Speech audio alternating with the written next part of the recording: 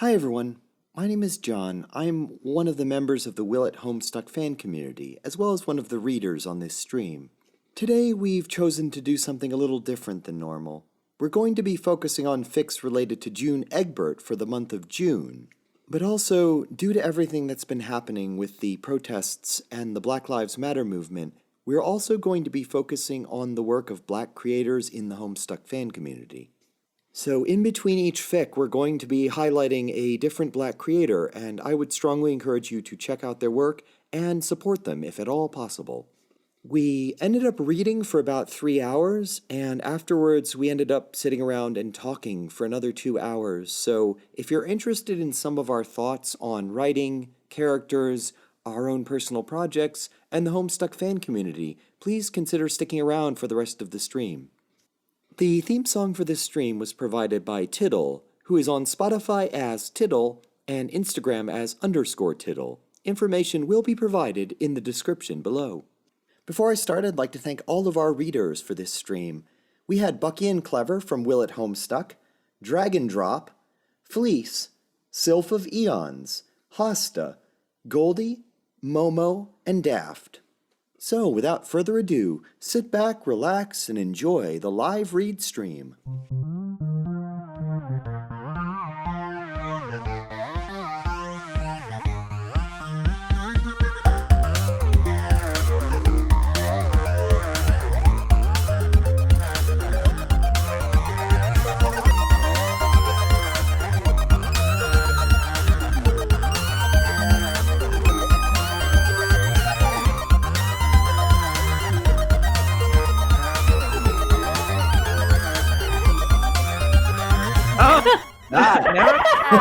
All right, I understand now. Comedic perfection. Let hostess say fuck 2020. Are we talking about the fuck word? My Is that... technical issues have been sorted out, so I am hold ready up. to go. Yeah, we've got Daft is cool. good to go. Daft, do you have a preference on who you voice? Yeah, I'll go ahead and be Rose, unless Awesome. the other person of color wants to be Rose, in which case I will gladly be Dragon Nah, does man, a pretty John's for good me. John voice, so I figured they might want to take a crack at June. Oh yeah. Beautiful. Let's just do the same John voice. I mean, because- yeah, like you don't have to Yeah. have a different voice if you're trans. That's the thing. Like, right. so Like there's that's actually a pretty good take. All All right, I'm just going to read the summary real quick.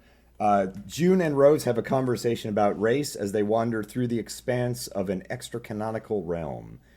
Notes, this is a repost of a fic I wrote yesterday, posted at 2 a.m. and then deleted because I wasn't happy with the dialogue. I brushed it up and now the fic's back. Hey, the conversation Rose and June had is based on a real exchange I had with my sister.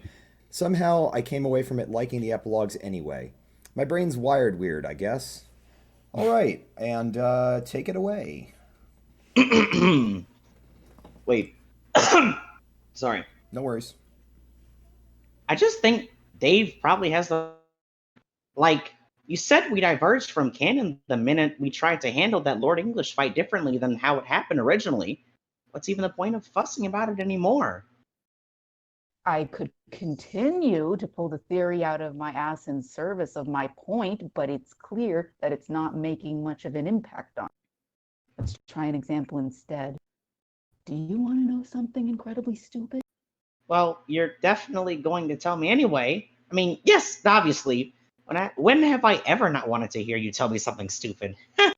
But also, you look pretty frustrated, and if you don't talk about whatever it is that's bothering you, I think you might explode. So have at me. Don't say I didn't warn you.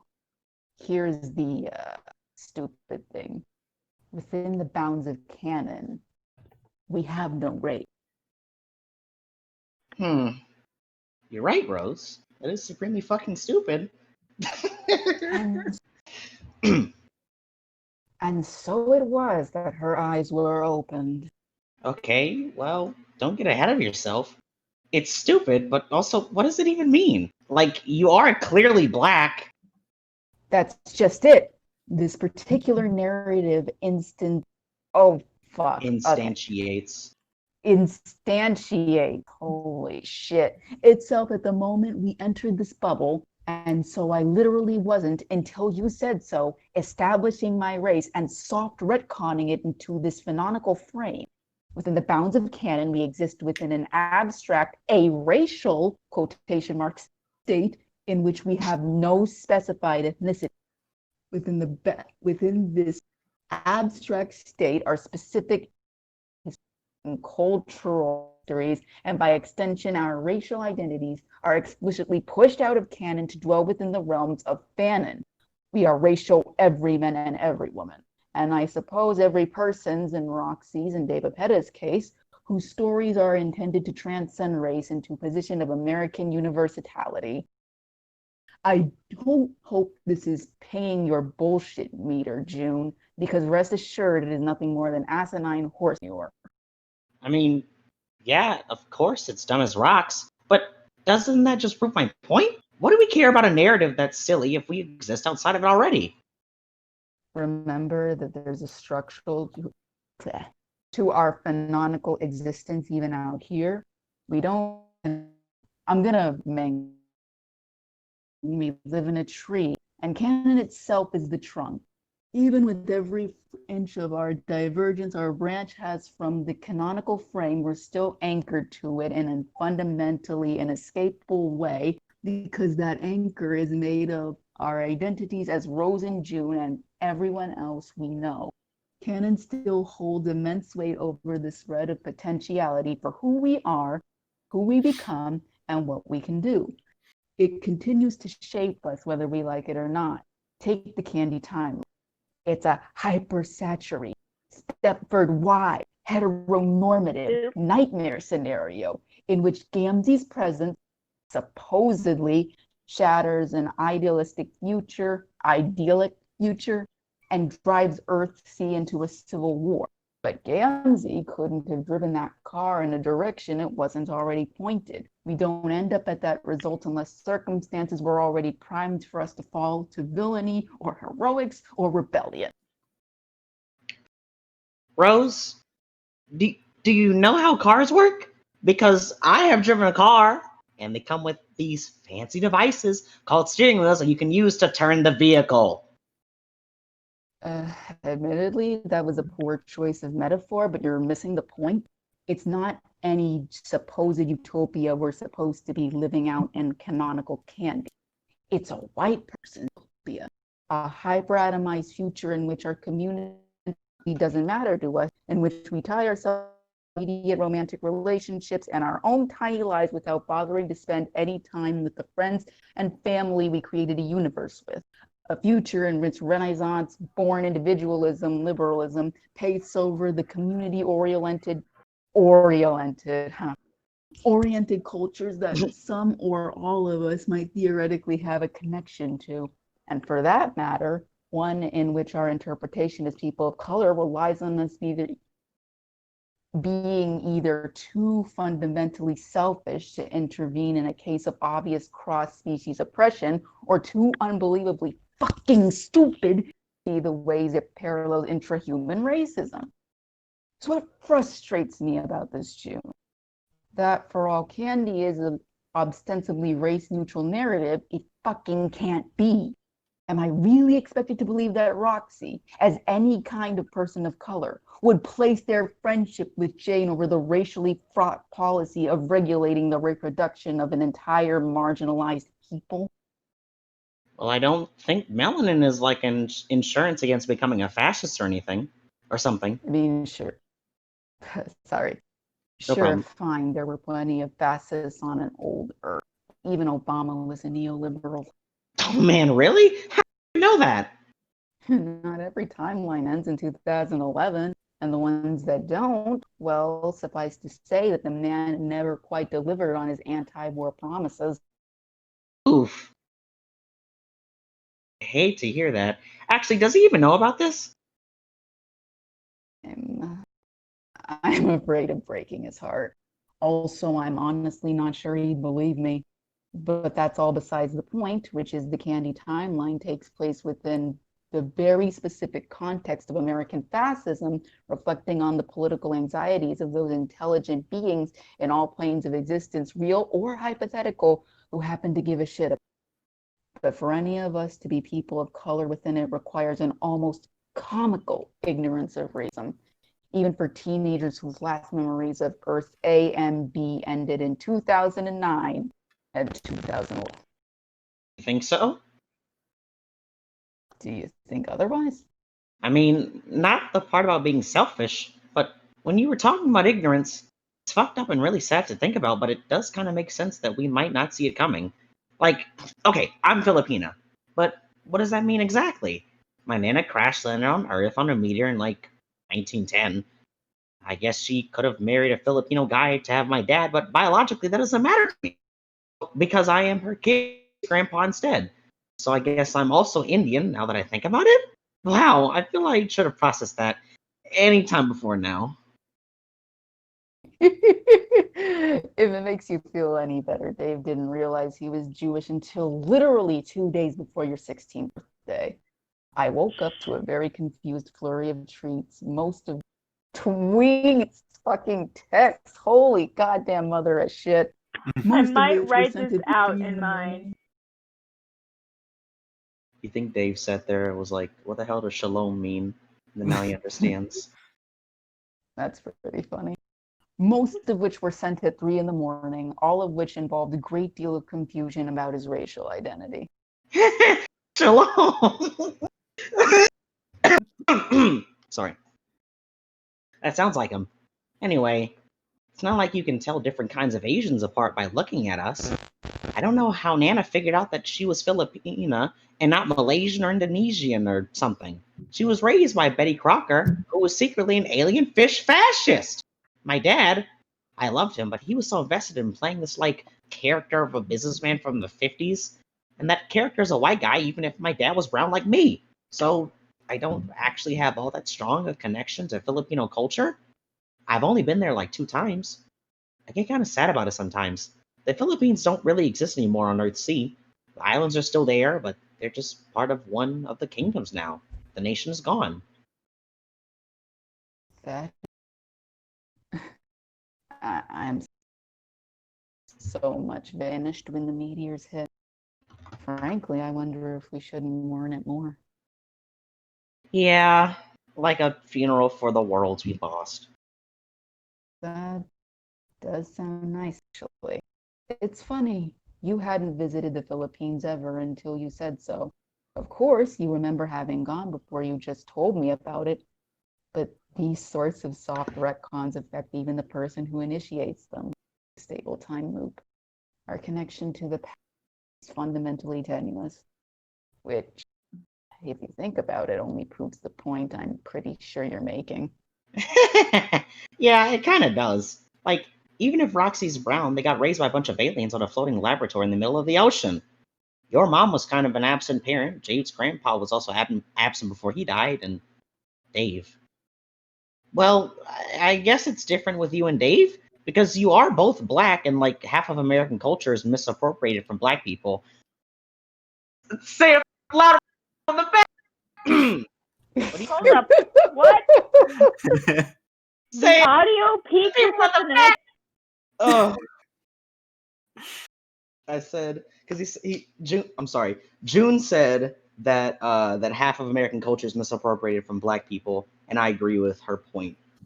So I was just saying, that say that is for people in the back. so fucking true. I could actually go on a little mini rant right now of Drums, black culture guitars.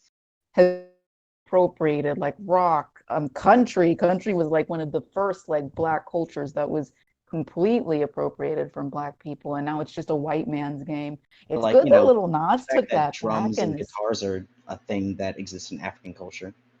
yeah, like it's I was nice that drawing Little Nas happy like June, took now I've country back a drawn little sad bit, but June. June happy, June sad. even so, Like it only like does specifically so much. meet timeline June. Me timeline June is not okay, not at all. Candy June, No, do you choose between like existentialist pain where like nothing matters or like you're dying? I mean, both of them are I bad. gave her a hole in her stomach. no. I'm gonna send it on to the voice chat. Well, points for accuracy.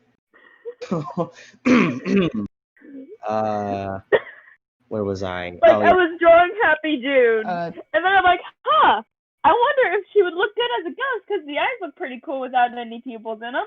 And then I'm like, wait, if she's a ghost, she has to have, she obviously has to have some form of, hey, this is how I died, and what better way to do that? Big facts. I see where I'm last. But even with Dave, his bro was kind of a shitty parental figure. And for the rest of us, we didn't really have people to teach us about our cultures. Hell, we barely even made histories. Maybe Nana and Jane are Malaysian, but there's just no way to know. Can you even have an ethnicity if you're a clone of yourself? I don't think you could tell different kinds of Southeast Asian people apart by our genes. Probably not, but we don't live in a universe where that's a concern. Our reality isn't structured on sociological materialism, but on notional, okay, that's the first time that word, notional idealism. Dirk isn't black because he has black ancestry. His only ancestor is himself. Obviously, the same isn't true for Dave and I, but literally with only one generation's worth of actual lineage, it's close enough that my point stands. The reason any of us are black is, first and foremost, because our narrative arcs are made more compelling by it.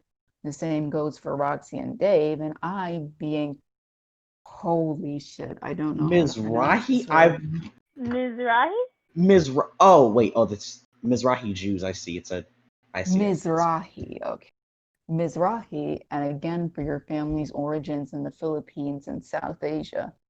This is, of course, the only true within this canonical frame, because again, canon is unbelievably stupid about this kind of thing. Because Andrew Hussey's a wimp. Yeah, he really is. He was like, "Hey guys, I don't want this anymore. You take care of it. I don't want it." And then they're That, like, "All right." and he was like, how can I be as inclusive and exclusive at the same time? I like how Rose made the point that Kane's just a bunch of heteronormative nonsense, and I really felt that Roxy's arc was really not. I don't know. It just felt uncomfortable to read the entire way through. It also felt a little uncomfortable when she got mistaken for Dave. Like, I just feel like Dave and Roxy have two very different vibes, regardless of how they present, to the point where it's legitimately startling to. Ugh. Like, is it insensitivity or genuine concern that Terezi has for how Roxy is acting Dave-like, or in any sort of way that she knows how Dave apparently acts, because, you know, as Terezi said, she knows Dave, or at least thought that she knew Dave and thought that they acted similar. But, you know, It is what it is. Everything's fine. The epilogues don't want to make me light a fire at all. Yeah, they'll fix it in post. Yeah. I'm Okay, definitely where going to was be I? fixing it when I get around to it, by the way. Do not worry. We keep getting derailed. I'm so sorry. No, I think you were at this is, of course, only true within this canonical frame. Okay, beautiful.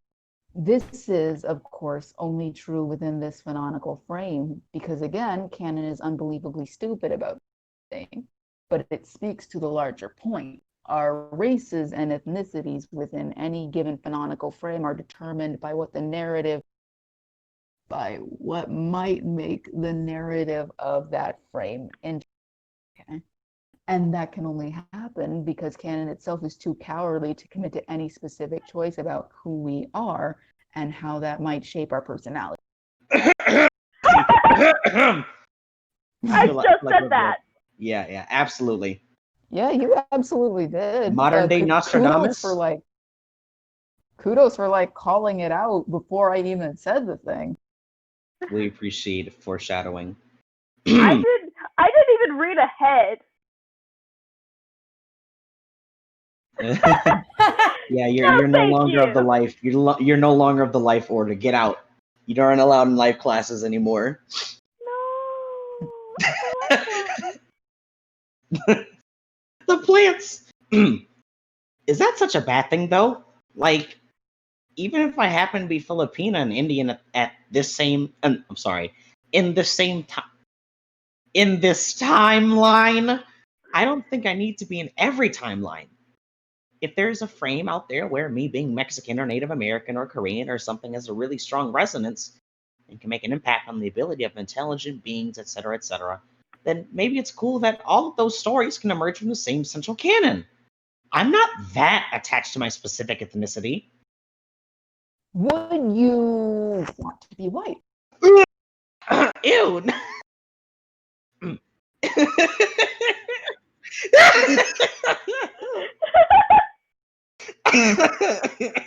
I mean, Smiley fair. face.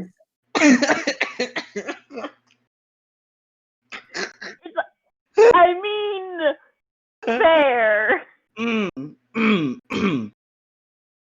Ew. given the choice, I Wait. probably wouldn't either. It's like, do you take proficiencies in charisma, or do you get +1s to all your ability scores? And like, I don't want to be +1s to all my ability scores. God. Ew, no. I mean, it's not that there's anything wrong with. I mean, Rose, stop smirking at me. Sorry, in my defense, it was a very funny joke. You can't tell me it was a little funny. A little funny, I guess.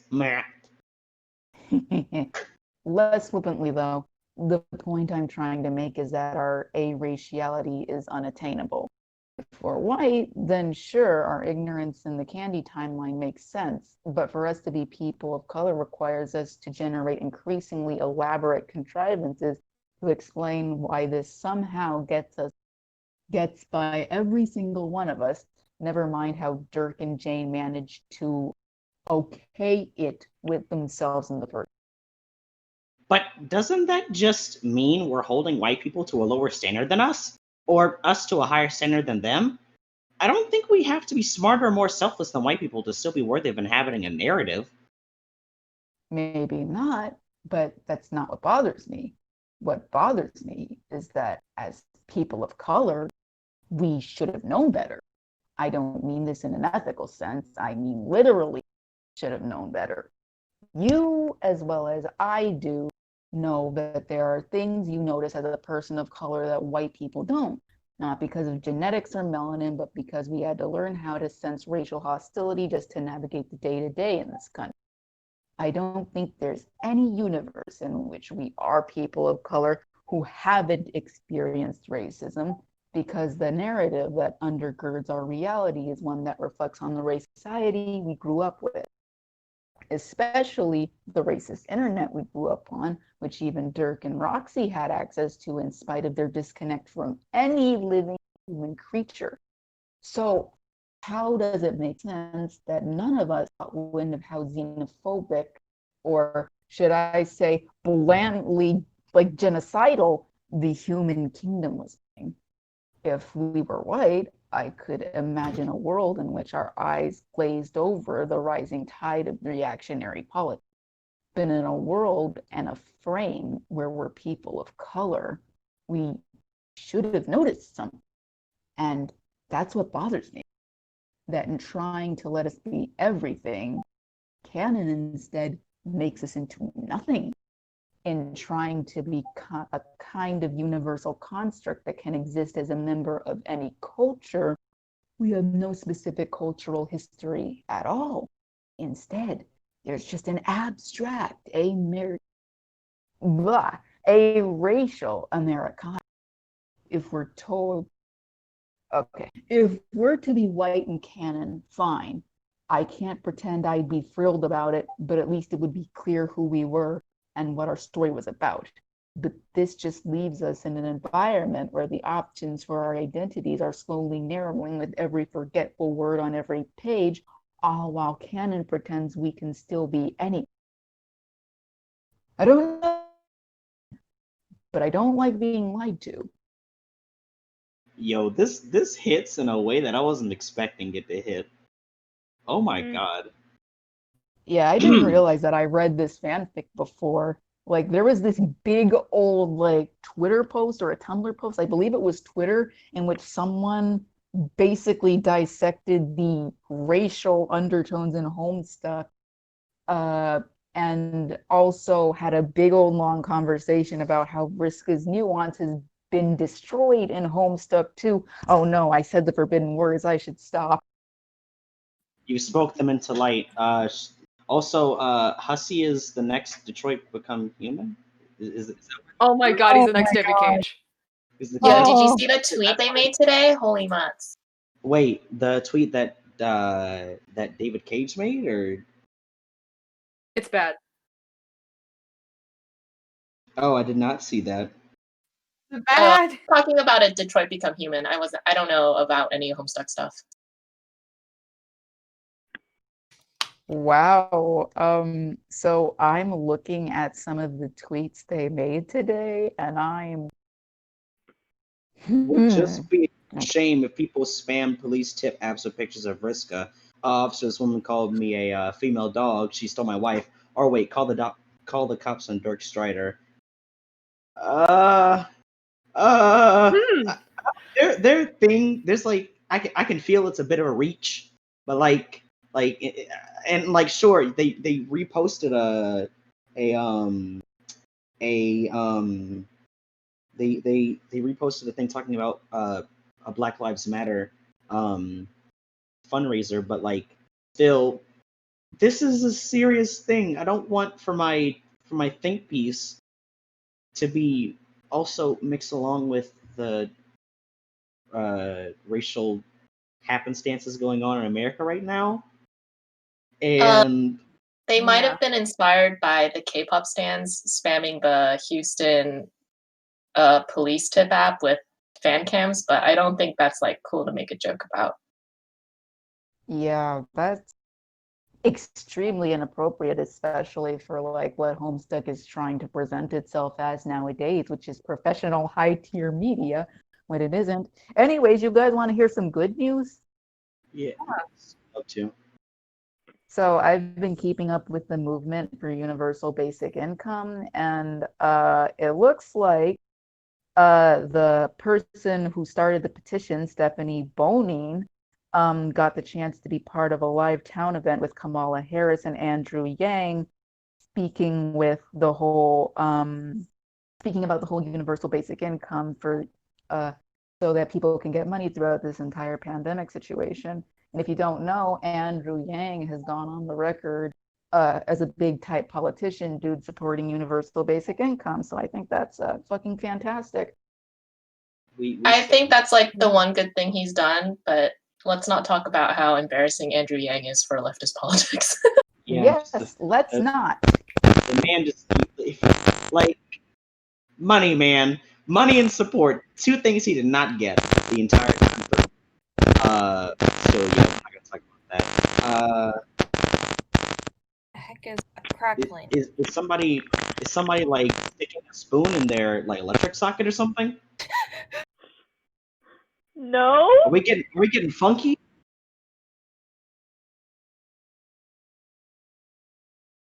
We I must don't have. think it's on I think my Daft end. may be experiencing audio problems, or they're speaking robot to the robots in the audience. How? According to the audio levels, that was coming from Dragon's connection, but I don't think it was you specifically. I think Discord was just having a normal one. Quite I'm doing possibly. Discord things. Discord having a seizure as usual. Yeah. I'm just gonna quickly throw this out here. This fic is pretty darn accurate for recent events. How old is this? I'm not sure. No, I'll like a check week, when we're maybe? done. I'll check the date when we're done reading. November 29th. So Oh, not just kidding. too long ago, but actually that was just Okay. the repost date. It might have been older. Because I was gonna say, depending on how late this, depending on how long ago this was posted, I'm really disappointed in everyone. It's like, if this was posted recently, okay, a little bit, not grace, but kind of grace. If this was posted a while ago, come on, guys. We should have gotten our crap together by now. All right. All right. June, you're up. I highlighted your line. Yeah, I got you. I was waiting for the people to finish speaking their minds before I continued. No worries.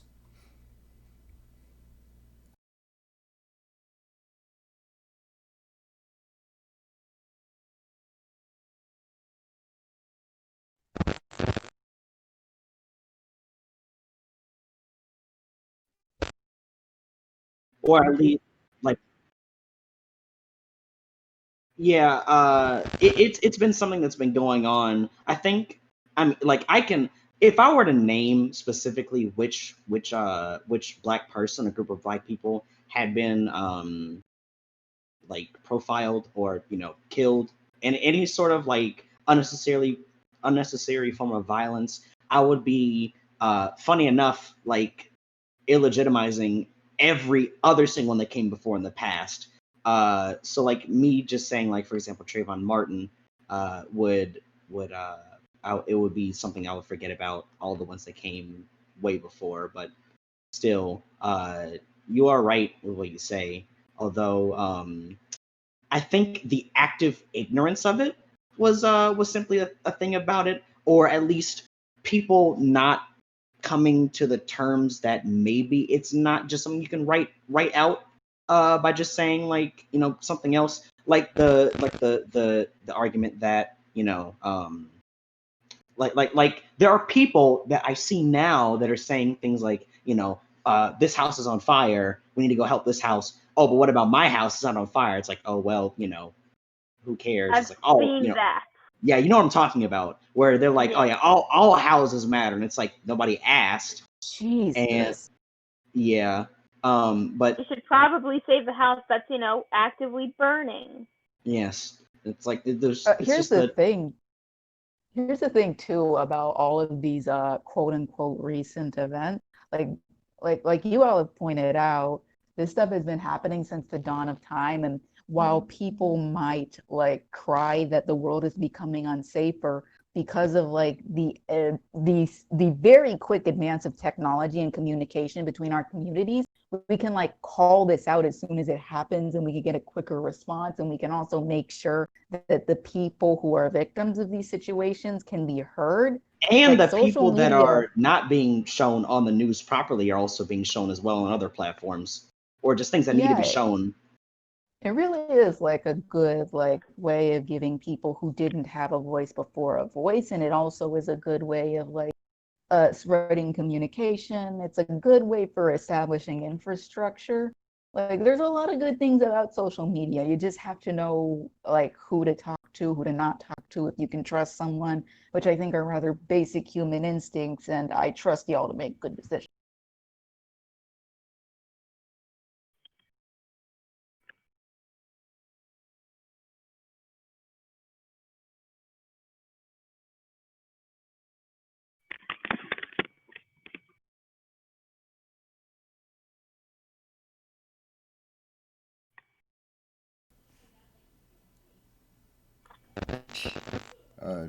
Y'all still there or?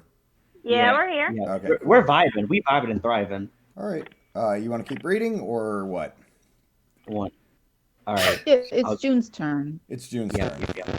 I'll go ahead. Give our baby girl some air. Yeah. Honestly, that's all pretty hard to argue with. And like, I really get it. There's a lot of timelines out there where I figure out all my gender shit through Vriska, and that's kind of weird. Vriska is, she's an alien, and I like her a lot. She was pretty helpful to me in this timeline too. But I don't want to be a blue-blooded troll girl. I want to be a brown-skinned human girl. Valid. Even if I don't know how. It's kind of weird to see alternate Junes filling in that lack of cultural connection by trying to become like Vriska. It's like, obviously none of us like being brown boys, but the solution is to be a brown girl, not an alien girl. Maybe they all just haven't realized that yet. Or maybe they all feel differently. I don't know, I'm only one June, but it kind of feels like the same thing. Like they have the potential to be of color, and sometimes they even have dark skin, but they don't have any actual idea what it's like to be brown. June, can I be really real with you for a second? Like, immensely motherfucking real. Yes. Do I look like I can't handle it when Rose Lalonde gets real? Well, good, because it's extremely important that you know this. I spent half your monologue expecting you to call Vriska a white girl. Wait, gasp! Gasp! Oh my god, Rose, do I look like I would do that? Without making sure to research troll culture a bunch of times, a bunch to make sure I was right first? God heavens, June. At this rate, you'll supplant Dave as the woke master. And then where will we be? Broke, woke, bespoke.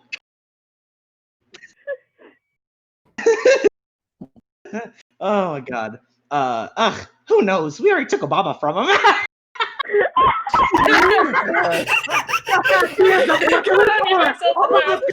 We're not giving him back either.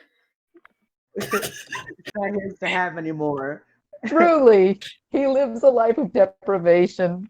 Also, we will, in fact, no matter how many times the dictator stated, Obama isn't canon a whole player. He's a whole player. He's a whole player. No. Wait. Wasn't he a Page of Hope? We're going to try not to think about that because he's a war criminal. Please don't and make I me don't like picture thinking about that. him. Obama. Nope. We'd rather not diagnose Obama with Jake English.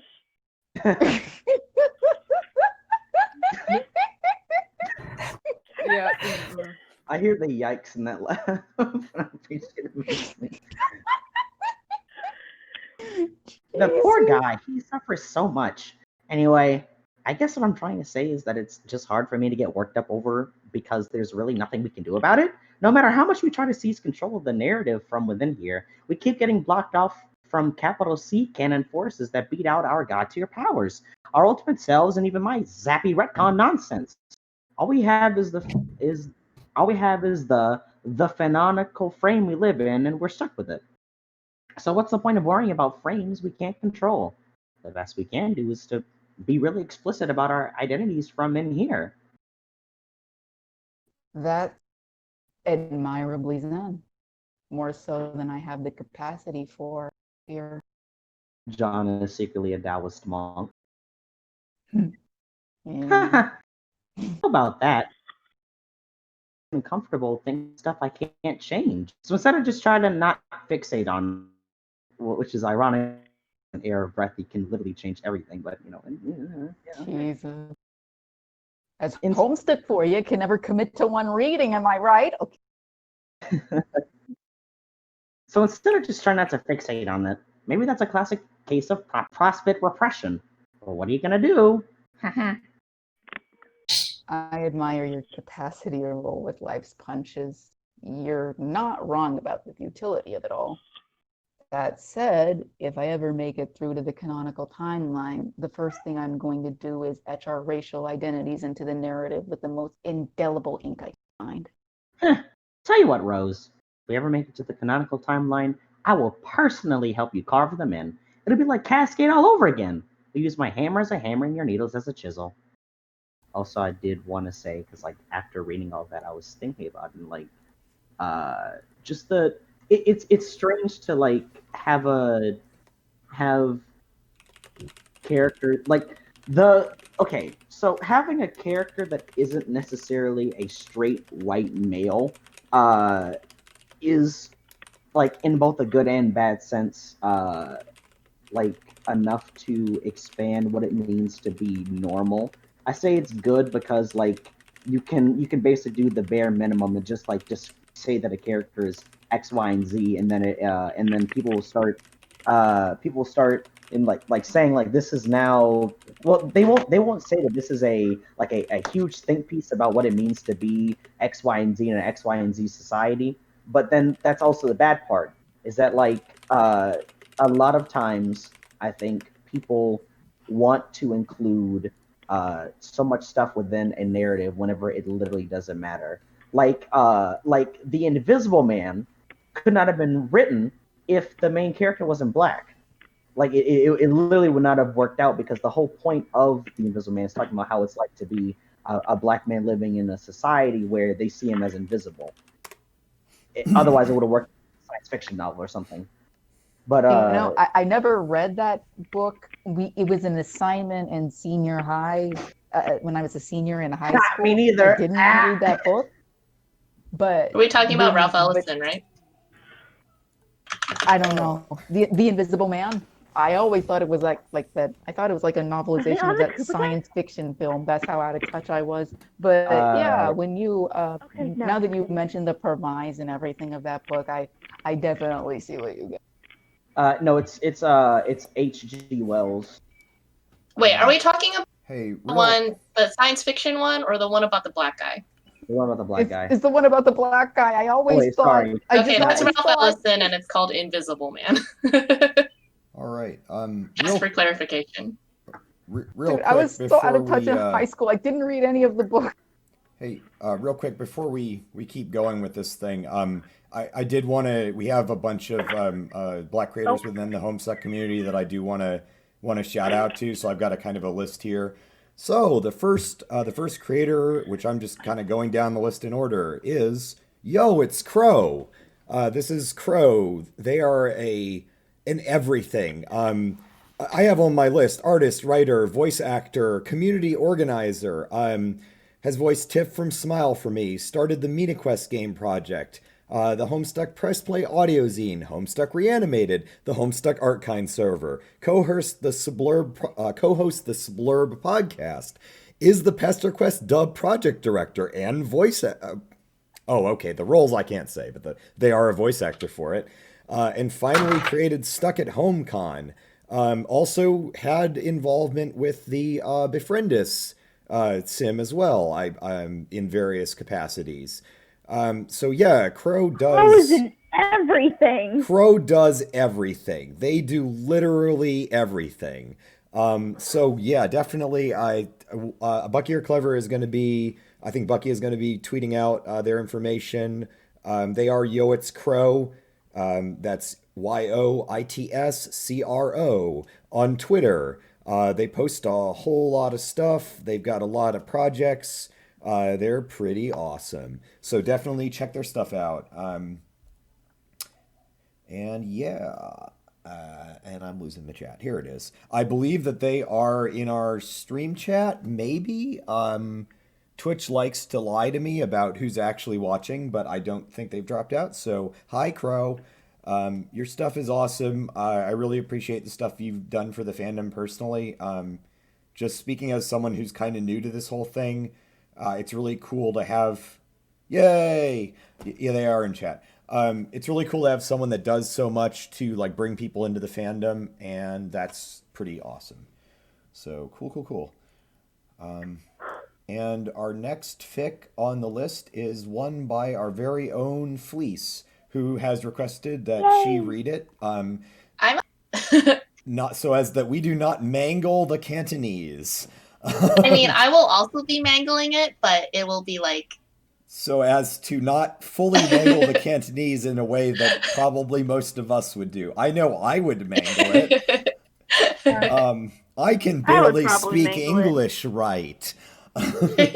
Dude, I had Chinese in high school. Like, I know how complex that language is. If you pronounce, there are 5 different ways to pronounce a syllable and a word, and if you pronounce it wrong, you're completely saying something else. All right. That's for Mandarin. Cantonese has from anywhere to 6 to 9 tones. Oh, so even it is a kerfuffle. Even harder somehow. So, Fleece, do you wanna read your thing? The summary yes, I would like to. The summary is brief June Fix-It fic. There, I did my job. All right, Fleece, take it away. It is very short, and I actually wrote this, I think, like right after I read Hammer is a Hammer. So, because I've been sitting on like various, like June or John is like, but like there's never,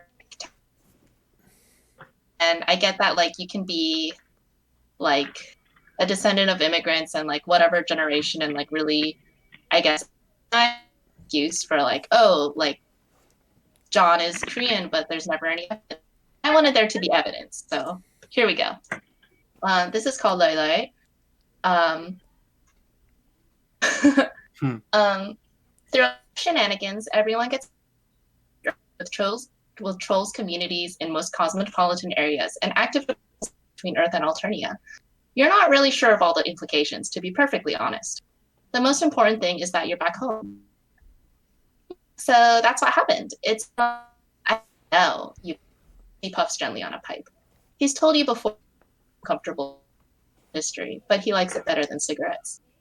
It's been years, but at the same time, Obama's still president here. So who knows what timeline we're in or how time works at all.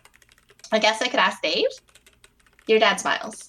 We can figure it out as we go, son, he says gently. You flinch, and then remember he's been out of the action for a long time. Dad, I guess this might be kind of weird, but I go by June now. Like, I'm a girl? You say it like a question, like you're still a kid from the Bay. Well, you are, but it's been a long whatever. Your dad smiles. Okay, Lori, he says. What the heck does that mean, you say? Your Cantonese isn't very good. Dad never put you in Chinese school for whatever reason, and Anna knew English, so you never bothered to learn much. He laughed. I called you my daughter, is that right? You grin. Hi, you say. Guy. Dad looks absolutely delighted. I was going to make cake to celebrate our reunion. I was going to make cake to celebrate our reunion. You groan loudly at this and roll your eyes, forgetting that you were going to appreciate your dad more now that he's back, but he just continues, smiling. But now that there are literal aliens from space, I think I can worry less about your integration into American society. And these Western cakes, they're too sweet. How about we make some tong shui instead? About an hour later, the dessert steams through the kitchen as your dad ladles a portion into your bowl. You drink a spoonful. Lei zhong zhongyi. You yell, zhongyi. The tong shui is hot, warming you like being called Loi Loi does. And the best part is, it's not too sweet. That's adorable. So cute. Also, I can do fluff if pressed. also, for the record, my linguist ass, I'm hearing Cantonese and I'm like, man, that shit's pretty. I love this fic. Gorgeous. It's like listening to somebody pluck a violin string or something. I don't know. So It's that's pretty. like That's really all we good need to to know. hear because Mandarin actually got chosen as the national language because Cantonese is usually like very combative sounding. Like even when people are being nice, it sounds like arguing. So that's really cool to hear as a contrast to like my mom being like, oh, it wasn't chosen for the national language because it sounds like cats fighting. Oh, damn. That honestly sounds like a really racist reason. So I posted this in the chat, but just to let everyone know who might not have seen it, doing the stream to Discord seems to be messing with my audio, so I'm going to drop that, and I'm just going to post links to the fics for the people that are reading. So, Okie dokie. because it seems like my computer is having issues here. All right, so the next. Yay. Oh yeah, let me do the promo stuff. All right, the next person that we're gonna be promoting here. Actually, this is an artist. Oh, I'm sorry. What? Yes. Actually, I'm going to need that stream because Archive of Our Own is blocked on my phone and it is past 8, so I'm unable to get onto my computer. Okay. I can actually share my screen here. Yes, please That do would that. be That would great. be great. Thank you. Yes, I'm going to that's- be switching what I'm showing every once in a while because I have my own stuff to navigate, but when we're in the middle of reading, then I will have stuff pulled awesome. up for. That is a great solution. Yeah. Okay, so the next person on our list of Black creators in the Homestuck community, this is Haven. They are an artist who did sprites for Pester Quest. They did Nepeta, Gamzee, Vriska, and Roxy sprites, which, I mean, I'm sure everyone here has seen Pester Quest. Really, really amazing art. We'll be dropping their information on the Twitter. Their Twitter is vintagefoods_. Do something weird, but it was me, Neo. David, get your head out from under the Okay. dog slab. Dog door, go. Streaming with Hosta is always an exercise in streaming with Hosta's family. Right. We've been Girl having child, I we've like been to we've been ask you having to pick me lots up. of family Yeah, related you're right. things today. Yeah. It's a family stream. It is fun for the whole So who- family. So who's writing that thing Bring based your on just, like, kids. the chaos that can be heard Go! about Oh, people wait. getting their heads stuck in dog doors? I Um, literally came out here I don't so know. I could yell and Fine. scream and be And joyous Just and so not that get I caught don't anybody's room. interrupt Go. later, But it was I me. will have to go at I about don't care if you've been watching JoJo. 45. Okay. So if I disappear, that's why. But thank you Cool. all for having me, even though I've Yeah, done nothing. That's You're welcome. fine. Thank you for coming. Yeah. We And love Shut you. up, West Coasterner. You have no Yeah, I right. know. I have no rights. I Uh, don't. just real I see quick that- before we move on, let's figure out who's reading what in this. This is Judgment. Please read Gamer Jade. Oh, let's see. We've got I Dave would Sprite, do- John, Jade, and a narrator, I believe. Yeah, a narrator, and Sorry, had to that's refresh it. the app. No, there's Vriska as well. There's Vriska. Oh, I see Vriska. Thank you. Cool. All right, so lots of parts. John, Jade, Dave Sprite, narrator, Vriska, I'm doing a and I fun, think like, that's reading with my everyone. people, and I literally came out here so take people would stop talking Jade. about David just came out and wouldn't leave. What's that, Jade? We got a Jade. Yes, I would like to be Jade. Okay. I will take Dave Petta. All right, we've got a Dave. We've got a Dave Sprite. We've got a Jade. Who wants to do John? I'm doing John. We got a John. I'll read the narrator. Actually, no. I want to read the narrator on my story. So someone else read the narrator. Can I be narrator? You can be narrator. Yeah. And who's going to be Vriska? There's like one Vriska line. Two.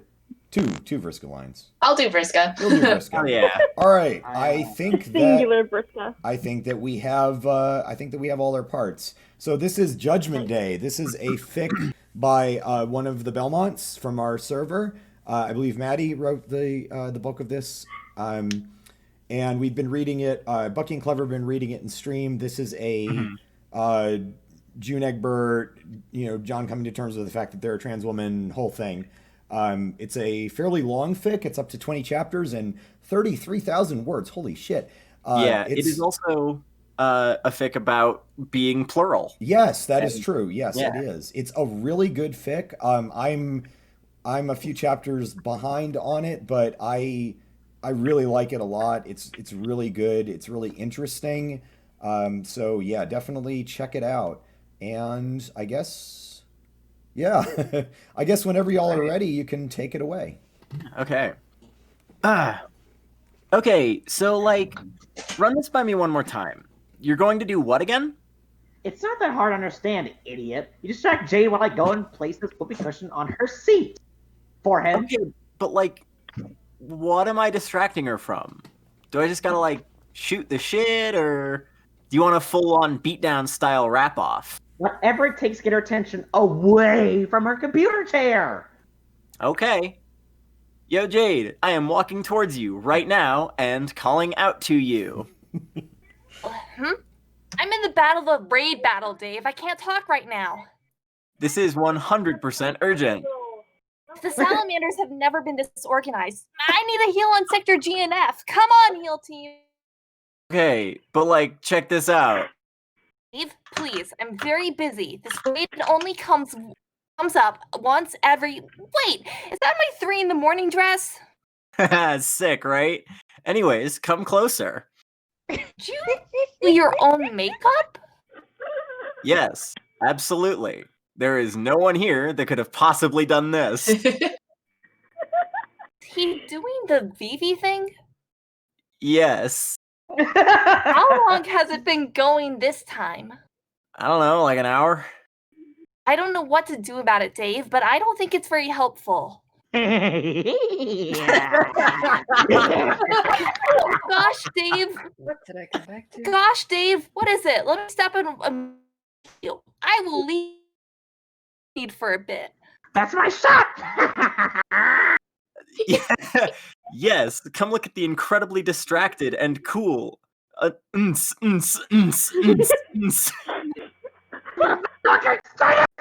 And done! now to make my cunning escape. Well, now that that is over, Dave, I'm gonna get back to this important raid. Oh boy, I sure hope nothing interrupts me. I have sat upon a whoopee cushion. Got you, get prank Woo! Most certainly got me. John. Again? To John. What?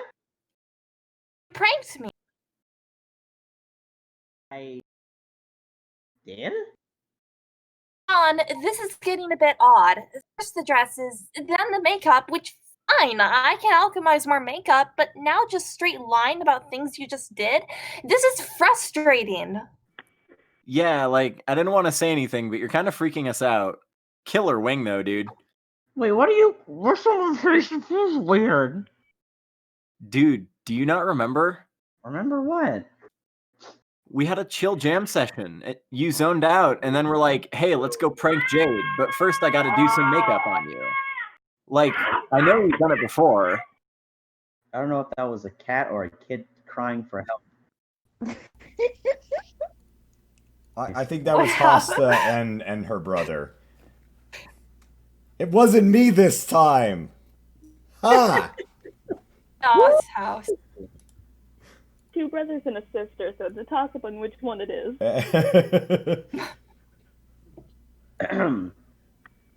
What? No, we haven't. We totally have, dude. Don't. Remember? It was just last week that we were shooting the oops out of some gamers. And a oops? Play before serve, remember? John looked up and found himself staring at the ceiling. What? Games, dude. Major John, are you there, dude? Or are you distracting thing again? What? Okay. What's the last thing you remember? Flying home from Rose and Kanaya. What? Smaller human? They're speaking the language of they the make an gods! excellent point. Are they wrong, though? Get inside. Get inside now. It's the Shastra effect! You start something get louder! Increase volume and intensity. I want to see where he's going with this. A volume bar. He's like, hold on. They make a point. No. She said, hey, Taylor. And then started screaming. Yeah, she started like... Nice. I did. I started to screaming. Why am I the one doing push-ups? It's not my fault they're doing. Yes, I technically started it. Oh boy. And there, 10 push-ups. Thank you. Are you good, Hosta, or do you need a tag-in narrator? Nope, I'm good. All right, cool. I wasn't sure if you had to go take care of something or not. In news that can be found, apparently, I've been reading on Twitter that that police forces have been taking knees and doing things like that, and then about an hour later would continue oppressive forms of keeping the protesters down. So and I don't know how to feel about that. I'm good. Sorry about that. My mom has started implementing a thing where if we do something wrong, we have to do a certain number of push-ups. Well, you're gonna get strong enough to overthrow the government, so I support your plan. Exactly. Okay. Your mom is Like, this is the way to get Yeah. Your mom is like implementing her own doom by creating a bunch of kids who are much stronger than they Sounds should. like Yeah. it sounds like a very kid-friendly version of the swear jar. Okay. Okay, cool. Yeah, he called me right after that, remember? You were like, hey, Strider, what the heck is up? And I was like, oh, heck yeah, this is some sick kind of energy you're talking here, Egbert. And then you were like, asked what irons I had on the fire, which is like, freaking wild question, my guy, but what the heck do I know? I'm having to censor all of this. Joyce. Heck do I know? And then we got talking about the games we played before Spurb and WoW and crap. Do you remember WoW, John? Fucking sick. The fuck word. Oh. Words? Here, do. You're right here. So, Oh, yeah. I don't, thank you. I don't remember any of this, Dave.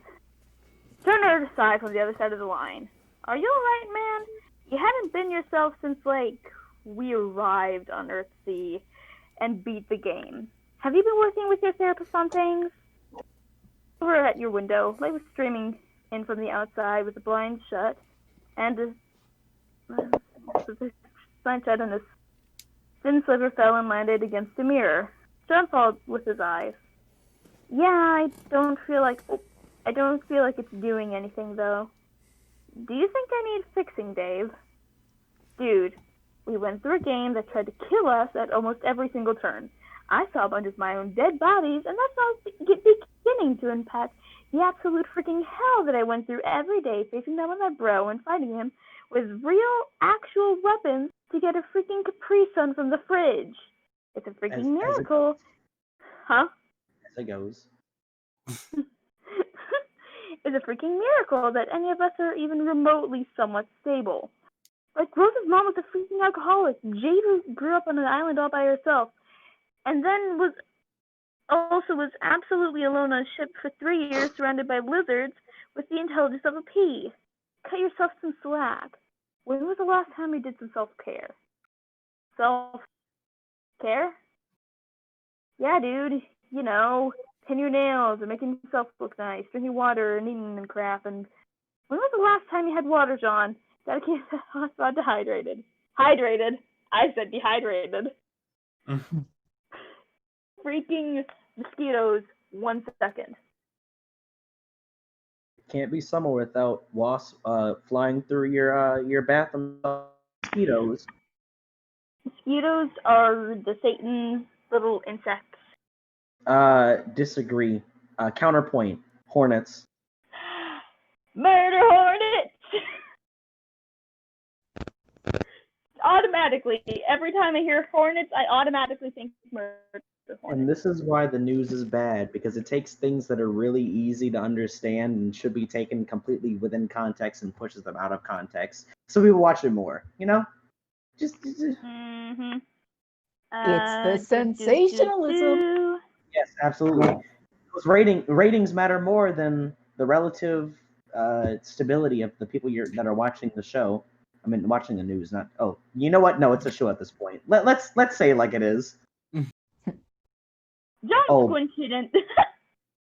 John's coincident. Same tactics like Trump did for his campaign in 2016. He is full on repeating here.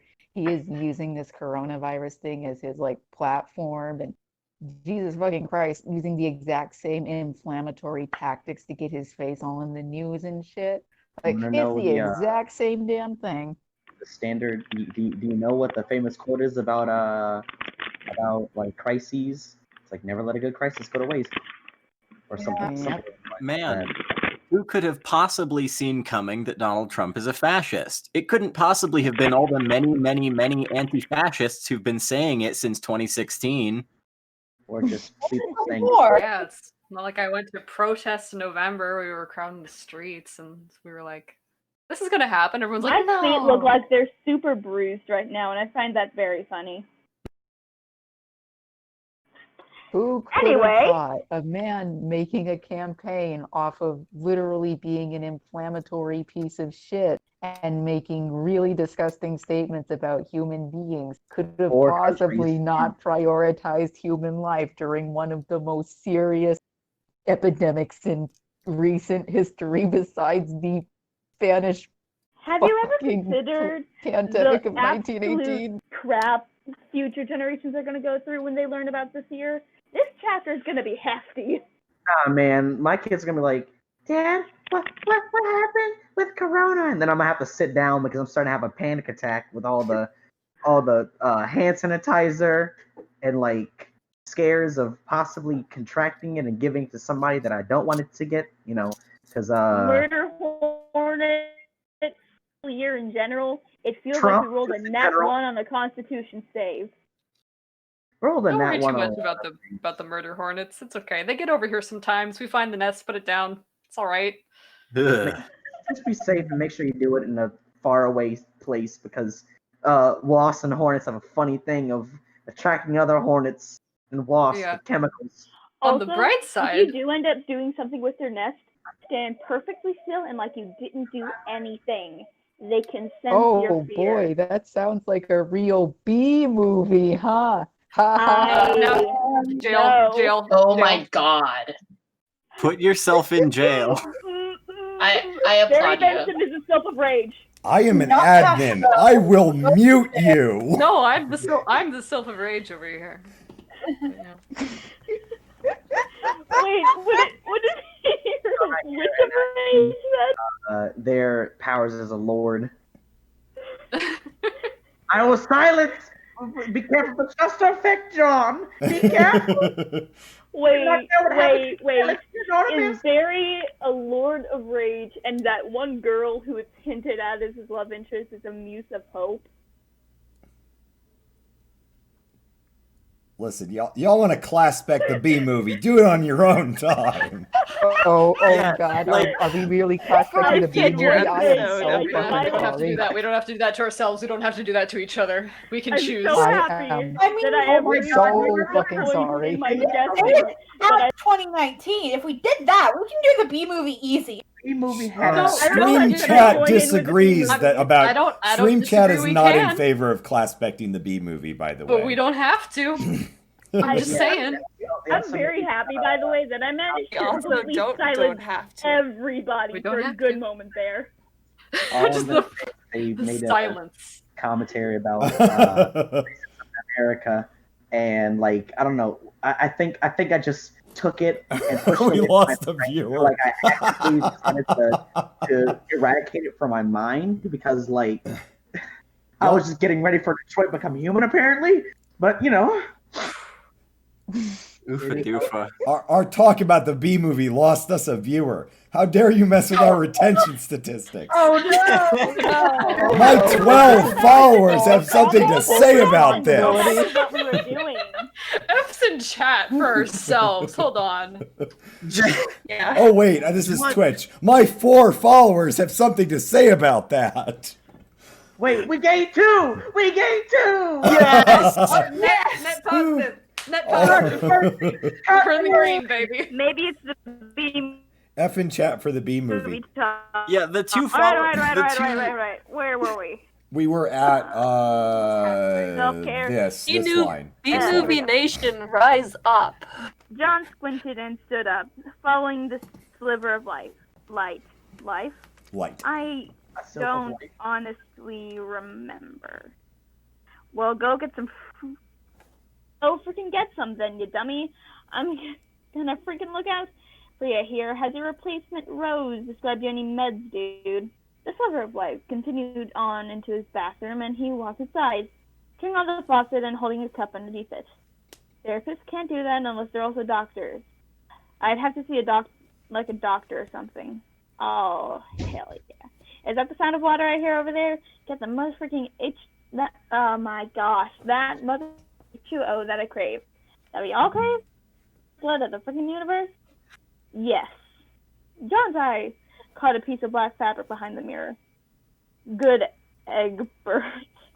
Egbert. Good Egbert. I'm proud of you and all that jazz. Did Rose tell you to say that? Oh, busted. You read right through me and saw straight to my heart, dude. What are you, a light player? Well, did you just say, well, LOL out loud? Yeah, well, what of it? Are you the cops? No.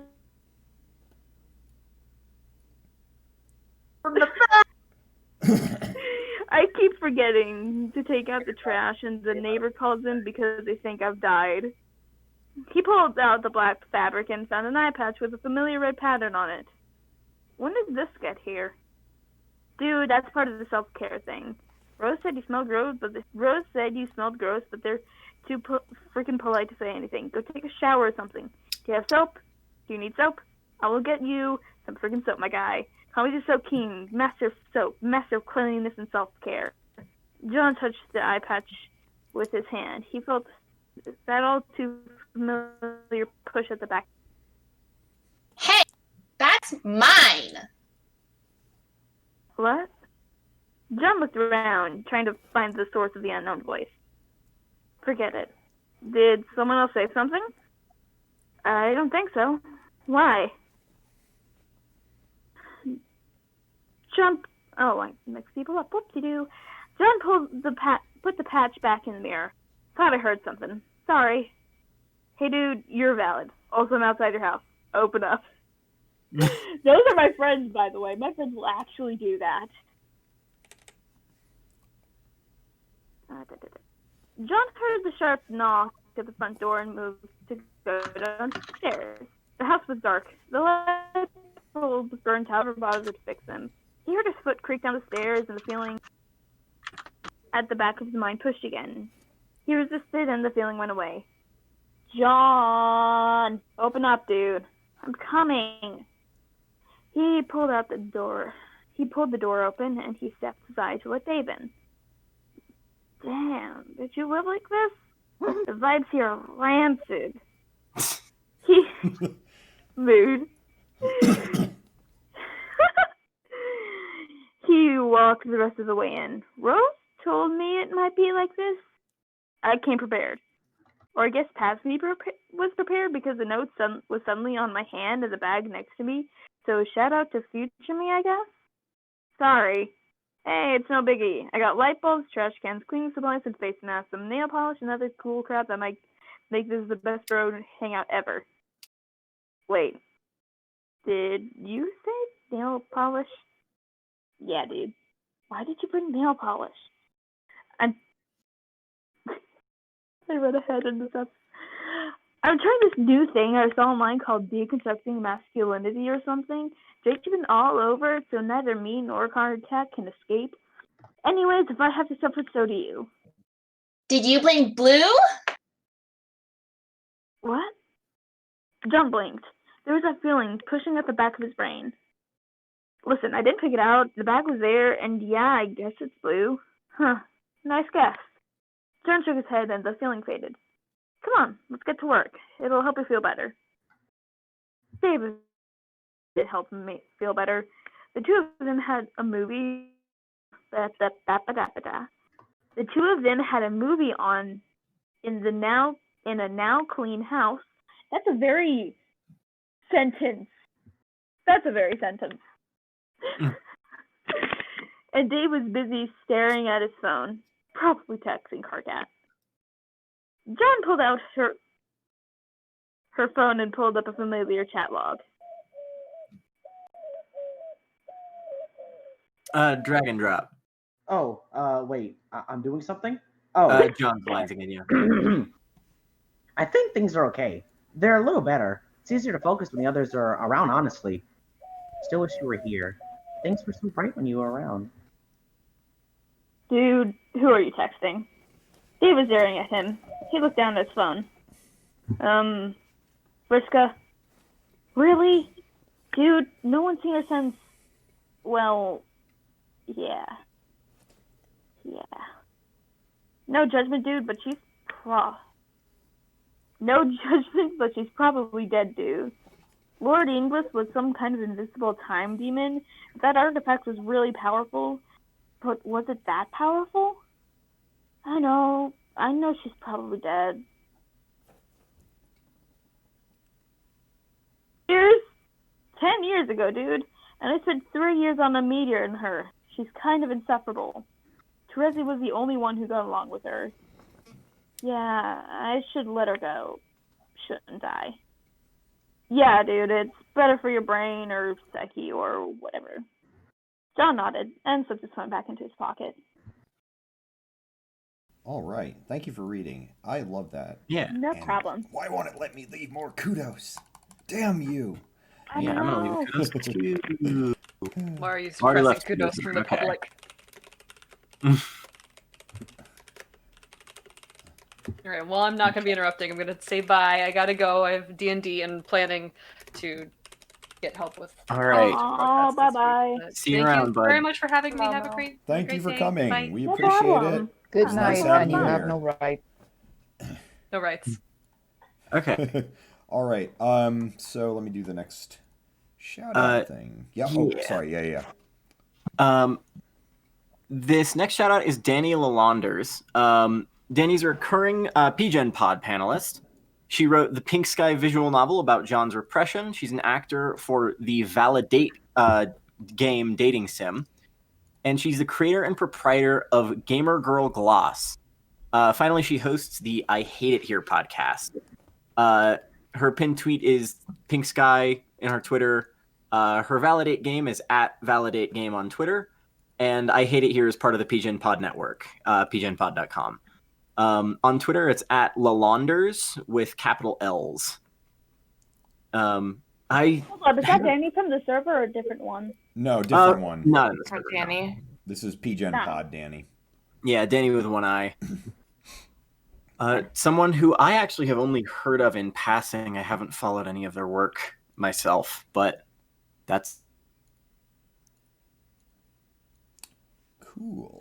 Yeah. The next fic on our list is mine, and Fleece, if you want to duck out, I will ping you when we're done.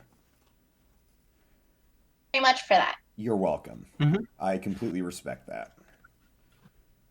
And real quick for Hosta, if you can drop that link in the chat, I can pull it up. Yes, that would be useful, wouldn't it? The thing I said I was going to do. Bloop. All right, I just posted awesome. it. Okay, this has parts for June, Roxy, a brief Carcat part. I would like to do the narrator. It has Jade. Man, there's more people in this than I thought. It has Rose. It has June. There's a brief Dad Egbert thing that I'll read as well, I guess. I'll take. Wait, I'm sorry. What was that? You guys can go ahead. I'll be Rose. Okay, we got a Rose. I will take June. We got a June. I love to take Roxy. Got a Roxy. I'd love to do Jade. I'll be the father. I'll be the Vader. Okay, you want to do the Dad Egbert part? Yep. Okay, cool. I'll do the Carcat voice too. Cool. Because the Carcat voice is based on a landlord I had, so I have a voice in Oof. mind. Oh, all right. Well, yeah, from reality. So. Yeah. So this is a story about dealing with grief. It's about June dealing with the loss of her father and coming back to her childhood home to put away the last pieces of that. This was inspired by an experience I had recently with throwing out a bunch of stuff related to some abuse that I went through. And a lot of this is very based in my real life. My dad is not dead. My father is actually still alive, although a lot of the elements of this are actually based on him and his apartment and his personality. So yeah, I tend to write things that are heavily based in my real life. If everybody would be so kind as to take just a moment of your time to please feast your eyes upon the last thing I pasted with the BC text chat. Oh, Jesus Christ. There we go. So I am not going to share my screen to show this because I can't quickly and easily do it, but... oh, geez. I don't know if I can either. We're streaming my Firefox window specifically, so...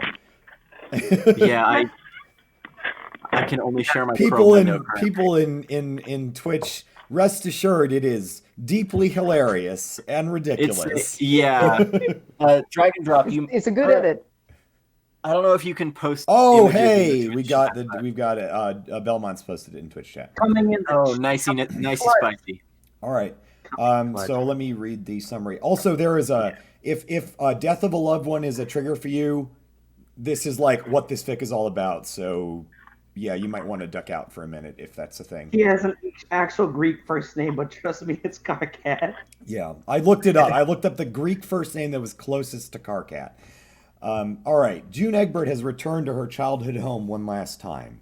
Her sister has already handled most of the arrangements as the executor of her father's estate. The only item left unaccounted for is a single, small box containing the memories of her life before it was her life. A simple one-off Homestuck AU story in a modern setting, focusing on June Egbert's processing of grief and how her experiences relate to her identity and sense of self. All right, take it away, Roxy. Junie, this is absolutely not something you gotta do yourself. You know that, right? Roxy's voice had the tinge of nervous energy that they got when they were truly, deeply worried about someone. June hadn't heard it much before. The last time was when they were still in college and Rose's old cat, Jaspers, had finally died. Jasper. I know, Rox. I really do. June said, trying her hardest to smile through it. I just need a minute to... I don't know, okay? I'm not sure. Tears burning behind her eyes, not quite fallen yet, but soon. She tried on another smile that died halfway out. Roxy moved closer and offered a hand. June took it without another word. Yeah, I don't know that I understand, actually, but I'm here for you. Roxy, whose dad had died when they were 5, whose mom was still alive, still kicking around in upstate New York, while her children chose to gallivant in Boston in their relationships that smacked of degeneracy. June knew that Roxy wasn't a fan of their mother, but their mother was at least still alive. June's dad, on the other hand. The tears wanted to get out, wanted to burn their way down her cheeks in hot little rivers, wanted to form a brackish pools at the base of her eyes and make the rims around them red with grief. June fought against it and squeezed Roxy's hand. It'll just be a few minutes. Please. Now it was all real. She was standing outside the door to her dad's little Rochester townhome. Former dad? No, that wasn't right. He'd always be her dad, even now. Former townhome. That made more sense, grammatically. But it had such a final feel to it, such an air of permanence that June wasn't fully ready to accept it yet. No one had consulted her. No one had run this by her to make sure she was okay with it. This was grotesque oversight, and she demanded to speak to someone. Anyone. The tears still fought, still surged to spring forth and bubble up and be free. June furrowed her brow. It wouldn't be today, and it wouldn't be here. She was already committed to doing the rest of this. The crying could wait. At least on the outside it could wait. On the outside it had started 4 days ago. On the inside it had started 4 days ago when she saw the message on her phone. Still there, that message. Still burning its way into June's mind because she hadn't had the heart to delete it. June, can I call you right now? It's important. Yeah, what's up? You okay?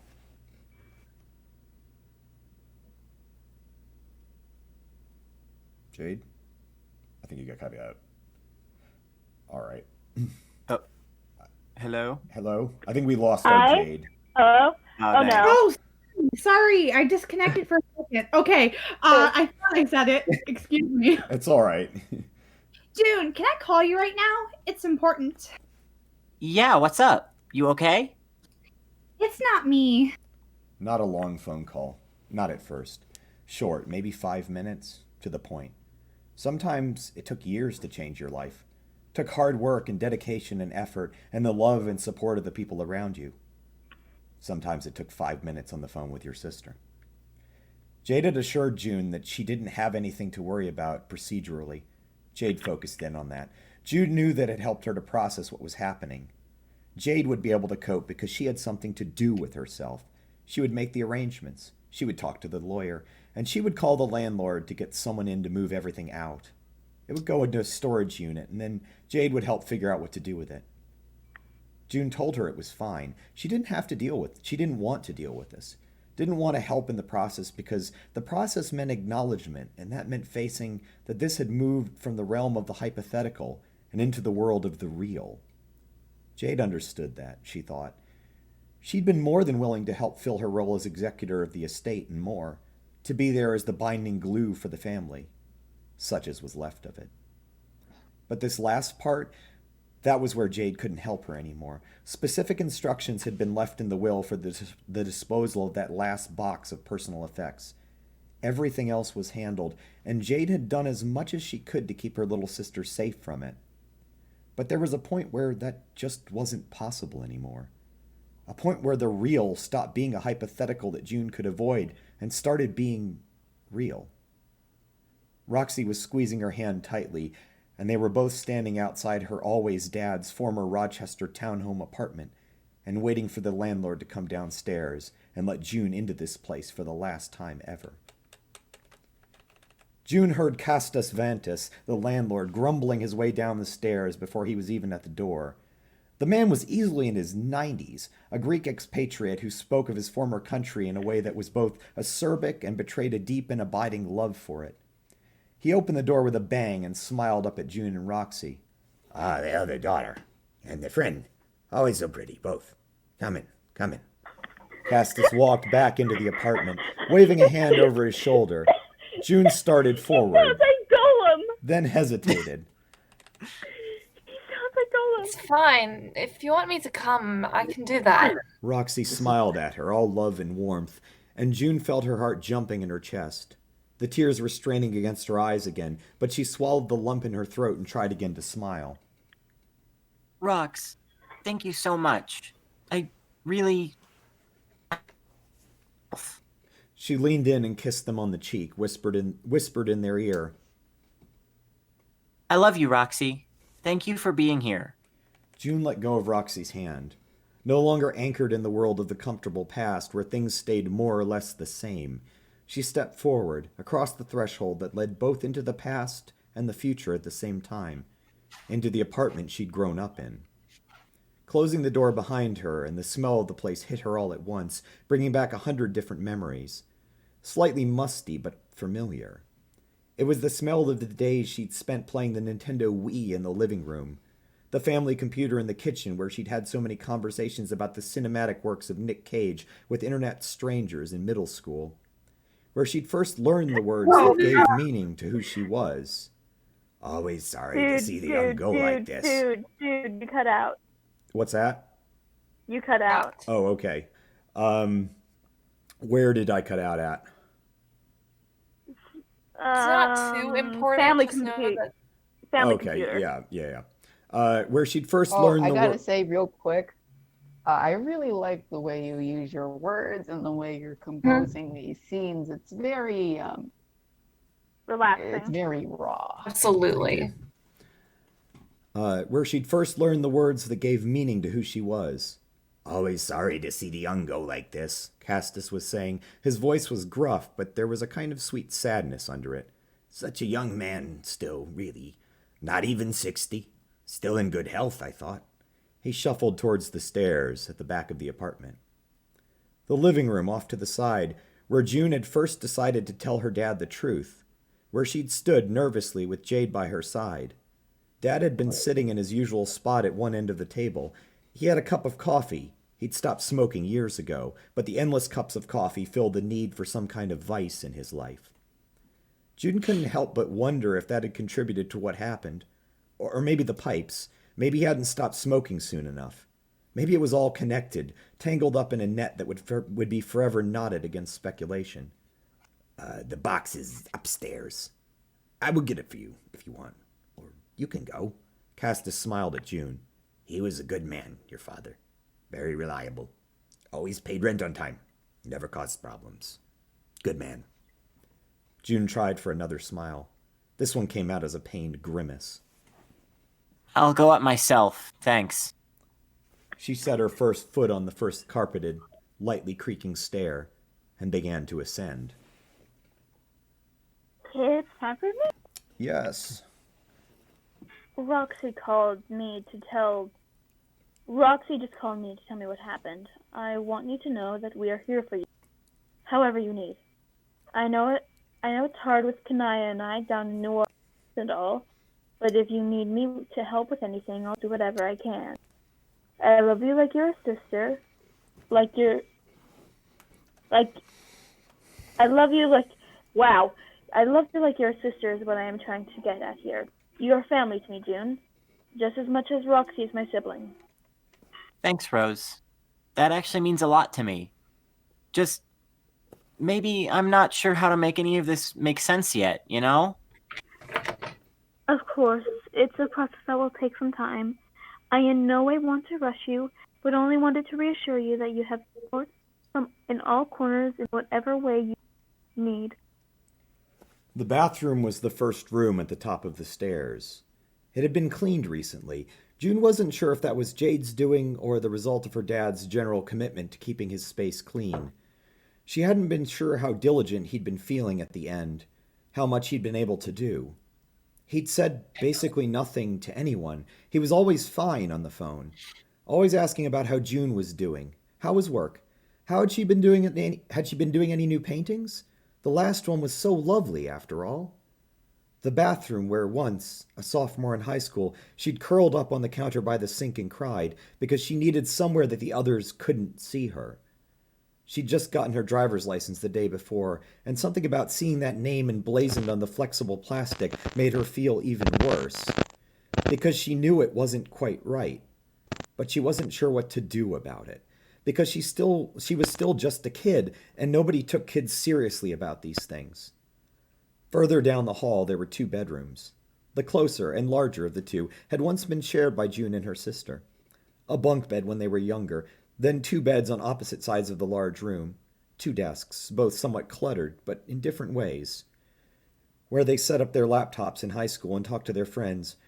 Where June had found other people like her online and become comfortable enough to tell her sister. Where they cried together and hugged on Jade's bed, and Jade had told her that she loved her sister, the first time June had ever heard her name spoken aloud by another person. And her heart had felt like bursting, and she told Jade how much it mattered to her. Where she'd told Jade how much seeing the license had hurt her, and how much she hated those tiny little letters emblazoned on the plastic. Jade had suggested an alternative. It had been something off the cuff at the time, but somehow it had worked. It had felt right. And now that was what was printed in the tiny ink letters on her state of Massachusetts driver's license. The errors of the past corrected. The room stood empty now. The beds and desks had stayed even when the sisters moved away for college, but they were gone now. A man from the local church had come by with a pickup truck and collected them the day before. The only furniture left in the room were a pair of identical dressers that were going to a family friend at the end of the week. At the end of the hallway, standing slightly ajar, was the door to the other bedroom. The door to the room that had once belonged to her dad.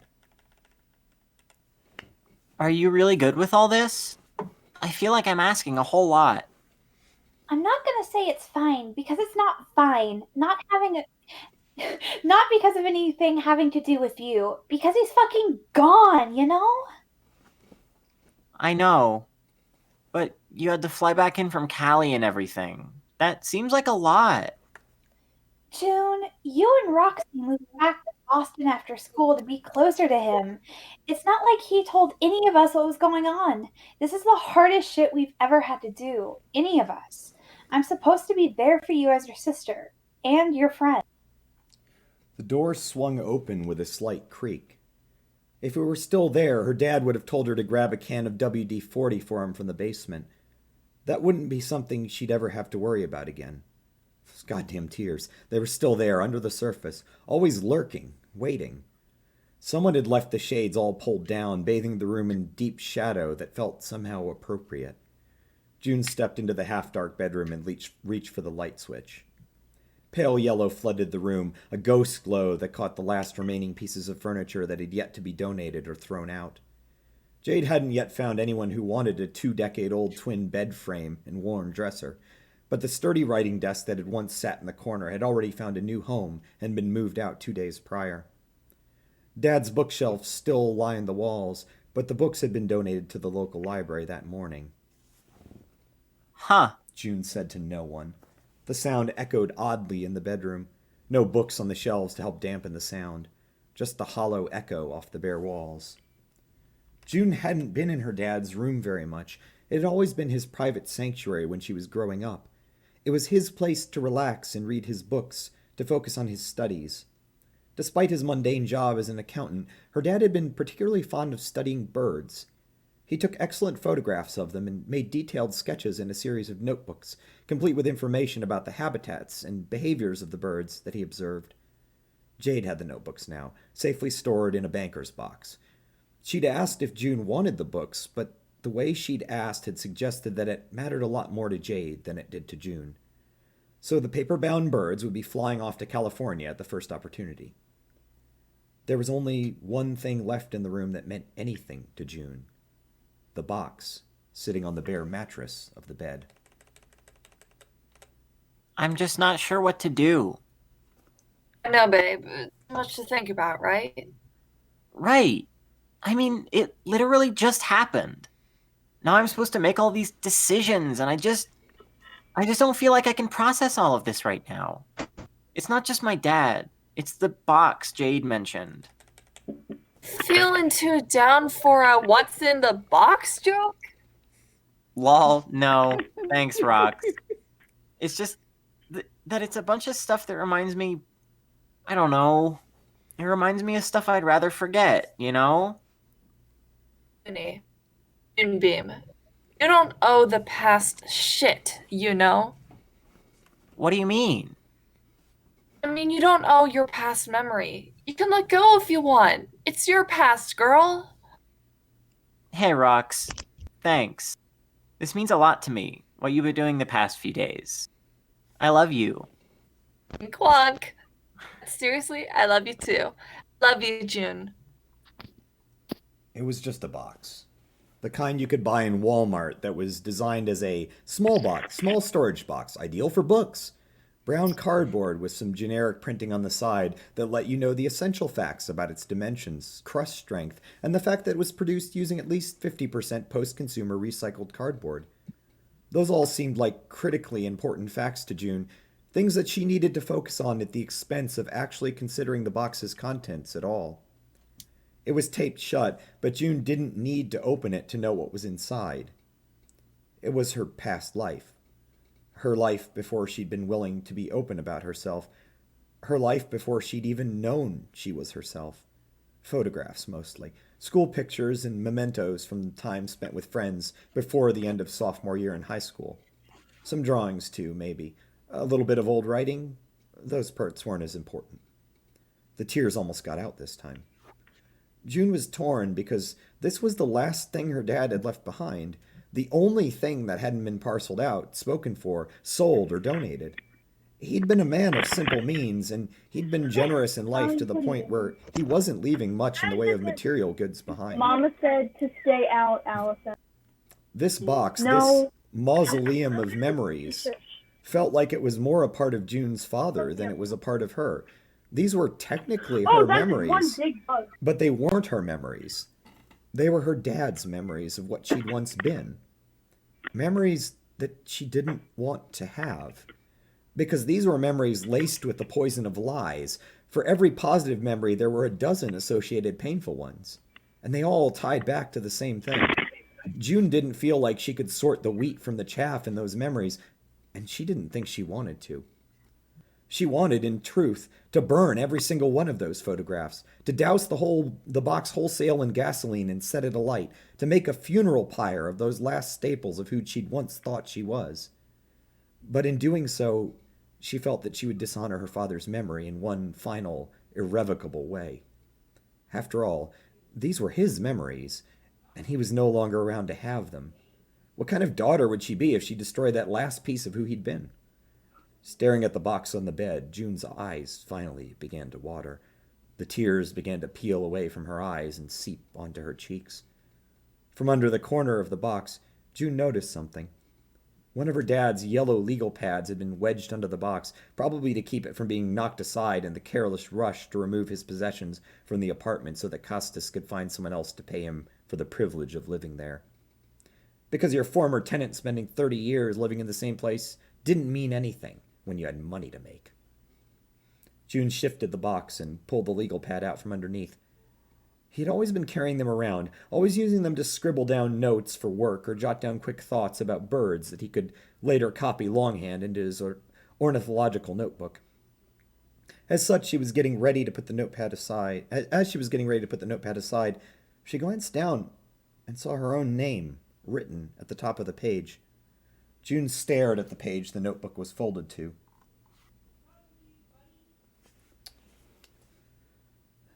Oh, my turn? Your turn. Yep, your turn. I was thinking of how I'm gonna do this dad voice, and I was bouncing between Obama and like the classical dad Please man do voice. Obama voice for It's June. not a God. You might comedic as well do piece. Obama. All right. If it's helpful to your tone, it's definitely not a comedic piece. Thank you. That does help me immensely. No, Dad Egbert in this is 100% sincere. All right. Okay. June, I haven't been well lately. I won't be here forever, so I wanted to write this now just in case. I'm not good with words, but I want to know how. I'm sorry. I want you to know how much I really care about you. You and your sister were always such a handful, but nothing made me prouder than to see you grow up. When you told me I actually had two daughters, it took some. No, that's not fair. I had to change how I saw the world. But you're my daughter, and nothing can ever change that because you're who you are, and I love you. The photos and such in this box, they're not mine to decide what to do with. Don't feel obligated to keep them on my account. All I ever wanted was for my daughters to be happy. Love, Dad. I'm gonna cry. I don't. The tears on the paper. That's actually That's a very unintentional. nice This is cut. a real notepad that I had. Oh. As she finished the letter and set it back down on the bed, the tears finally came in earnest. June stood there in the bedroom, immersed in the flood of memories, and she cried.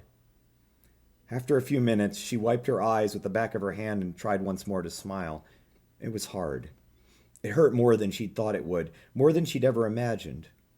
But after a minute, she felt the corners of her mouth turn up ever so slightly. She reached down for the legal pad again. This time she tore off the top sheet. Folding the paper neatly into her pocket, June left the pad and the box in the room and walked back downstairs. What do you want I should do with the box? Castus asked her when she came down the stairs empty-handed. He sounded more tired than anything else. June could empathize. At the end of the day, it probably didn't matter to him one way or the other. June wasn't sure how much he even knew about what had happened in the family that had lived in the townhome apartment for so long. Did he realize even a little bit of it?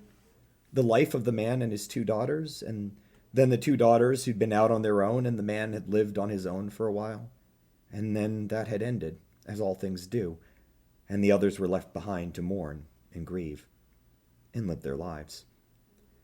He'd wanted her to be free more than anything, free to be herself, free to live how she wanted, free to rise above the chains of her past. Golly, do all that is holy. Junebug. June smiled Junebug. again. It came easier this time, even if it The still felt Junebug just sad. dive bombed my face. And she wiped a fresh round of tears from her eyes.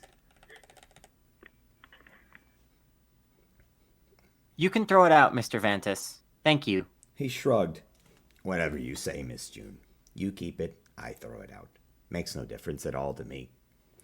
She opened the door to the townhome, stepped out, and closed it behind her for the final time. Roxy was standing there, smiling hopefully. Got everything you needed, babe? June stopped and looked back up at the apartment, up to the second-floor window that she used to sit in and watch the street, where she used to sit and daydream about who she wanted to be, hoping, wishing, and praying that she'd have the opportunity to live, hoping that everyone would understand, hoping that her dad would understand and be proud of her. If there was nothing else she could say about her father, it was that he truly, genuinely loved his daughters in equal measure. Both of them. June reached out for Roxy's hand. Gently taken, her hand enveloped in warmth. Roxy stood closer to June. They put an arm around her waist and drew her in closer. June leaned up against Roxy's curls. She sniffled, and Roxy reached up with their other hand to brush the fresh tears aside. Yeah. June stared up at the window, and then turned to look at Roxy. Their eyes sparkled in the sunlight. Dad, I want you to meet the person I was telling you about on the phone. We met while I was in school. This is my partner, Roxy Lalonde. She'd been so scared. Roxy had been smiling nervously and holding June's hand. This is a dad line. I know the color is close to June's text. No, I understood that from the context. I do have a question about the way I'm supposed to MX is pronounced mix. Thank you. Mm-hmm. Well, now, my daughter's told me an awful lot about you, Mix Lalonde. He was smiling, holding the cup of coffee that had replaced the bad habit that had been his pipe. And I must say, I trust your judgment on these sorts of matters implicitly. They'd shaken hands, and Roxy had smiled, and Dad had smiled, and that was it. Roxy had been as much a part of the family as anyone. She looked up at the window where she'd sat for so many hours and looked to the future, a future that wasn't defined by holding on to the remnants of the past. June turned to Roxy and smiled, and this time it was joyful and alive and full. Yeah, I've got everything I need. Redemption. I'm gonna cry. What a brilliant story. This was so good. So raw, so very good. I'm going to break the pattern here, John, and tell you that I read AO3 on dark mode, and when you do this blurry text shit, it makes it harder for me to appreciate your prose, damn it. Oh, okay. Because it always sets the, dark mode puts plain text to white, but when you format it, it resets it to black. And so I always have to, it's like I'm reading Doc Scratch. I have to highlight everything. Oh, okay. And I totally blame you for this, and I'm totally actually mad. John as Doc Scratch is a cursed take. Oh, I don't like yeah. that. I don't like that. Can we again, please? Yeah, he's super Very creepy. cursed. And he just gets Doc worse Scratch. and worse and worse as that story goes on. Yeah. Yeah. Anyway, I'm glad that y'all liked that. Mama, I what had did a you lot want of, me to I had a say? good time writing that. I mean, I guess good time isn't the right word. It was cathartic to write that. Yeah. That's really good. That's that fucking wish fulfillment supportive parents shit. I love that. Oh god. That was really cute. All right. I guess.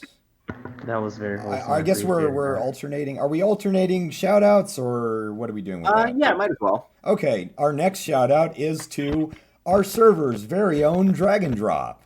Snoozy or Vince, one of our server members, a writer, and also streams Overwatch on Twitch pretty regularly. I've seen him streaming every day pretty much. We're fixing that schedule. Okay. But day 6 of doing it.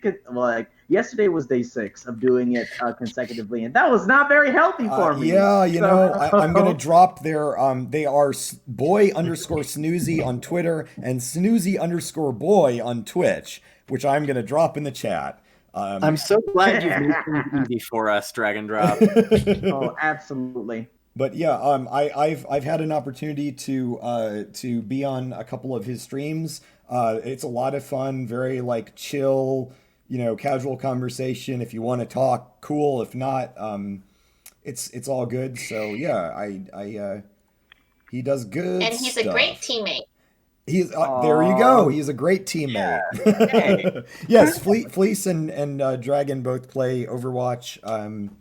And they're a lot of fun to listen to on voice chat and kind of put on in the background. So yeah, definitely recommend checking that out. It's good stuff. Yeah. Again, a reminder, if you are a Homestuck creator of color or a person of color who makes things generally, not even specifically in the Homestuck fandom, don't be afraid to drop a link in our Discord or in the Twitch chat. We'll add them to our list of shout-outs that we're going to be doing because we want to give people some visibility that they don't usually get. Okay. I want to take a brief moment to plug my significant other. Their Twitter handle is Cream Tea Nebula on Twitter. They're a he, him lesbian, and they specialize in drawing very surreal, wacky, psychedelic, very 1960s based stylistically art about the lesbian experience with Black women. So Awesome. Nice. Definitely Cream Tea Nebula on Twitter. Can you drop that Twitter handle in the chat so I can copy paste it to Twitch chat, please? Oh yeah, absolutely. I'll Thank do you it in so a hot second. I was Yeah, making some yeah. I tea. will do that. I have no idea to spell it, so. Yeah, that's awesome. Oh yeah.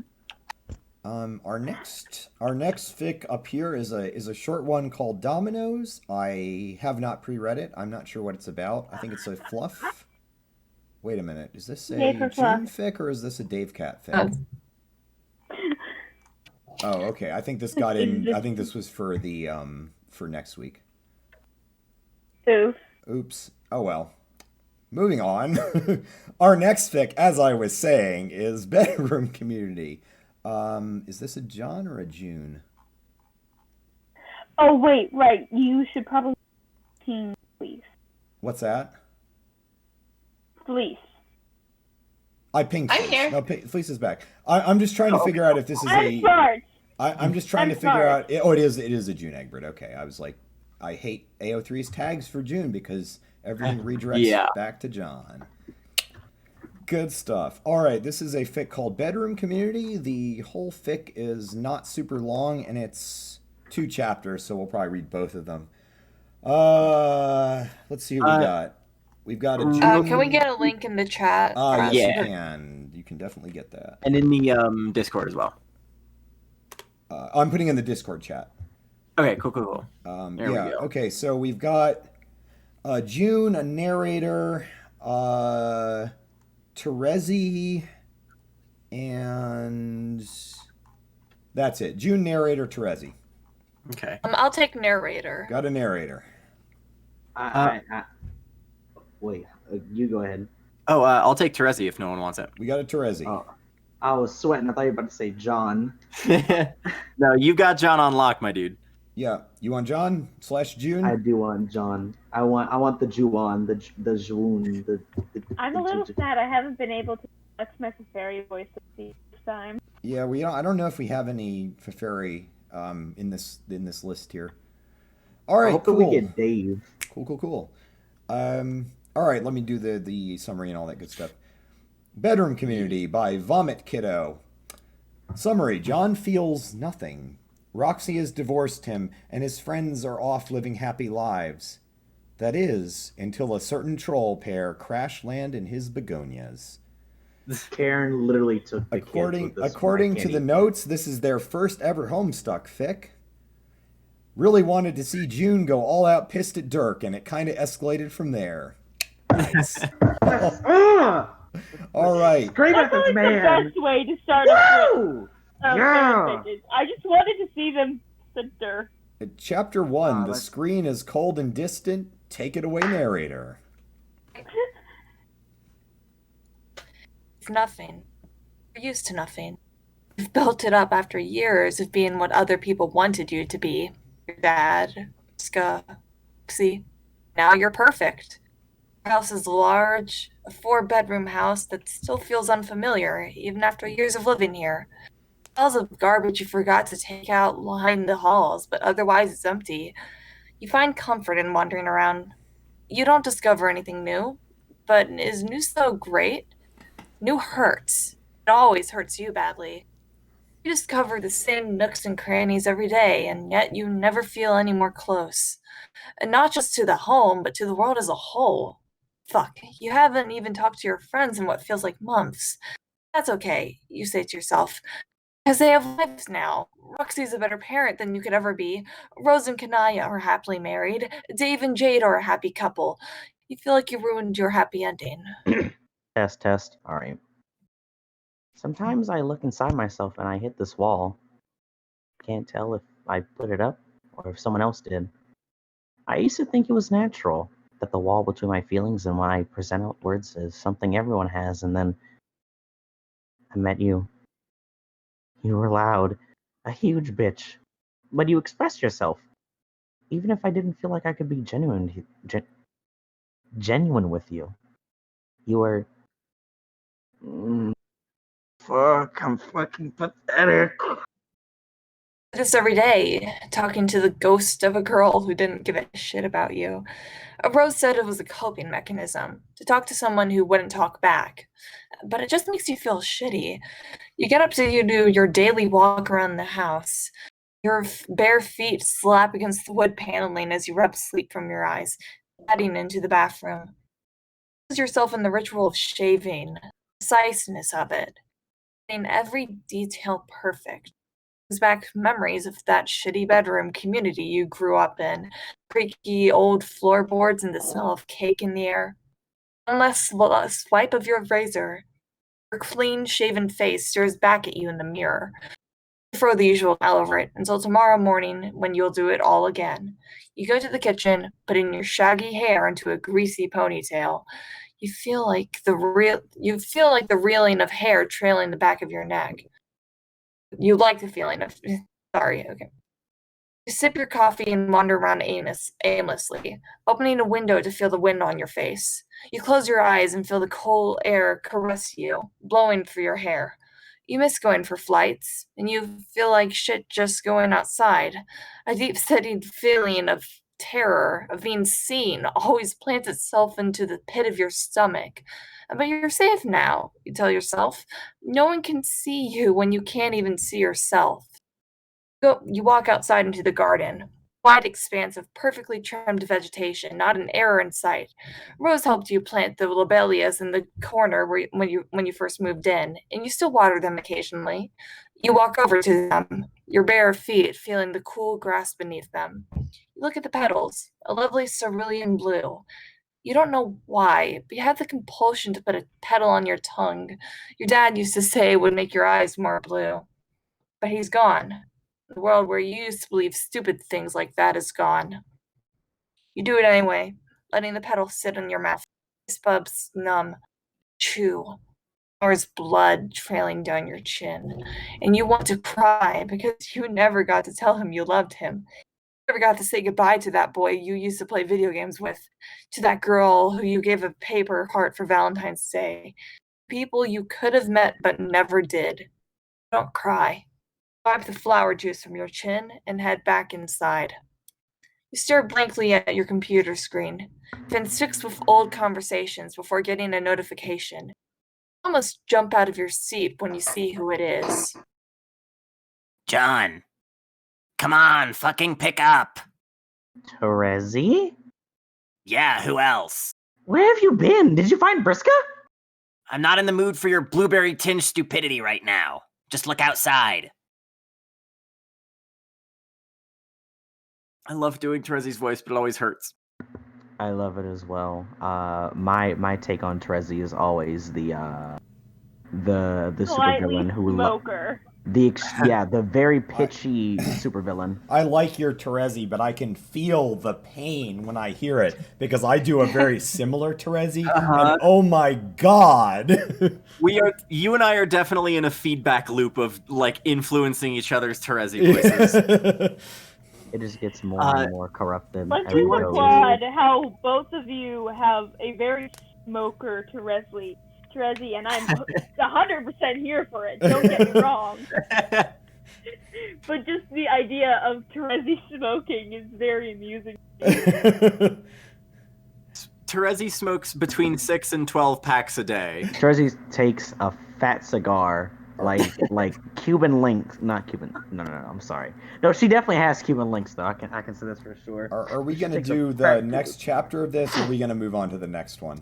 I think we could probably do another chapter. This one was pretty short. It's the whole fic is only like 1,400 words. I really want to see what goes on with this. And there's only it says 4 out of question mark. It's incomplete, but this is there's 2 chapters. Oh, now there's 4 chapters. Wait, what? Hold on. Oh, this just got updated. Like as we were doing this. Okay, we'll read the next. I figure we'll read chapter 2 because that puts us at like 1,400 words, which is a good amount. Yeah. All right. Okay. All right. Let's do this. Rush to your window. Wait a second. This fic, it's not very long at all. You could actually like blaze through this entire thing right now if you want. I suppose that's true. I do want to see some We could John do that, Terezi but we pairing. we do have we could always get to the other ones later. I was gonna say we have a bunch on the list, but we're not gonna get through all of them. Okay, but I'm probably going to check out after this chapter because I'm about to fall asleep. Okay, cool. All right, we'll read this one. We'll read this chapter and then move on. I can narrate this chapter, but yeah. All right, cool. Sounds good. Okay. Rush to your window and ears huddled by the begonias. You wonder if you should shower, shave, cut your hair, whatever, but you throw those thoughts out because it's fucking Vriska. You don't even put on shoes when you rush to them, the wind rushing in your hair. She catches you as you run to her. Chill out, you loser. Not as chubby as you remember, and she smells horrible. Vriska is lying on the ground, unconscious. She looks horrible. Hair is long, down to her knees almost, matted and dirty. Her clothes are the same ones she was wearing when you last saw her, too small with the sleeves of her shirt ripped off. Is she gonna be okay? She looks tired. So tired. She still looks like a little girl. Something both young and old about her face. I don't know. To be honest, deep down, I never thought I'd find her. I always thought that if she wanted to be found, I would have found her a long time ago. And now, I don't know how to feel. Red eyes tell you nothing, but her quivering lower David, why lip did and her it smell like scrunched up nose slightly tells out? you more than her eyes ever could. You don't know what to say. The months of social isolation have really taken a toll on your good friend skills. You Add decide to Corona. fuck it and take her wrist, not her hand. That would be weird. And she grits her teeth, balling her fists up, but she doesn't make you let go. At Corona. Hey, Start the expired cheese. Well, I can never understand the shit you've gone through. The pain this must have caused you. Whew. But if you want to scream, bitch, and moan to me, then, well, well, I'd do anything to make you feel better. She doesn't move. Stares at Frisco's unconscious body. You hesitate but let go of her wrist. You must be tired. Well, my house is pretty empty right now, and I could use some company. Everyone would be happy to see you. Picks up Frisco in one swoop, and your Egbert grin almost falters, but you keep it up because you need to be happy for her right now. As you lead her inside, you feel worse and worse because, God, you're such a fucking fake. And okay, chill out, Egbert. This isn't about you. Lead Terezi to the guest room, and she lays Frisco down with a gentleness you haven't seen in her before. You realize you want to reach out and touch her, comfort her, maybe. From the look on her face and the tenseness of her body, you don't think that's what she needs right now. You look like shit. She laughs. Raspy voice She laughs. A raspy sound you haven't heard in years. You don't smell too great yourself, Eggy boy. What's wrong? Been holed up in the old egg house watching Nick Cage movies and crying about your wife divorcing you? There she is. Good old Terezi. Oh, Terezi. Terezi just inhabits that need that everybody has for a tomboy in their lives. Like, I'm starting to understand why John likes Terezi so much. I actually haven't watched Cage in a while. Makes me feel weird whenever I watch it now. She cocks her eyebrow at you as she sits on her bed, tucking a tendril of hair behind Vriska's ear. Damn, kid. You look old. Thought you'd look like a prepubescent boy forever. Long hair suits you. I like the idea of your hair suiting you, but that comment makes you feel weird. An okay sort of weird, though. You stand up from the bed. Thanks. You look like you haven't eaten in a while. I don't have a lot right now, but, did Alternia have gushers? Funny for John to talk about gushers at this time. Like, the entirety of, whatever the hell that Jane's doing in epilogues is just... I don't know. And then also John with his sprite being updated, where now he has midriff being shown because his clothes are too small for him and he won't change out of them or change them, period. Such a John thing to do. All right. I've gotta use the bathroom real quick. I don't know. Do the next shout out. I'll be right back. We should probably inform this person that they've been read. Oh yeah, that's actually. I'll leave a comment on that. Leave a kudos too. I think I did that on the last. Yeah. Sorry, I just had to run upstairs, let the dog inside, and then run back downstairs. Kate? What dog? What is the name of dog? I mean, what breed is? Her name is Tate, and I have no idea. Oh, large dog, small dog, or medium dog? Medium dog. Well, larger side of medium. Medium dog that likes to drink water while streaming. Hi, Toots. She is a big baby and a big old lady. Kate has become one of our favorites.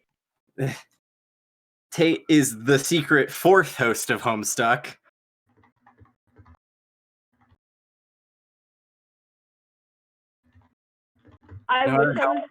Okay, so who else has listened to Welcome to Night Vale? I'm pretty sure y'all have. Oh Jesus! Can't tell you how many times I've been spoken to about Welcome to Night Vale. I mean, I listened to it. It's not bad. It's just not. I'm definitely re-listening to it. I'm back. And class-specting them. For me, there's not enough. There's not enough engagement for me to be engrossed. However, I do see where people can be very engaged. Yeah. Real quick, did we do the shout out for our next person or no, not yet? No, we had not yet. You want to do this one, Clever? Yeah. The next shout out we have is Grand High Blunt. Daft. Sorry, wait. We're on Daft actually. Oh, we are on Daft. I totally skipped. Sorry. That's all right. This is Daft Class. Also, somebody in our server been on the call with us tonight. Hi, Daft. Daft is certainly watching from the ether. They're the creator of Alpha Halcyon Epsilon. It's a fan venture on MSPFA. They're A_Halcyon_E on Twitter. And that's actually all we have written for them. PhD, and it is on my reading list. I've been reading it a little bit. I read fan adventures slow because I have ADHD and reading giant blocks of color dialogue text is really hard for me. But I really like it. It's really interesting, and it does a lot of cool stuff with like Alternian world building and character, which is really neat. So definitely recommended.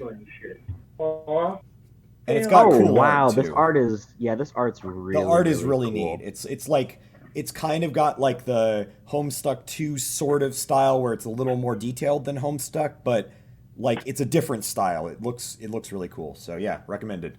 Different, Thumbs up. but it's good. Thumbs up. Oh, now I understand this is my favorite thing because I legit see a troll holding a wine glass. Yes, there is definitely that. The characters are very interesting too. Next one we have up is a discussion on outfits by Stepper of the Long Earth, who is in chat, or at least was as of... Oh no, they had to bail? I think they might not be in they chat did have currently. to leave. Well, they're here in spirit, in that we are reading their fic.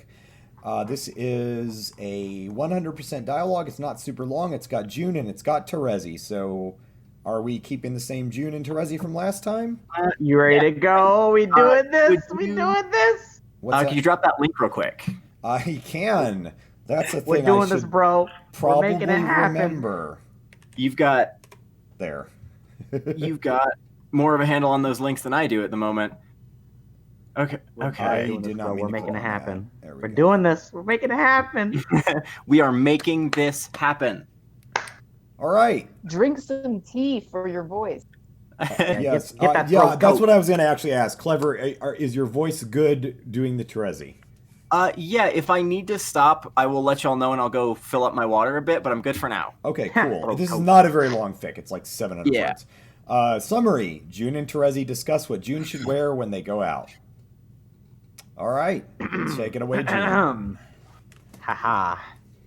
There's some times where I don't even think you take me seriously. Whatever do you mean? This outfit.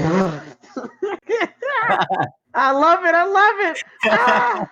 this outfit, I don't really think it works for me. What?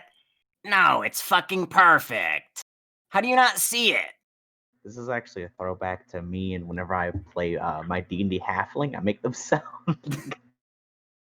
the person that's doing it as well do the exact same thing. We're both terrible. Anyway, I would not call just a bra and panties the most appropriate of outfits to be commuting in. It will be fine. Everyone wants to check you out. Kanai in the distance is popping a blood vessel. I don't if I want to be anyone to be checking me out. What if I want to? What if I just want to be me? Then you are a weenie. Still, regardless of what gender you are. And what if I'm okay with being a weenie? I don't have a comeback for that. Wow. Congratulations, June. Your weeniness has rendered me incapable of insulting you in any way. About time.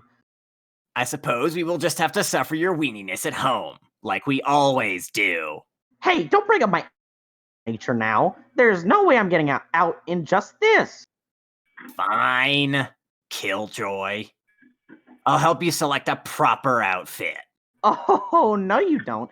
You're going to have me in awful brightly colored mismatched attire. No, I won't.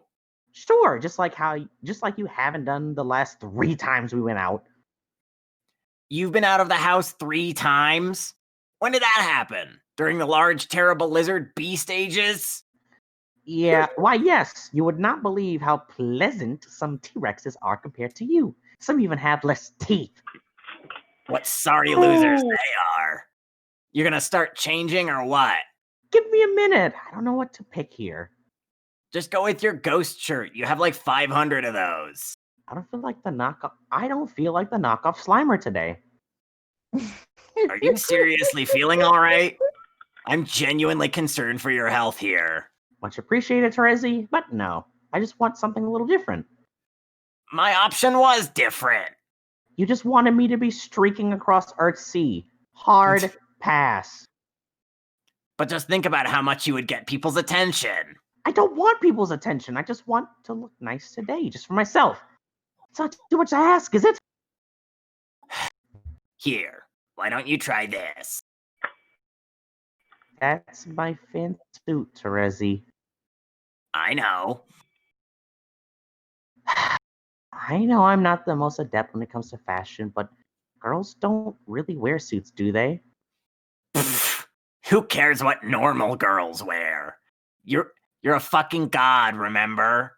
You don't have to prove anything by adhering to some old-fashioned police about stuff like that. You hear this here, folks. Terezi just validated all trans, also like trans women and also trans deities at the same. Oh, they're all gods, I say. Very sweet. It will look good on you. And I'm not just saying that. I think you would genuinely smell fantastic in it. All right. That's the spirit. Think I'll leave off the tie, though. I can never really get the hang of turning it in that complicated knot. Here, I can help with that. Not too tight now. I know how you are with fabric around the neck. Relax. I'll be careful. Okay. Is it bad that I went in a completely different direction? Pasta, you need to get off of Tumblr, get off of Twitter, get off all those sites right now. Go pick up a Bible. Child. I never You thought say I'd have that, to tell you but this, I Hosta. do legitimately read from my Bible today. Hosta, I never thought I'd have to say this to you in person, but it's time to log off. Go, the corner is waiting for you, child. No. You must adopt the corner! No apple juice for you! Just play Minecraft on single player for a while. Recharge. You're gonna take away the apple juice. Apple juice. Baba juice is alright. It's a privilege, not alright, Hosta. Oh my god. I didn't realize that you were just Papyrus. I didn't realize that's who I was doing a stream with. or Skeletor. I mean, Skeletor is just a more evil version of Papyrus, or maybe just a more like unadulterated form of him. They both have the same level of NSFW comedy. Papyrus. I'm Skeletor. Okay. There, it's done. And yes, you do smell good in it. You really think so? Yes. Thank you. Nope, no problem. We don't have to go out if you don't want to. I just heard vacillation between Kiss Me Cease and Mate Sprit like very strongly. Yeah. Oh, do you have a different plan now? No. No, I do not. All right, then. You ready to go? Terezi? What? You okay there? I'm just fine, thanks. You ready then? Yeah. Then let's... Can I hold your hand when we walk around? Sorry. That was a stupid question. I'll just walk. Sure you can. You ready now? Yes. John just embodies... As fun as Terezi's voice is, it's really hard to like get the right inflections with her. Yeah, it is. Dumb bitch. There's two hard things. One is getting the inflections, and the other is not killing your voice when you do it the for other more is than the 5 bleeding minutes. from your throat. Now here's the thing about women in suits. All right. Now Jane is a terrible, horrible. Susie's gonna be really thirsty all of a sudden, huh? Forward, please. Also, Raise please in no. I just hopped onto the VC chat. Please don't kick me. I'm joking. I'm not gonna disconnect you. I love the gloves, by the way. The gloves are a very nice take. This was supposed really to be good, a happy Hosta. June. This was supposed to be a happy June drawing. Clearly, it did not end up that way. That's how I feel whenever I make art all the time. Just like me, starting off with a June drawing. Oh, this looks really cute. Oh, she looks pretty cute without the pupils. She's a ghost, though. Wait, ghosts means that they get killed. How does Dawn canonically die? Technically, canonically, with giant glowing air quotes. Right. Me with Doyle. I can write a cute fluffy fic with no mention of anything bad. Mentions the opium war. Oops. Oh my god, the fic that I started on the flower premise that was just gonna be a cute like Jade and Kanaya like talking about flowers. That one took a hard left turn. Oh yeah, that was brutal. Yeah. What happened with that one? It's set in an AU where almost everyone is dead. It's a bad hurt. It's like a very bad hurt comfort fic. And it was originally the line was Jade and Kanaya talk about flowers and stuff. That was the prompt. I have to go in like 3 minutes. That's fine. Thank you for participating. Yes, thank you. I was able to participate more than I Yes, did Stepper, last I can time. reload this one. Done. Yes. We're glad to I have had managed you. to bring Hosta. chaotic energy to most of this.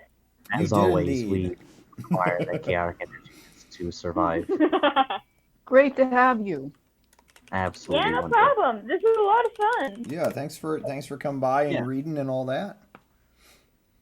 No problem. I see what you've been posting, and I would like to say both thank you and how dare you. What was Fleece doing? Just a lot of this one woman in various suits. Oh, yes. Yeah, that Oh my god, the ring on the finger. Yeah, I love it. I'm like the earrings with the tie, like unbelievable, incredible. I just All right, I will talk to y'all tomorrow. Cool. Thanks for Have a stopping fun by. And thanks day. for reading. Yeah. Have a nice evening. Bye. No problem. This was so much fun. Yeah. See y'all. Bye. Oh Bye-bye. my God! That yeah. Goodbye. Okay, we have That jacket color is so pretty. Oh my God! Isn't it though? It looks really Amazing nice. color combination. We should stop talking about things that the Twitch people cannot see. You're right. and that our childhood like stuffed animals must be turned away from. All right, the next one we have on our list is another Stepper of the Long Earth fic. Rose Lalonde accidentally opens a memo and opens up. This one has a Rose, a June, a Jake, a Dirk, Roxy, Terezi. Oh wow, this one's got everybody. That's it. Is Bucky on the call? No. He and Rye are going to drop off a rental car, and there's some traffic. So okay, then I'll do Dirk's voice then. Okay. Could you drop that link for me? Yes, I can. I was thinking I'm gonna not forget this next one, and then I forgot. All right, so we've got who wants to do Rose? I will always hop on Rose. Yes, that is valid. Who wants to do June?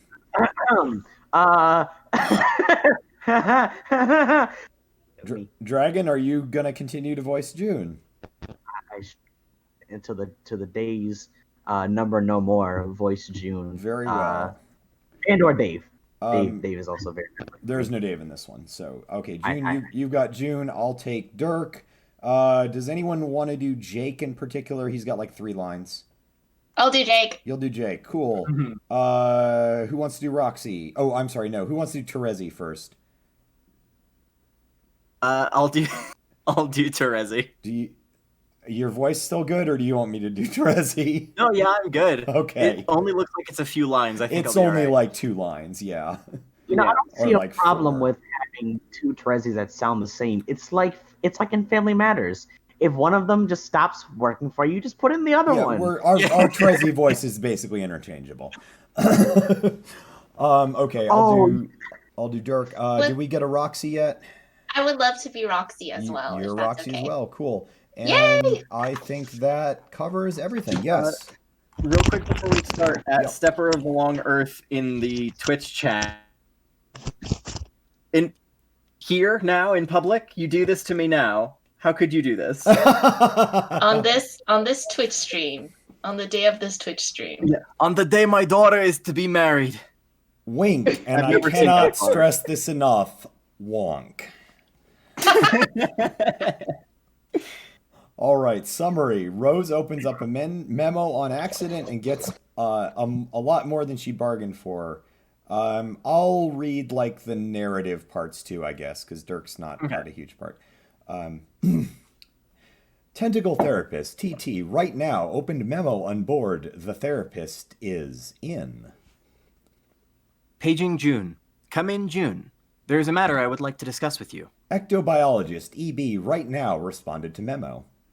Oh, hey, Rose. Using the old chum handle today, huh? Yes. Quite nostalgic, actually. Wonder if I can just change it by...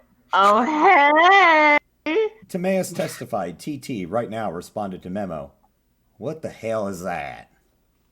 Future Golgotha's Terror, 1 hour, 00:01 hours from now, responded to memo. Oh, Christ in a diaper. Jake, no one talks like that. But John... It is June, Dad. Please respect their new name. June, right. Future Gallows Calibrator, FCG, 4 hours and 13 minutes from now, responded to memo. Nice. God, Dirk, stop being such a transphobe. I'm no such thing. I just think that current Tipsy Nostalgic, TG, because who cares, LOL? 69 hours, 69 minutes to 69 hours, 69 minutes from now, responded to memo. Nobody cares what you think, Dick. Dirk, no wait, was right the first time. You're a huge dick is what I'm saying. How on earth did you even get the time to show that number anyway? That should be impossible. Out of it, Obs. What's the point of having all these leaked skills if I don't use them? On that note, how did all of you join this conversation? This was supposed to be just between myself and June. I am not at all sure how I did that. Sorry. FGT ceased responding to memo. I think. I was about to jig so hard. All right. I think you opened a group chat on accident. Well, shit.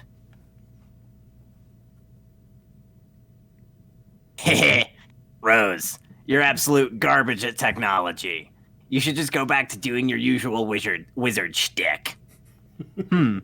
Perhaps you're right. Wait, Rose, don't. FGC's computer exploded.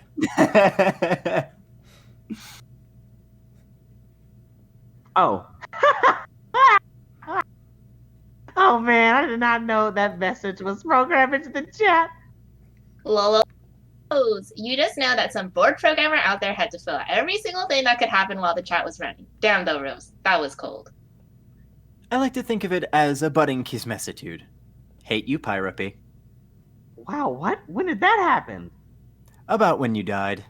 Jeez, did she even let the corpse go before she went off to the Robo Black smooch you? I believe that your body was well preserved inside the capture log card, thus making the eventual course of your body to reach temperature to be null. So to answer your question, no. Owned. So effing owned, June. You got passed up for a robot.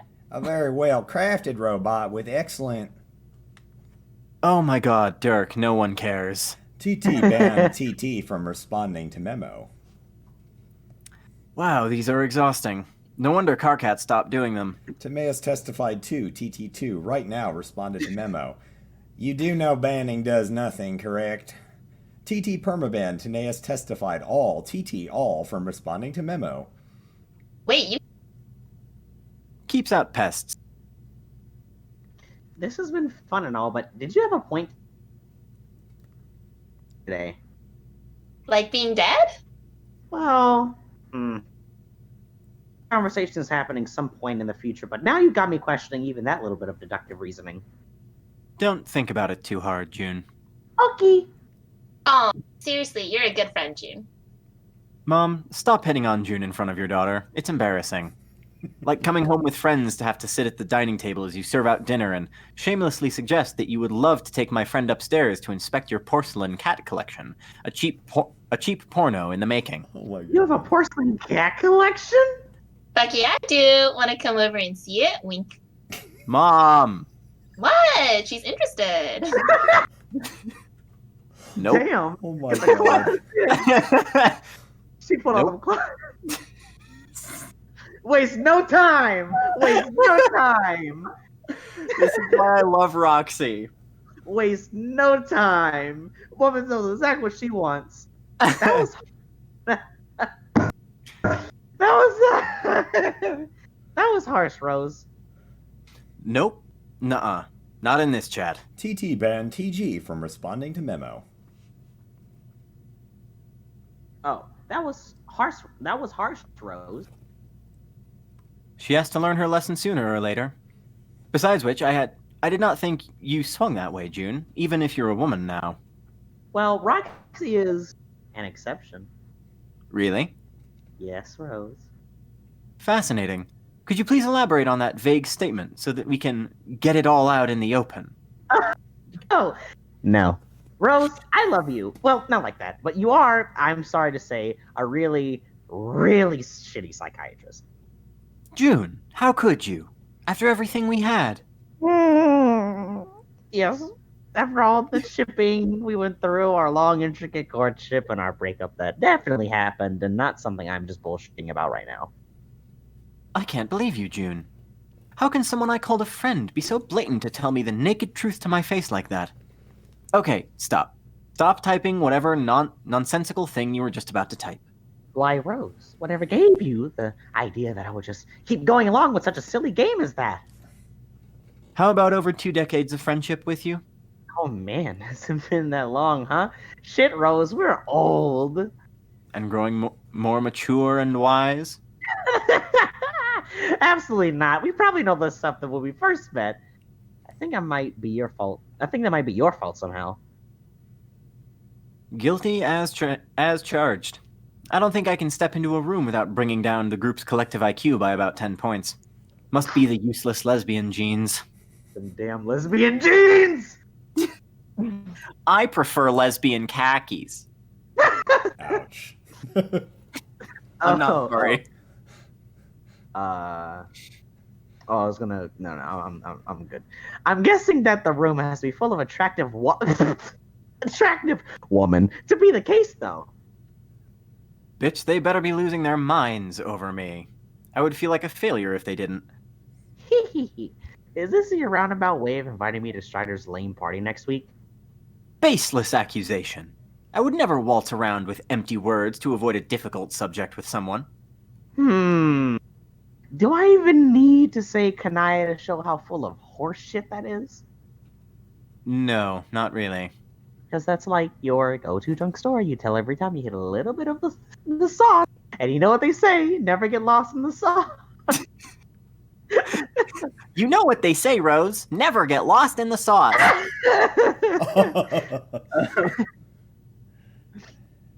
I can't control anything. That is simply beyond my power. Well, you could stop drinking. That should stop any oh my god. Appearances by your drunken doppelganger. Rose? Sorry, June. I was just thinking about it. I'm not sure if I could. I'm sure Kanaya would do not see that version of yourself again. I'm sure she would, June, but that's not the reason why I don't think I couldn't do it. It's to do with our current reality, June. I thought we agreed not to think about that. No, I advised you not to think about it, and now we have to talk about it, or else it will bother me for the rest of the day. Alright. Sits close to you and pays you all the attention I can give. Fucking dork. She understands! She understands it! Anyway. She understands! Finally. June, we are a collection of traits.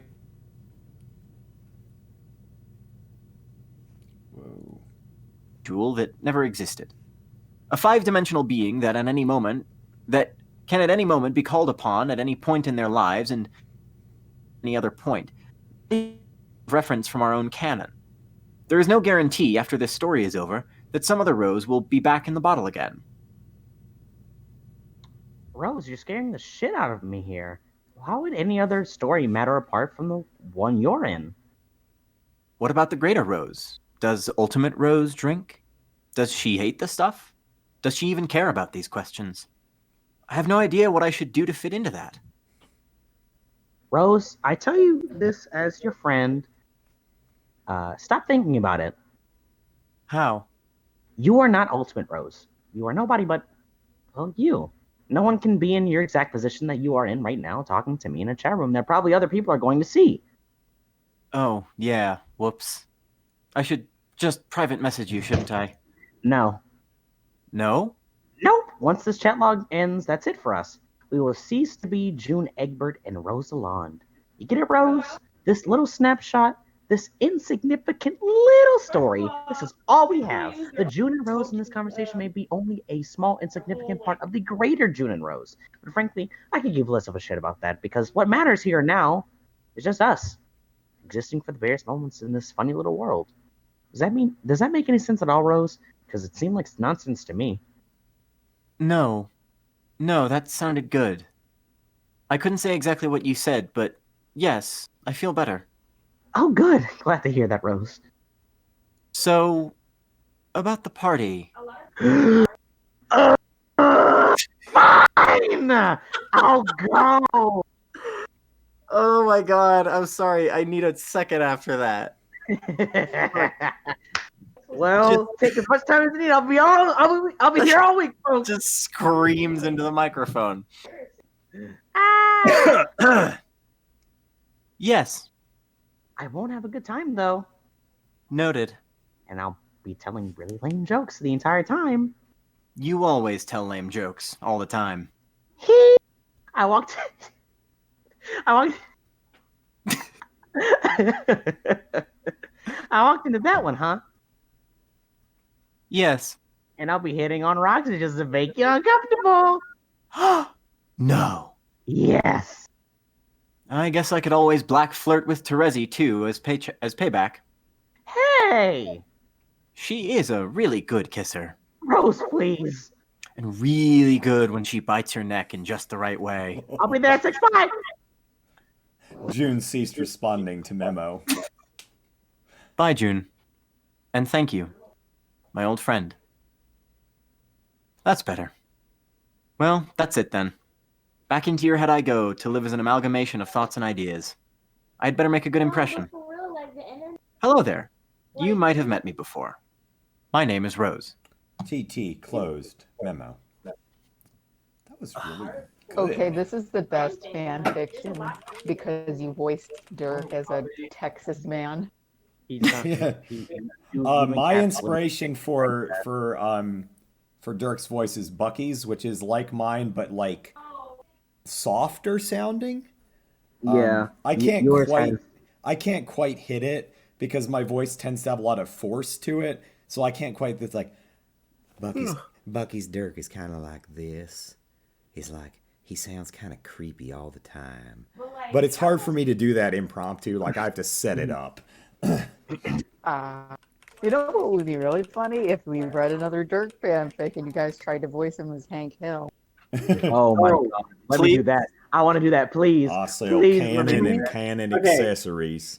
Okay, Dragon, take turns doing that because I think we all want to. I think that will be quite fine. All right, Bobby? Damn it, Bobby. Also, Damn it. canon and canon accessories. Oh, damn it, Dave. Doom is Damn it. Boomhauer. What did you, man? Right, put my daughter in a robot. I'll tell you what. God, dang on. That's Dave. Dave is Boomhauer. Who's Dale? No, Who's Jake is Bobby. Oh my god.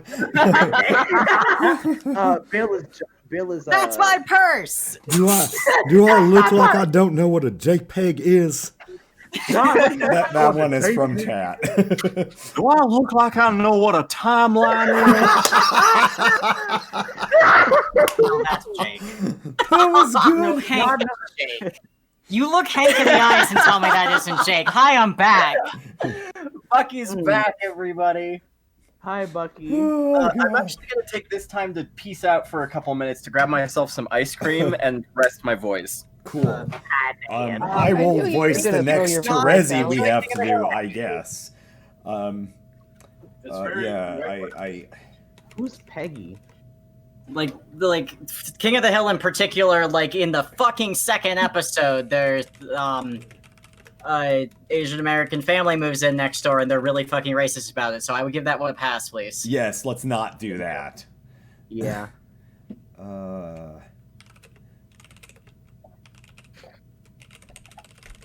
Poor Connie and Bobby though. I like, okay, so like supposedly people might have quote missed it because like part of the whole theme of King of the Hill is like they're quote unquote normal, and what normal means is they're a little conservative and maybe a little bigoted, and the whole point of the show is they work on it the whole time. But like on the flip side, There's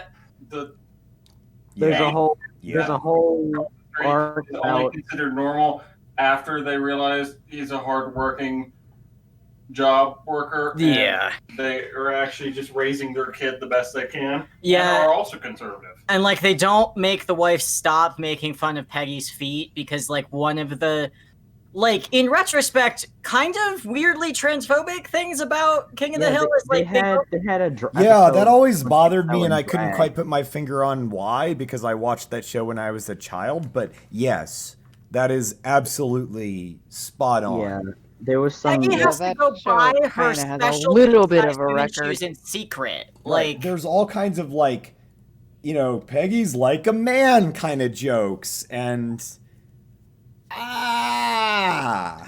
kind of hate it. And, Also, also just like John Redcorn and his son. I forgot what his son's name. Oh boy. And also like just the we're not gonna talk about the Sufanusen phone, the father, and like how he like bought out a car wash and like made it into a whole thing, and then oh my god, it was so much. Yeah, there's Like, a I lot gotta going say, on. this show was like exec produced by people who worked on The Simpsons, and it goes to show you what they actually really think Yeah. once they're moved away from the scope of satire. Yeah, like, and like you could make the argument that that in the best way possible, at least The Simpsons showed people that weren't necessarily, you know, white as like people that were really aspiring for stuff. Like you know, Homer is a lazy drunk slob that really has nothing to look forward to, but like the only Indian in the show, Apu, is like such an icon in ways. Although, like, of course, you know, I don't know. Huh? Voiced by a white dude, though. Yeah, voiced by a white dude doing a frickin' Indian stereotype. He like almost Yeah. defined the stereotype, and it would go on to hurt people. Yeah, you're right. Hari Kondabolu's stand up. The problem with Apu, That's believe, a really good, worth watching thing. Like, and then the response by the Simpsons was this half-assed like bullshit. You know, we're gonna kind of not talk about it. So one time I was trying to watch this movie with Jack Nicholson in it because everybody loves Jack Nicholson, and I got like 10 minutes in before all the really, really homophobic stuff and like just the general bigotry just started like coming to the forefront. And James L. Brooke, one of the Simpsons co-creators, worked on this, and I'm just like, so this is what you people think when you moved out from under the scope of satire. Yeah. I get it. I fucking get it. Well, what I want to... Oh, go ahead. They use satire like a shield because it lets them say things and then just say, oh, it was all satire, so you can't criticize it. But that's not how satire works. Degrading the idea of satire. Yeah, exactly. Like, satire has to be intentional and have a point. You can't just say some racist shit and then say, oh, it was all satire. Like, what? Then you're Schrodinger's douche. Oh, hey, that reminds me. Speaking of people of color and all that, we should do the next shout out. I'll do this one. The next shout out we have is to Phoebe, the author of I'm Good, I'm Gone, the fan adventure on MSPFA. It is real good. It's also real not safe for work. So if you're a minor, don't read it. It deals with, it's a Alternian world building. It deals with a high blood that is conscripted into the Alternian military and her experiences and all that. It's ongoing. The art is really good. It's kind of got a 1970s underground comic vibe, which is actually intentional. Phoebe confirmed that. It's really interesting. It's unique, and it's definitely worth reading. They are Grand High Blunt, which I'll drop in the stream chat on Twitter. So crack a bottle, let your body And wobble. yeah, definitely worth read I'm Good, I'm Gone. It's pretty awesome. Yeah, one thing I really like about I'm Good, I'm Gone is that it focuses on the adult experience, which I don't think, which I think is like criminally underrepresented in animation. Because as you know, all animation for adults must be shocking and or Rick and Morty. Phoebe is about my age-ish. She's in her 30s. So like our perspective as far as like experience goes is a lot different than like a 17-year-old writing fanfic. And she really leans into that in I'm Good, I'm Gone. Like it deals with actual like adult things that happen, not just like adult like violence and sex, although that is in there, but you know, adult like dealing with shit. and like emotional experiences and what it feels like to be in this insane situation. So yeah, good stuff, worth reading. Go read it. I actually I wasn't here to talk about and Daft, correct me if I'm wrong, Alpha Halcyon Epsilon? Yes. Yes, okay, cool. I've been saying it out loud like that. I've been hoping that I was saying it right. I read Alpha Halcyon Epsilon like one night and then the next morning, and then I immediately followed it up with I'm Good, I'm Gone. So like I don't think those works were intended to be read back to back, but reading them back to back is really interesting because you go like they're both works that revolve around being an adult in like a troll setting, and they were both works that like had a lot to say about what that means structurally and how that changes your life. And like one of them is to my knowledge an original setting that more not Alternia setting that explore a lot of like, ooh, what if we didn't run with all of the people in the same blood cast are literally the same blood color, and like there's some mutations and there's some really interesting political shit going on. And then like, and it had a wide ensemble cast that let you kind of spin around between each of the different facets and the ways that people were interacting with the Empire and the different times that they like remembered the heir. No, he's not an heir. Manim. And the then prince. He is the prince. Yes. Okay. Yeah, he is also like the most morally dubious character in the entire comic. He is he is the most contentious character, and I think that's very beautiful in and out of itself. Because if you like Manim, I want it to be very clear that is completely okay. But the thing about Manim and the thing about the sort of violence that he is ingrained in is that it really is up to the reader and the characters in the comic to decide whether he deserves redemption and or forgiveness. Like, I am very excited for more about Manim because it's definitely, I can tell that we're kind of like circling around him, and I'm like, I'm excited. But like, so like completed what's available of Alpha Halcyon Epsilon, and then like I switched to the next tab over and started to read I'm Good, I'm Gone, and like that one it's kind of like when I watched the first season of My Hero Academia and then immediately followed it up with One Punch Man, in the case that like they're both trying to say similar things, and I think it's interesting to juxtapose them next to each other because they have like kind of similar messages, but they're going about it in entirely different ways. Because I'm Good, I'm Gone has a singular character that's focused on, and there are other trolls that she gets to interact with, but they're kind of, we haven't seen any of them like return yet, other than the Overseer, and he's an adult, or he's a grown adult and not a recently adulted adult. Because I'm Good, I'm Gone kicks off on the day Minmo leaves Alternia. And like I'm rambling, but like they were really good on their own, and they were also really good to juxtapose, and I like the more I sit with I'm Good, I'm Gone, the more I like have liked it, because that was my experience.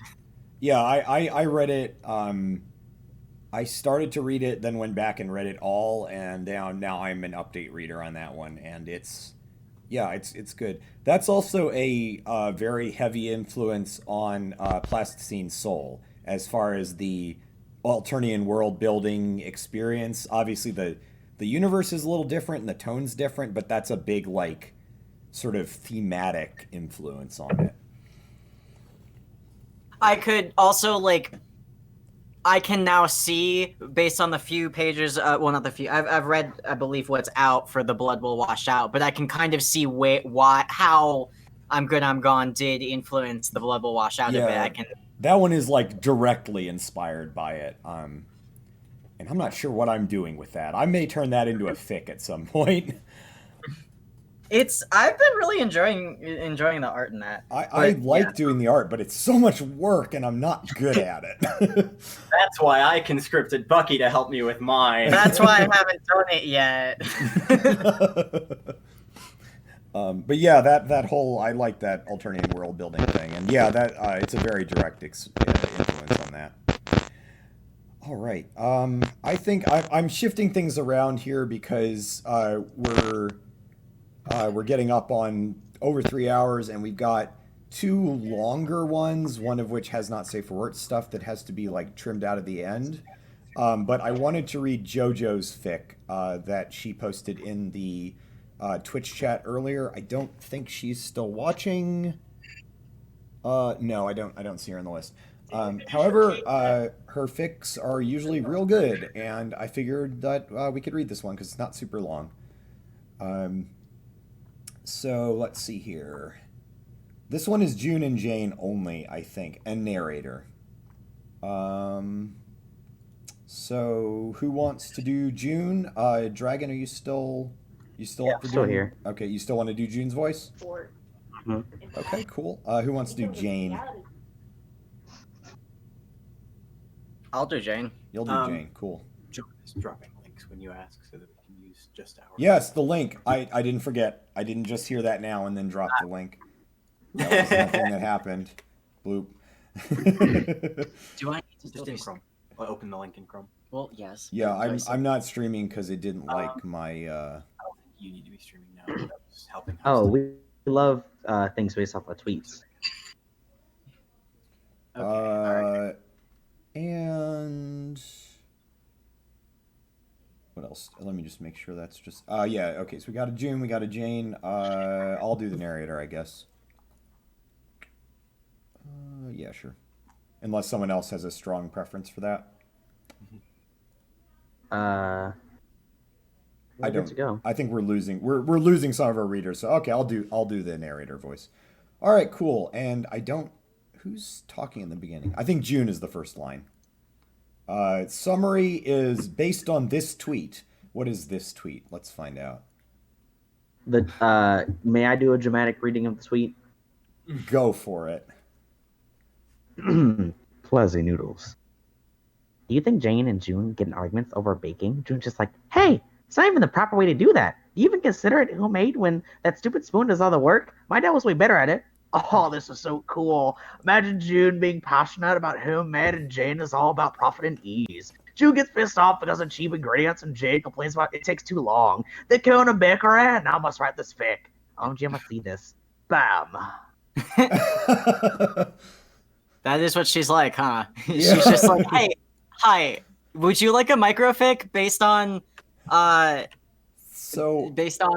a tweet you made? Because I have it for you. Real quick, before we do any of this actual thing, I love that JoJo will just like post like, hey, give me characters, and then she'll just like write these little like snippets of dialogue, and they're always so much fun. Like that whole thing where the reason that the stuff that Juniper and I did with Rose or June and Kanaya, where it's just like she wrote a bunch of this dialogue and we're just like, hey, I said I'll voice this, and Juniper said I'll do June's voice, and that just became a thing. Yeah, because you all have done a couple now, right? We've done two. We did one that was just text, and then the latest one we did, Juniper actually drew some graphics to go along with it.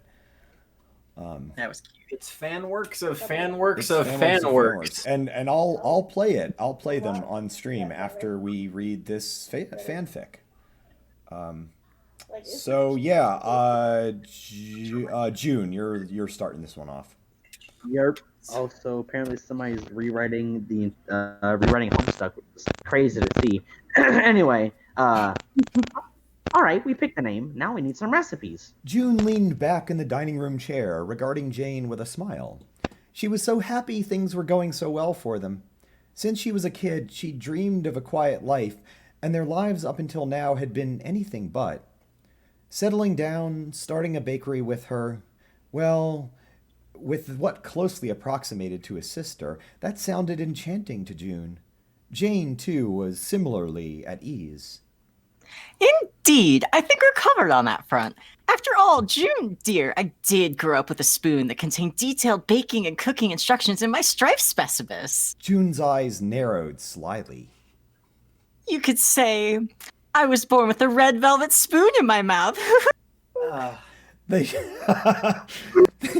They shared a laugh, sitting across from each other at Jane's dining room table. Jane clapped her hands together excitedly. This was just the outlet she needed. She'd been so restless, laying on her proverbial laurels after the ordeal that was Suburb finished up, and now she could start her baking empire again from the ground up with her, well, with what closely approximated to a sister at her side. Sure, replied June. Dad was always baking when I was a kid, so I'm sure we can come up with some great stuff. Jane giggled, waving her hand, fondly remembering her own father's baking penchant. Oh, June, that's sweet, but really, I have the recipes down pat. No need to try to remember your dad's stuffy old recipes with this at the ready. Jane withdrew her trusty Crocker brand spoon. June swallowed. She wasn't sure Jane hadn't meant anything by it, but June's father's recipes meant a lot to her. It was something to remember the old man by, something to imagine June following in his footsteps. June didn't say anything, watching Jane flip through her recipe book. That's so you, Jane. Now, let's see here. Jane said, withdrawing a piece of paper, beginning to scrawl some menu items. Cakes, cupcakes, pies, macaroons. She leaned over the sheet, scribbling and scrawling away. June said, leaning forward to see what Jane was writing. I think we could have some 7-layer bars. Maybe some no-bakes. I loved making those. Jane looked up, pushing her spectacles up her nose, as though June had just walked in the room. She smiled a small smile, the smile she used on small animals and children. Oh, Jesus. Oh, of course, June, she said, looking back down at the paper. But no-bakes are a little, well, cliche, don't you think? Oh my god. This is a great Jane voice. Yeah, no. Your Jane is amazing. It is so condescending and it works perfectly. I want to throttle this Jane because it just reminds me of every other. Oh my god! You think that Jane would be super thick from how much self-absorption she has? Ugh. June, you're the next line. Huh? No, And 7-layer bars? I can't see them selling many. We want to turn a profit, don't we? Oh, sure, but... Great, I'm glad we agree. Jane said, chipper and bubbly. She turned back to her paper. June bristled, crossing her arms. Look, Jane, it's not a big deal, but... I mean, it's our bakery. Shouldn't I have some say in what's on the menu? June watched Jane carefully. She didn't like to be so combative, but Jane was starting to act condescending. June wanted to trust Jane wasn't doing it on purpose, but she still felt she had to stand up for herself. Jane looked up, putting her pen down calmly. Of course you have some say in our company, June, Jane said. June sighed with relief. She opened her mouth to apologize for being so brash, but Jane cut her off. Why, you chose the name. Grinning proudly, Jane went back to her scribbling. Hey! June banged on the table with the flat of her palm. That's not what I mean, Jane! My dad was a great baker, too! You're kind of steamrolling me here. Jane's smile faltered. Plus, the name you picked sucked ass. Excuse me? Jane bristled, huffing. Sure, I said, bitch. Bitch? Bitch. Excuse me? What's wrong with Crockbert Enterprises? It's a fine, serviceable name. And lest you forget, I was heiress to a baking empire. My grandmother was the Betty Crocker. Your grandma was some joke shop owner. Jane put her nose in the air.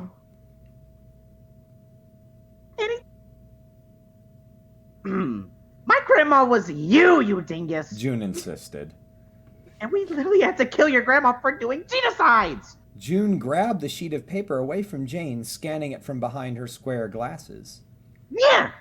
Now let's see here. June read the document, her face souring. There were some decent menu items, but Jane was obviously skimping on some of the recipes. Aw, Jane, look, see? A lemon meringue needs more sugar than what this recipe calls for, and you should use raw. It tastes better. Jane snatched the paper back, clutching it possessively to her chest. We can't all wish for pie in the sky, June. We have to be profitable. We can't be on the map if we don't think about costs, too. Jane frowned, looking over her recipes. Their voices were raising, two stubborn girls, hard-headed and passionate under one roof. Such an argument was all but inevitable. Look, I just want to be a baker like my dad, Jane. I thought you'd be able to help me do that.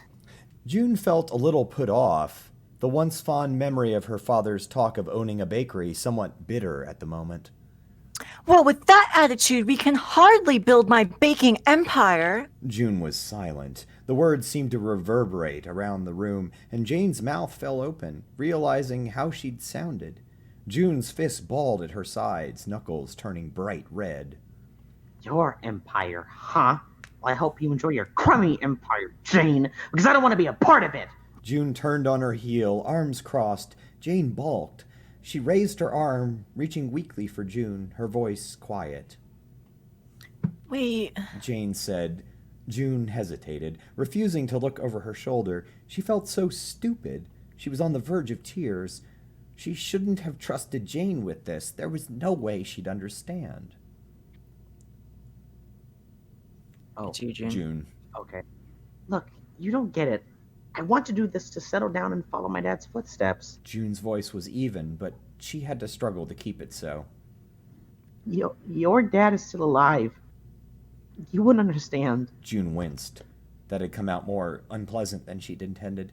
Jane winced too, but she hastily spoke up. No, June, you're right. I shouldn't strong-arm you into the same bad habits I used to fall into. Jane's voice was kind now, not in the same condescending, over-cheery way. She seldom sounded like this, her voice untainted by the aggressive bubbliness it usually had, marred by years of life in the public eye. June turned back to Jane, sniffling. Seeing her sisters cry, Jane's poor heart clenched. Well, we could each come up with a dozen menu ideas or so. Then we can look at suppliers before we pick ingredients. Does that sound better? June hadn't expected that. Jane usually was the more stubborn of the two of them, and as much as June wanted to rub it in Jane's face, she just nodded slowly, wiping her nose on a sleeve. This is like whenever they say, hey, put the gun down, and we can all walk away from this. And they actually put the gun down. It's like, oh. God, when June was all like, your dad is dead, you wouldn't understand. I had to, like, fucking physically resist the urge to be all like, yeah, get fucking Go for the jugular. I'm sorry. I don't know.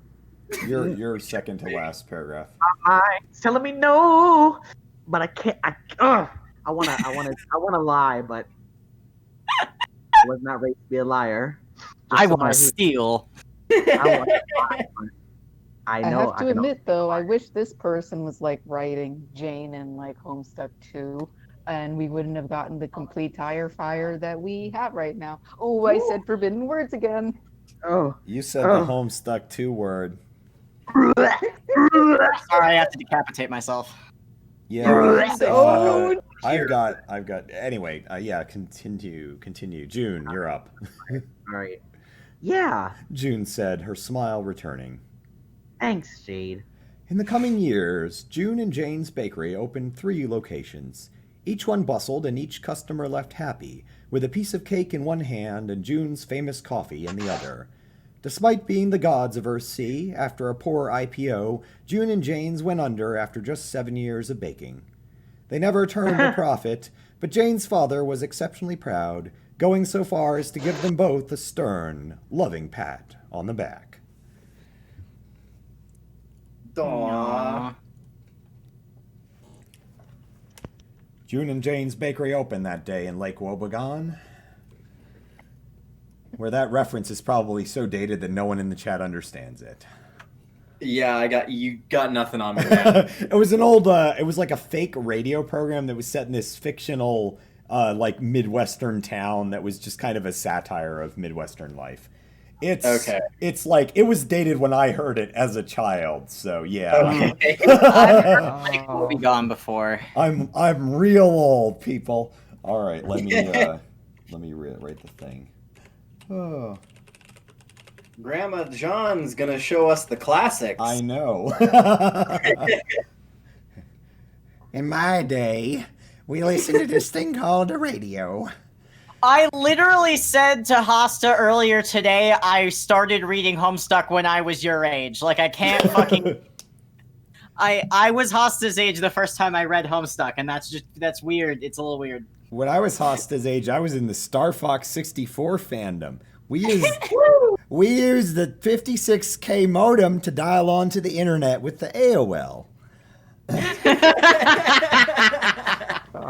Oh my god! Oh my god! I remember reading a YA novel. Holy shit! It was a YA novel about like oh my god! This person pulled up their AOL online account and they started to log into their instant messenger, and instead they logged into Facebook the day it launched, and it was already like dated when it came out. It got super dated like 3 years after it came out, and that's why I was read it. It was really good. Yeah, Fuck. that's funny. This is why when you're writing like. It's always better when you're trying to write extensively about technology to either be really, really generic, make it a different universe where things are just kind of different, or make it very obvious when it occurs. It still boggles my mind that the Wii is like 14 years old. Yeah, that's definitely something. Yeah, that. Oh god, I feel old. Yeah, that physically hurts me. I have 3 words for you. Wii Sports Resort. Oh my god! I played so much Wii Sports Resort. And Wii Sports, but like only tennis. Tennis and boxing were the only 2 games that were important on Wii Sports. You can ask me. We were allowed to have a Wii when I entered high school, but we were not allowed to have any video games that weren't explicitly from the Nintendo Wii branding or that weren't Lego video games. So I played the fuck out of some Lego Star Wars The Complete Saga, but like that was the only video game that I was allowed to play for years besides Wii Sports Resort. Hosta isn't in the chat to appreciate this joke, but this one goes out to you, Hosta, wherever you are. You said the fuck word on stream. Oh my god! I know she did. They did say the fuck word on stream. Hosta, we heard Hosta say fuck. They out dropped loud. it. It was incredible. I love when they're reading and they drop their voice when they say any cuss word. Like they'll be talking and Dave is talking like this and then bitch and then keep talking like that. Like. They are so much fun to listen to read. I really love you so unironically. You're great. Hosta, you're my other child, Hosta. You're not that much older than my actual oldest child. Well, Jesus. Yeah, I'm real old. I was gonna play this little the Can I Marry Him and June Egbert Get Ready for a Date. It's not super you long. call yourself old, but I can't call middle-aged people. Wait, I'm never not mind. middle-aged quite yet. Regulations. I'm sorry. I apologize. I know it seems like forever in the future right now, but trust me, when you get here, it's not as old as you think. John, are you coming up on the big show? I've got 3 years till I'm 40. 76. I'm still younger than Andrew Hussey. I'll always be younger than Andrew Hussey. Which, so even though Homestuck has a lot of teen fans, it's worth pointing out that Homestuck was made by a man that's my age and written for adults. So, make of that I what you really will. can't say that Homestuck is for a teenage audience. Yeah, it's There's really way not. too much questionable content in it. And then all of the racism. That's also You know what else isn't fun? Oopsly doopsly, I said the thing. Controversy. We are probably going to be just bullshitting in the rest of this stream because the other 2 fics we have are relatively long, and one of them is like 50% not safe for work. So Was that negotiated consent? no, that one is not on the list because that's not a June fic, really. No, we are Animals of Art, which is fantastic, but is literally smut after the second half. I would love to. Oh wait, okay. Yeah, we're gonna And keep you on stream. I'm just saying I don't know that we're gonna get to the other two fics. I was gonna play this. I was gonna play this Kanaya and June thing that we did. We Are Animals of Art is what it's called. Yes, it is. Oh, I see the tags. It's written. Okay. It's written by the same person that wrote My Hammer is a Hammer. It is really good, and you will cry. My comment that I cried while reading it was quoted by the author on Twitter, and I'm really honored. Oh, nice. It's really good. It's really sweet. It's well written. Okay. Hey, Hust is not in the chat. For any of you that read my smut, it's kind of like that in terms of its content. Okay. Yeah. It's smut, but it's sweet. I'm looking at this, and I'm just scrolling through, and I'm scared. It's so good, but it's porn. Yes, Stepper of the Long Earth, you are absolutely correct. It's so good, but it's porn. Yes. There is a new kind of suffering that I have unlocked since we've started doing these streams, which is finding a fic that is like brilliantly written and amazing to read and like affirming to who I am as a person. And it's the raunchiest thing a human person has ever written, and I know I can't share it with my fan fiction friends. So I'm big on like math nerd stuff, just as like a latent effect of having been a math major, and I pay attention to the general ratio that you get for fanfics as far as like likes to comments and hits. And I found that a good fic that's well received usually gets about a 10% kudos to hit ratio, more or less. So and that's what I usually get. Now this fic here, which is the only explicit one I've ever written, has 187 hits and 7 kudos. I see you cowards that are reading it but don't want to admit that you liked the porn fic you just read. So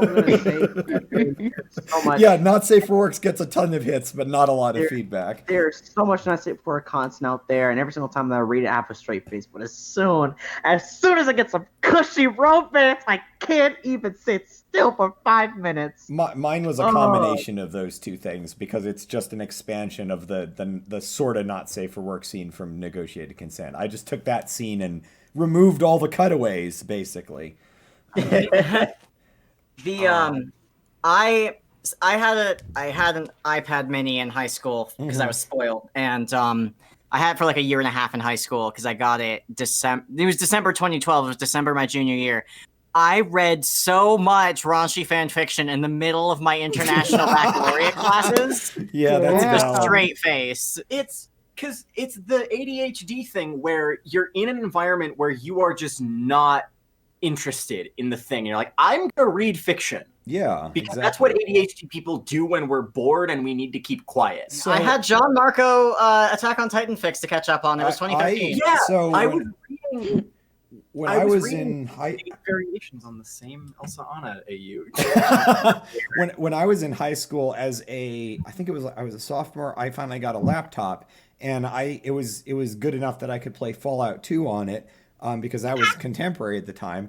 And I almost failed biology because I was sitting there on my laptop playing Fallout 2 during class. Biology Fallout 2 was a really solid game. I've never played it, but I've heard it's really, really good. So Stepper of the Long Earth says, I put way too much effort into a Jade Roxy fic. It's straight up porn. And I put in like 10 hours of work putting in coding. That is a mood. Yeah, I writing the extended Not Safe for Work scene with Jade, Rose, and Kanaya that took more work than usual because I don't write a lot of Not Safe for Work. I write a lot of like borderline Not Safe for Work. So it was challenging for me to hit that robot voice, to hit that sweet spot between making it like explicit and making it feel like just, kind of gross. Because I still have a certain style of writing and, it's not like their throbbing member kind of writing. Oh, no, it's not. And if I wrote something like that, it would sound bad.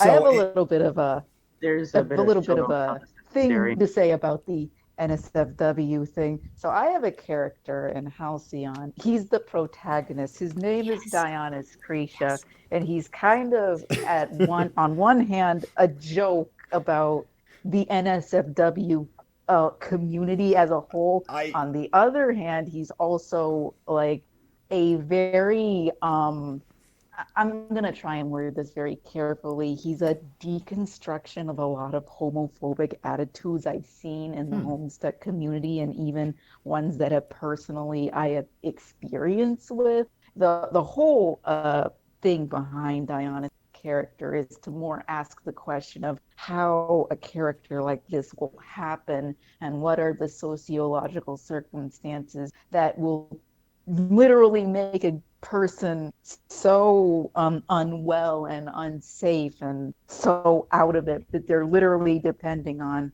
very, very grody pornography just to get by. And there is like one thing that I really do not like writing about, and I have to write about it, and I have to conceptualize it. I have to iron out what this fucking story is about. And it is specifically, and it has to be specifically this story because, and it's just this story about an abominable piss man. I gotta say, that's definitely a take. To think about it, but I have to. You got to do it, Daft. I gotta say, so Daft was on. I was on Momo's working on Act 8 stream the other day on YouTube, and I really like how much thought you obviously put into like your writing. Like you're like talking about how the characters interact and how they are and like their personalities and stuff. And I really appreciate that you're putting a lot of thought into like who they are as people, because it's real easy to fall into like just writing kind of like cut out characters that are just like one trait. I ran into this with the, starting to write Dancestors fiction, because the Dancestors are like two character traits, one of which is racist and or ableist.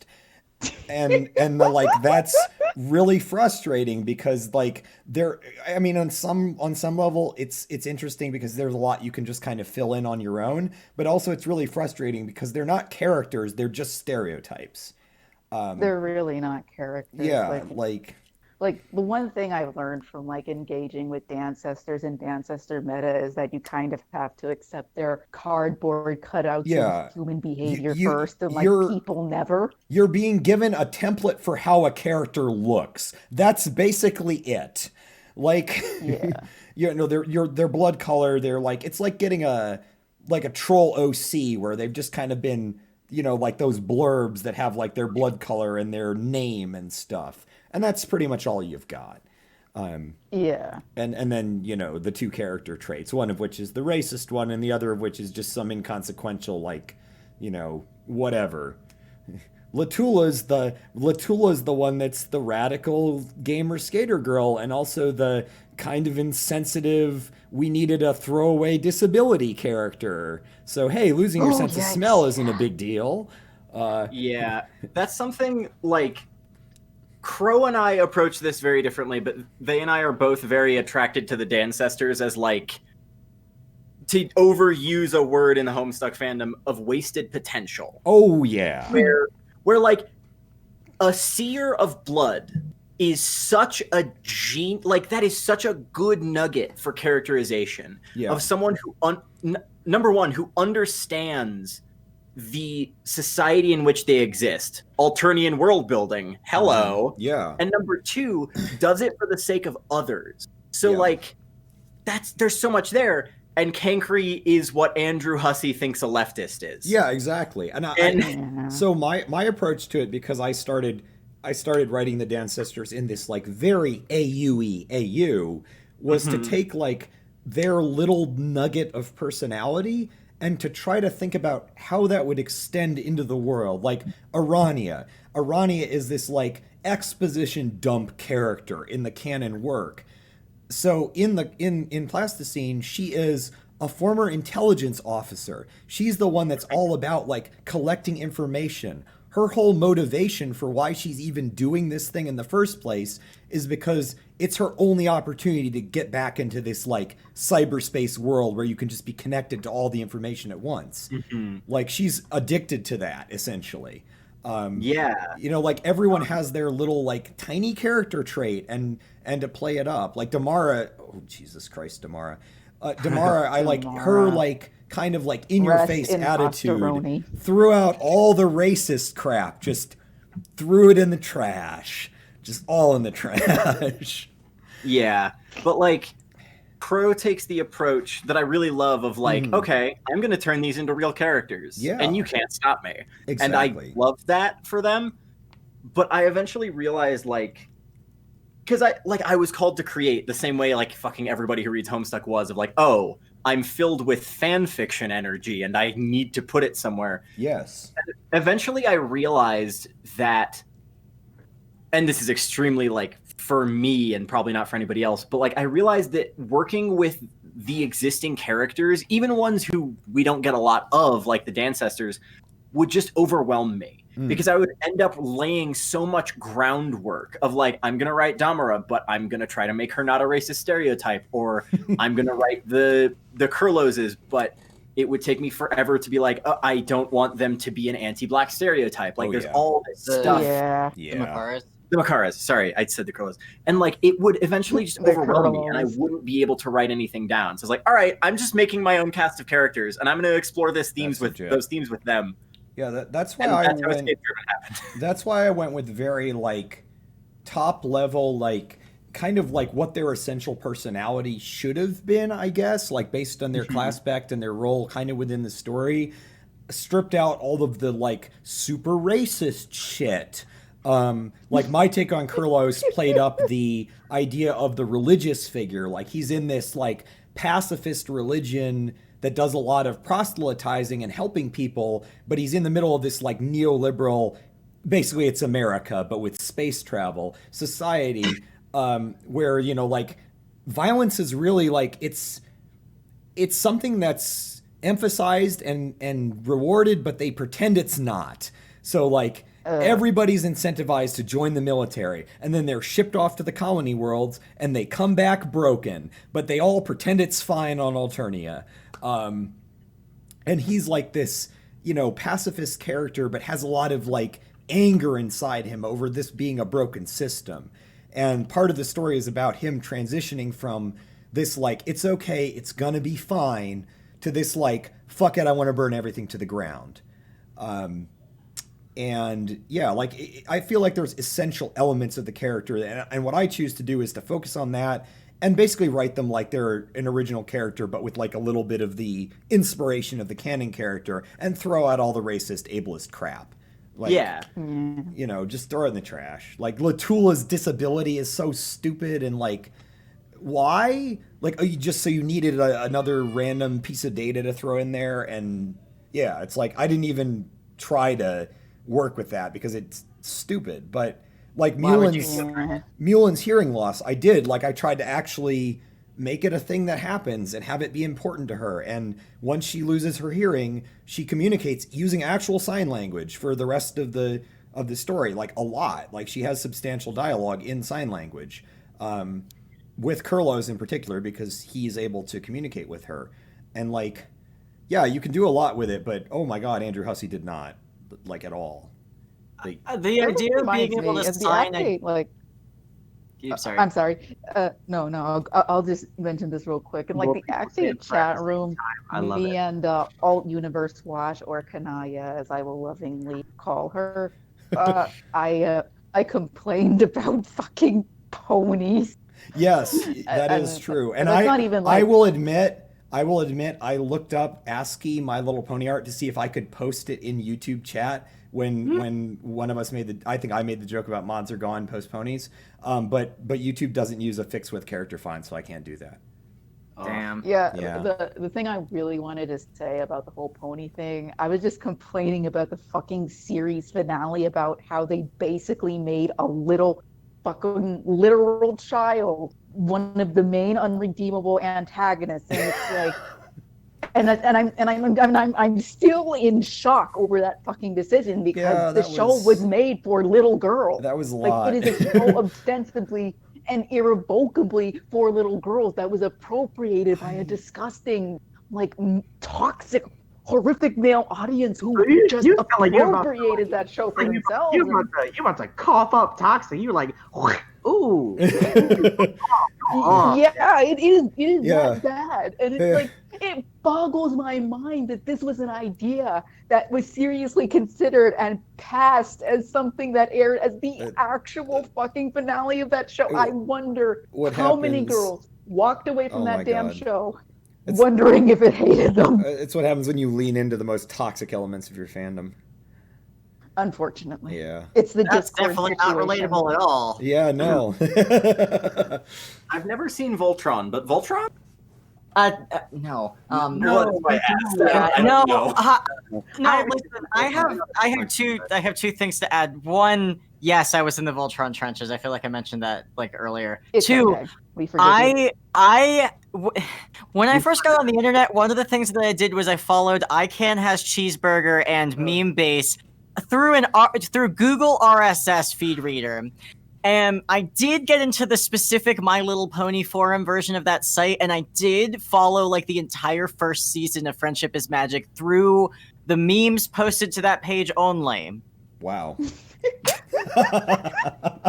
So that's my brony adjacent backstory. Fair enough. Oh my god. The only reason I even got into that show. About a year before he met me, was a Pegasister. And he tells me about it sometimes, and every time he does, I grow more glad that I wasn't part of that fandom. That has a vague and ominous feel to it, but I'm not exactly sure what all of those words mean, so... So, you know the word brony, right? Yes, I know the word brony. Yeah, I think everybody's aware of what... Bronies so thoroughly appropriated that show from the young girl fan base that if girls wanted to call themselves fans of the show, it had to be a feminine derivation of brony. Wow. And so they called themselves Pegasisters. Okay. Because obviously the girls who liked the show weren't the norm. Right. Yeah, that's how bad it got. No, it's the creepy bad. cis guys. Anyway, he tells me horror stories, and it's... Wow. It's a time. That sounds not great. I'm yelling. And to top it all off, this character who appears in like the fucking season finale, that aforementioned little child girl, like the cherry on top of this shit sundae is that she's a caricature of Shirley goddamn Temple of all things. I'm gonna transition to end card because we're just bullshitting, but I don't intend to stop bullshitting, so I'm just gonna put this up so that people can see everyone's handles in the stream and when they watch the recording. So and if you hear like Shirley Temple talk about her experiences, she's very clearly like, yeah, there was a bunch of really fucked up shit going on back behind the scenes, but I think people like unfairly like criticize her because she was just a child, you know? Right. If anything, people should have been more critical of like the actual people in power, like the studio executives, like all these fucking creeps behind the scenes. But nowadays people, whenever they homage Shirley Temple, she's just this evil little gremlin girl, and I'm just like, this is the exact wrong take to have about this sort of thing. I don't know how much I can tell you that what you're doing is extremely fucked up. Right. Like I don't know how else to tell you that what you're doing is wrong. I very much appreciate that your voice entails daft. Like it's just good. It's good. I don't know how to tell you to care about Shirley Temple. I mean, don't care about her films, for the love of God. Care about the actual person she is and the abuses she suffered at the hands of fucking Hollywood, you know? Do we have Ann Viewer? Do we have Ann Viewer in stream who's not on our Discord? I think we have Ann Viewer. I'm gonna play the June thing that Juniper and I did because we have this person. Real quick, John, with your phrasing there, you are showing your age as a lolcats era internet person. I well predate that, so I'll take it. I'm a Muds and Mucks were a thing era internet person. Yeah. The fossils. I'm a fossil. I You're- spent a lot of time on Furry Muck. That's incredible. Yeah. I need to pick your brain for stories sometimes. The internet historian in me is living for this. I have some interesting ones. I am in Viewer. Yeah, so Kika in chat, we're not really reading anymore. We're just kind of sitting around talking about stuff. But I do have one thing I was going to share. This is something that, for backstory, JoJo writes a lot of microfic on Twitter based on basically give me 2 characters and I'll write a thing. And she's been writing a lot of June and Kanaya stuff. And Juniper Stokes and I really like it. And at some point I said, hey, let's do some voicing for this. You don't have to introduce yourself. That's fine. We're all on a Discord together. We've been doing a reading, so we're just kind of hanging out and bullshitting now. But yeah, let me play this. So I did the voice for Kanaya. Juniper did June's voice, and Juniper also did some art. So yeah, a little fun thing here. I did things. I did great things. Thank you all for having me on here. I'm gonna go play Overwatch with Valmont. So all right, cool. All right, hell yeah. Later. All right, good night. Awesome. See ya. Thank you for participating. I cannot believe that my own wife is setting me up with a kismesis.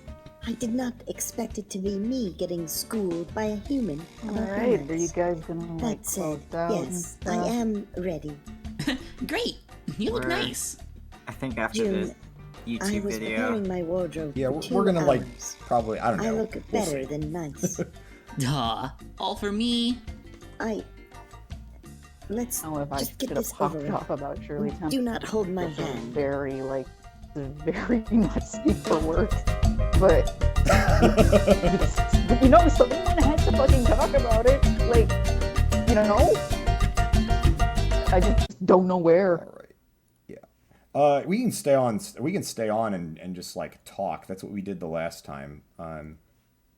Yeah, we don't have to. Yeah, we we don't have to go anywhere. I mean, it's not my bedtime yet, and I'm just gonna kind of keep recording, which is what happened last time. We make jokes about, haha, like how unprofessional we are. But genuinely, I don't think, like, with the amount of just, I don't want to devalue it by calling it non-content, but a lot of our streams end up just being like an hour at a time of just talking, nothing on screen. I mean, yeah, and I was like, just and that's wondering because I didn't want to be here,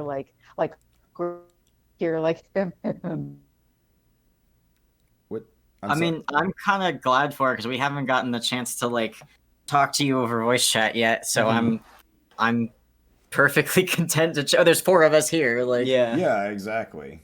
Yeah, no, it's cool. We do this kind of thing a lot. Like the voice chat we use in the community. I was planning on not saying anything at all, but y'all forced my hand in a very gentle way. Very gentle, kind, considerate way that I've never really had anyone from the Homestuck fandom do.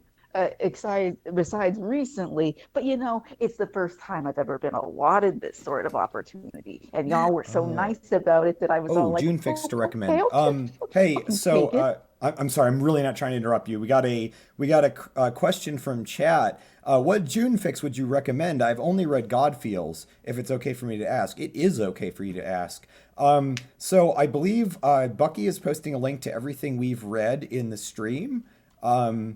So I would recommend you read all of those. They're all real good. I'm gonna take an opportunity to plug mine. Read Heir to the Listless. That's my June Egbert coming out fic. It's the work I have that has like 900 hits. It's good. Read it. And that's all I've got. If anyone else has any specific recommendations, I'll drop a link in the Twitch chat to mine. A lot of them did end up in the stream. The Valmont's fic Judgment Day. Kika, I'm putting a link to it in the chat. Yeah. God, what else? Well, I drew a June in like the Act 8 chat room. I'm not really very comfortable drawing OG Homestuck stuff, quote unquote. But if someone wants me to draw some more June Egbert, I could definitely do that because I do like the concepts of that character. But I would just personally like to engage with them on my own terms instead of how it was handled. Because if you've heard me talk about the June Egbert stuff, I heavily disagree with the way that June was implemented, announced, and handled. I feel as though if you want to put a trans character in your work, then the implementation of that character should just be very natural and not come as some kind of big ostentatious announcement and like new canon, quote unquote, because it feels so J.K. Rowling and very disingenuous. And there's just something about that as an author that I do take umbrage with. You know what? You know what else it feels like though? It feels like when it feels like somebody trying to out you, like they. I don't. Love Simon was mediocre. But I liked it quite a lot, just on the record. Thought it was fun. Had a lot of fun in the movie theater. I enjoyed it the first time I watched it, and the further I've gotten from it, the more mediocre I found it. But it kind of feels a little bit like that, where this kid was not ready to come out yet, and then they were outed, and now we have to we're gonna scrutinize them coming out because we already know that they're going to be trans, and Right. it's a little weird. Yeah, my thoughts. You know what? You actually encapsulated the feeling perfectly. I never liked it. I like the idea of June Egbert. I definitely would love to see more trans women in media being accepted as a norm. But the way Homestuck generally went about handling it did feel very inappropriate and invasive. Yeah. So my thoughts on it. I love the concept of June, and that's one of the fan works that I engage with and help me come out as trans. So I have a lot of positive feelings to it, and I have a lot of very negative feelings as far as how the canon work is handling it. Because to be quite honest, I don't feel like the format of Homestuck, either the original comic or the way that the comic is being continued, lends itself well to having these kind of conversations, because it's focusing on a billion characters, and it's not dense enough that you get a lot of exploration of how the character thinks and feels. It's just going to kind of end up being either you get these is it a hint or is it not? Blink if you blink and you miss it, kind of June is sitting a certain way, maybe that means something. And it's and I get that, looking for any scrap of representation, I completely get that, but it feels terrible. And then it's either going to be that, or it's going to be just June just hey, I'm a woman now, fuck you.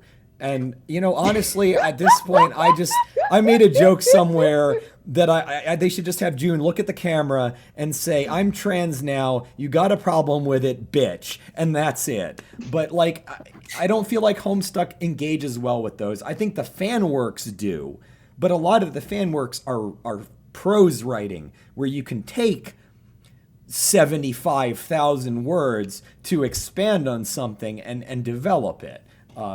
Yeah, so that's my take on it. I love June, not a big fan of the canon works handling of it so far. Yeah, I really wish that I could engage with Homestuck in the way that a lot of fans do. But I think my greatest strength is to just be a cantankerous asshole about the stuff that bothers me, because the stuff that bothers me in Homestuck really does fucking bother me.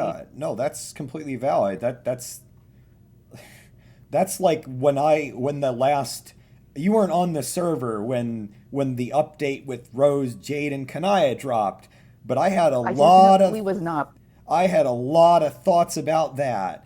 And I had a mental breakdown. I that hurt, and it sounds it's just a work of fiction, but it's a work of fiction for characters that I really relate to and have meant a lot to me, and it feels mean, and I didn't like it, and I don't really engage with Homestuck 2 very much, and for people that do, that's that's fine. Like they're entitled to do whatever they want, and I just don't find it compelling anymore. So I'm all about fan works, like all the time. Yeah, I can't tell you how like intrinsically like that there are like several levels that specific update hit me on. The first Yeah. my first thought was, wow, Homestuck not only made Kanaya cheat on Rose in 2 fucking timelines, but she also doesn't feel sorry about it, and I'm just like, It was wow, so how much uncharacteristic. worse can they ruin their one lesbian pairing? And then Yeah. they name her that, Yeah. and now I'm just like, what about Kanaya? How does she feel? Because I have like personal experience with the phenomena of cheating, and from my own experience, I know that the person who gets cheated on never, ever, ever recovers from that. And I don't want to go into like the whole statistics of how heterosexual marriages are like failing, because I do know that is attributed to emotional immaturity and like lack of communication, lack of trust, lack of actual love. But I can't believe that basically Homestuck ruined, or Homestuck 2, I should say, went out of its way to deliberately like emotionally ravage its audience, especially like the lesbians of the monogamous and polyamorous community, with a fucking cliche out of straight culture. Yeah. Like I can't tell you how like angry that makes me. It's really scary to see like I guess it's scary to me. I don't know when you see like people saying that the breaking up of all the queer pairing stuck to is fine. Everybody kind of rushes to go, oh man, this person is like a trans mask NB icon or something, and everyone's like, this person's like me now, and then like that's treated as though it's actual representation. Right.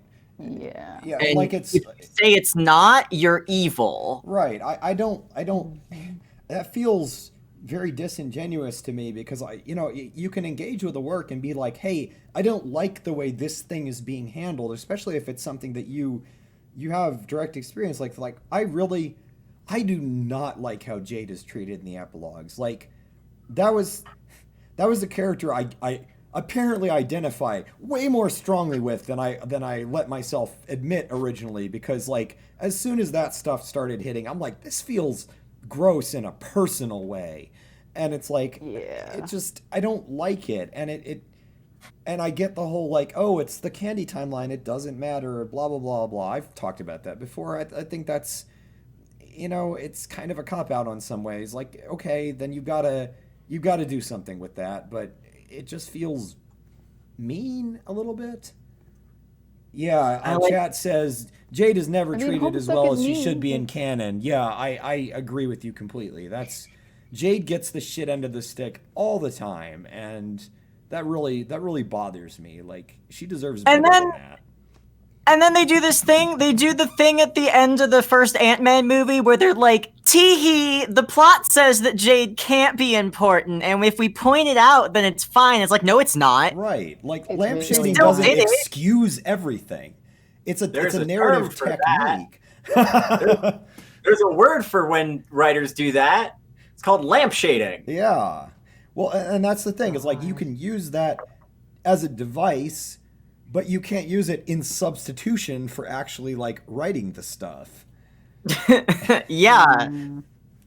Like that's the part of thing why that- reading Act 8 is so nice, because you're like, hey, these characters, like that's why in general fan ventures are nice, because if they're like a continuation or an alternate universe, because it's like, hey, you know how those characters didn't get development? I'm gonna do that here. And again, that's why like Homestuck is a story about stories, Right. because you want to dig into the stories that it tells you it's telling you about. It's a framework. It gives you a whole lot of characters that are interesting. Like, they've got just enough to them that you want to engage with them. It gives you a lot of lore that's interesting, but it doesn't develop it so much that you can't kind of play around with it. And also it does a bunch of stuff that makes you really mad, and you wanna do it better than the original work. It's like a combination that perfectly allows for fan works. I just remembered something I was gonna say. I remembered that I mentioned I was in the Voltron trenches, and like Voltron did a lot of you. What? Yeah, I was depressed in 2016. But the one of the things that really got caught in my craw was Pidge, because in the first like 2 seasons, Pidge is we're led to believe an AFAB person who's disguised themselves as a boy to go to space military school.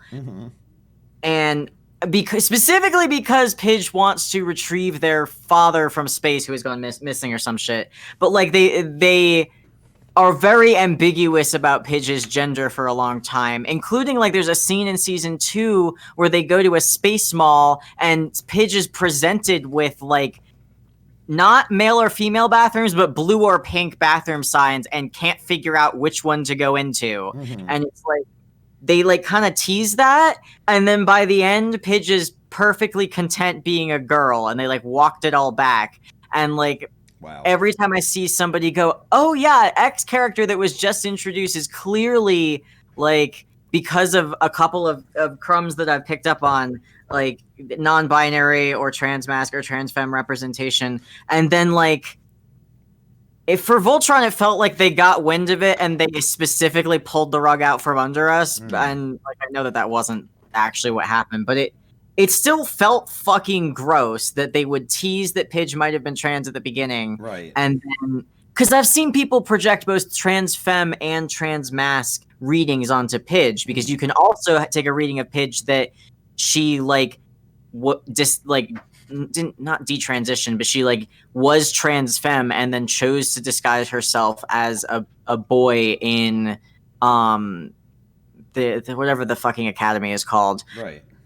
And like the end of this series is like a more of a happy ending for her, which is fair, but like they copped out on it. Yeah. That's And that's really like that's the disgusting. thing. Like it doesn't necessarily matter if the character, like if you feel a way about a character, like the intention behind it isn't necessarily relevant. Like, okay, like we were just talking about Jade. Like, okay, I felt gross and bad about how Jade was portrayed. Maybe that wasn't the intention of the writer, but it doesn't matter. That's still the read I had on it. And even with the context that gets provided for it, it still makes me feel gross and bad, and I don't like it. So, yeah. Yeah. Okay. Do you guys mind if I actually go off on a little tangent about Rose and Kanaya's relationship? Go for it. Yeah, please. Okay. Okay, so the biggest problem with Rose and Kanaya's relationship in the original Homestuck, strictly, I'm going to be talking about that just for this little section of the Rose and Kanaya dissertation, is that Hussey does not write intimacy. If there is any suggestion of romance or anything implying that a character feels love, warmth, and happiness towards each other, it's usually, if you were an update reader, you'll be familiar with the fact that Hussey did like pulling the rug out under people multiple times and very intentionally. That was like his go-to gimmick to kind of mask the fact that he's not a very good writer and he doesn't like his type of the kind of stories that Hussey write are deliberately in the vein of get ready for it, text-based adventure stories, whereas you go in one direction and despite all odds, something goes horribly wrong. That is the most intentional and most intended way to read a Microsoft Paint adventure. You think something's going to happen, but if you're an update reader, something else happens. But the way this event happens is constructed in the most like manipulative and disgusting way possible. Yeah. That if you thought something was happy or positive or actually like transitioning towards the idea of a fluent story, the story basically takes the rug out from under you and says, "Ha, you thought this was going to make sense? Yeah. Here's more mindless nonsense because that's my gimmick as a writer." Yeah. Now, That's the Rick and way- Morty treatment. Yeah, It really there it is. is. Like the way that Rose and Kanaya is constructed, it's not inherently bad, but when I was reading it for the first time, I noticed that the only thing these two characters were really doing was snarking off to each other. Like if there was supposed to be some sense of intimacy, love, passion between the characters, and the text was only very light on that, such as when Rose is pleading Kanaya to stay and not go off with Aradia for whatever fucking reason. I don't remember. I don't care. But I do remember that because it was specifically one of the only few times that Rose expressed love, concern, interest in Kanaya's well-being. And here's the thing, you don't really get that. What you mostly get is the plot meandering to different places. Yeah. And if you're someone who joined in Act 6, and then you got to the part where Rose turned into a fucking alcoholic, like, you probably were not fucking expecting that. Yeah, and I think that part of it again is the way that Homestuck is formatted is such that it's very difficult to convey certain types of emotion. Like you have a minimal art and you have a lot of dialogue, and dialogue is really good at showing you how characters interact with each other, but it's really bad at showing you how they think. So you don't have any cutaways. You don't have any like, this is what Rose is thinking. This is what Kanaya is thinking. And for dealing with stuff like Rose's alcohol addiction, which is something I've written about a lot, and like her struggling with it, is you should like, because Hussey handled it very, very poorly. He did handle it poorly, and it's like it's such an internal thing. Like, why is she doing this? What is it? What need is it filling for her? How does she relate to that? Like, there's so much of it that requires that you see how she thinks, and her, snarking back and forth with Kanaya is not telling you that. Like, and the dialogue also is going to be a snippet of whatever part of the interaction the writer chooses to show. So yeah, like you're getting this very like filtered view of it, and I agree. The relationships aren't especially well written. They feel very shallow in a lot of ways. They feel like they're just potential, but not realized potential. Also from chat, we have, it doesn't count unless they explicitly say it IMHO when it comes to if a character is trans or not, which yes. I like it, unless they actually go out and I explore that, it's all fan theory and the writer is a coward. Also, is Rick a Homestuck? He probably is. Probably. They share very, very similar philosophies, and it would not surprise me if he was an update He's reader. not just a Homestuck, he's a Reddit Homestuck. Oh, Rip. Lord. Also, Rose and alcoholism. Like I didn't know what exactly was gonna come out when I made it a plot point in my Lalonzine fic that like Rose and Vriska were gonna talk about Rose's alcoholism. I can't wait for that to come out. Oh, I don't want to spoil it too much, Say but like too much. Well.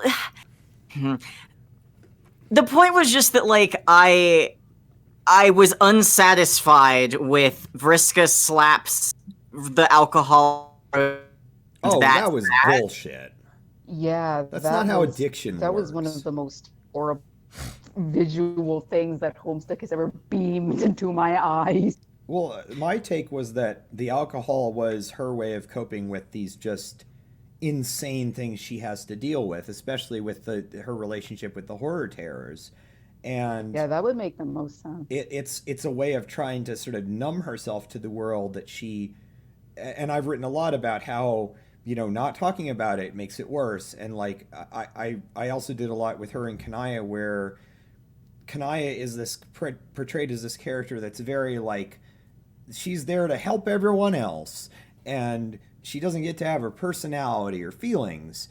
And Yeah, my like take this on was her, something Alterni as a society beaten to her as right? well. Like she was completely denied like autonomy, and she spends like the entire comic being this emotionally repressed, very, very unhappy lesbian who Yeah. never does anything for herself. She is always at the behest of other people. She's always existing for other people. It's very, very troubling. Continue. And my piece that I wrote for the Happily Ever After zine was basically looking at that, like she's spending all this time trying to help Rose, and Rose is like, hey, so have you ever considered that maybe you deserve some kind of support as well? Like, I feel like their relationship has so much potential for that kind of dynamic, and the comic doesn't really explore it because, I mean, it's not really that kind of work, to be honest. I feel like Homestuck 2 kind of like, it's almost like they did, 1-2 skip a few, and then, okay, Rose and Kanaya are this, I don't know what the fuck is happening with them. And it felt weird, and I didn't like it. Yeah, Part I of think they what's need a divorce. Part of what's so like, for me, what's so jarring about Homestuck 2, at least when I was trying to keep up with the updates, was that like it didn't.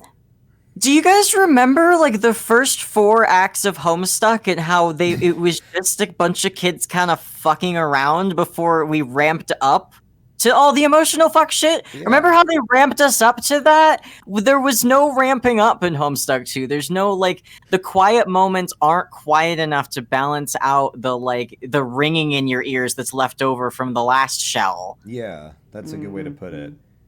Yeah, and I also feel like there's this whole like through line of, well, I guess these new Omega kids are gonna maybe play their own session, or they're gonna have some role to play, but it also is like it's so it wants to do that, but it also wants to keep going with the other characters that are already established, and I don't know that necessarily meshes well. Like I've made the case that I think it would be more effective if they portrayed it as the adults are all kind of on the same page. Like they've all been through this experience, they're all living their lives, they've all kind of figured their shit out, and then they're kind of opposed to the kids. Like they don't get them, they don't relate to them. They're so disconnected by virtue of the fact that they all had this hugely traumatic bonding experience and are gods, and then now they've got these kids who are trying to kind of figure their shit out. But I don't feel like it utilizes that fully, and maybe it will and maybe it won't, but I don't know. It's not right now. Mm-hmm. And to go back to like my Kanaya and Rose dissertation, when Rose turns into an alcoholic, the only thing Kanaya ever really does, or we've seen her do, are these gestures, like these very scared and like gestures towards saying that she needs to stop it and she needs to get better. But the thing is that Kanaya doesn't know how to help Rose, and Rose doesn't know how to help, and Rose doesn't even know how to help herself because she's just dealing with the aftermath of all of this trauma. And like the relation, and then Rose, she just starts becoming more emotionally absent. She's just actually fucking leaving. Like her sanity slips into a fucking toilet, and then Rose is like, "Oh, Kanaya, are you gonna break up with me?" And it's all like, "No," and it's like, I remember being on Tumblr when that update dropped, and a lot of people were relieved that Rose and Kanaya stayed together, but I was also hugely discomforted because what I was seeing were actual behavior patterns that I have had experience with. And like, here's the thing, as much as Rose is an alcoholic, and I know that she's like a scared kid, it really, and like at the end of the day, it really is all up to you to like to like reel in your own like hellish habits. But we don't really ever get that sort of responsibility from Rose. No. Kanaya doesn't know how to help her. She can't help her. And like, here's the thing: when that retcon happened, I really, really wish that we got more than than original Rose just being all like, "Oh, Kanaya, I love you." Then she dies, and she turns into Jasper Sprite and doesn't fucking care about it anymore. That was so physically painful to sit through. Like I was like Rose and Kanaya's relationship basically dragged me to hell. It beat me up. I came back out of that tunnel, and I'm not a stronger person for it. All I'm sitting here is just like, if these two had just talked out their problems and had some fucking resolution and just sat down with each other and like actually like communicated, and like it would have worked out well. But now I'm just like perpetually hanging over this cloud of like the implication that Rose and Kanaya don't talk about their problems, and it came straight back in the form of Jade's child. Drop a link to a fic that I know I've talked about a few times in the past, because this is something called Frontier Stuck. This was the first like major fan work that I engaged with. It's an older fic. It's unfortunately dead-ended. Frontier Stuck itself ends, but it's obvious there was going to be a sequel, which never got finished. But one that relevant to our discussion, it treats Rose and Kanaya's relationship in a really good way. Like this is an AU where Rose is like, it's like a 1920s Rose that gets dropped into this like Alternio world. And Kanaya is there, and their relationship develops, but their relationship develops in a way that feels very natural, and also it feels very like it accomplishes what Homestuck was trying to do, but better. Like a lot of the plot for Rose in Frontier Stuck has to do with her relationship to alchemy and the eldritch beings and how that kind of all works. And then also Kanaya and her thing with becoming a rainbow drinker. And it's treated in a way that is surprisingly effective. Like, first of all, their relationship is really sweet. Like it's written in a way where their relationship develops very naturally. Rose is kind of like this very, I don't want to think about my past type person, and then opens up to Kanaya, and it works out really well. And then there's a whole lot of like really emotional shit toward the end. And it feels like it did a better job of pacing out the idea of like Rose has internal struggles, and her relationship with Kanaya doesn't fix everything, because that's not how relationships work, nor should it be, but it gives her context and meaning that helps her to address the problems. And I feel like that was like, I don't know, I feel like that was reduced down to, you know, whatever, Vriska slapping the drink out of Rose's hand, and then Kanaya and Rose are together, and yeah, whatever, we're not going to talk about it. And I don't know, I feel a way about that, because I feel like there's a lot of potential there that just, again, Homestuck doesn't do good with emotional development. It's not a good format for that. Like, it just isn't. You know, to have the whole Jade love child just getting smacked in the face with that, it only, yeah, that was a lot. I just feel like, yeah, I was right. I was right in the way I felt about these two's relationship, and I'm not comfortable with that, because I don't want to go into Homestuck believing the worst. Yeah. But Homestuck just always constantly finds new ways to fail.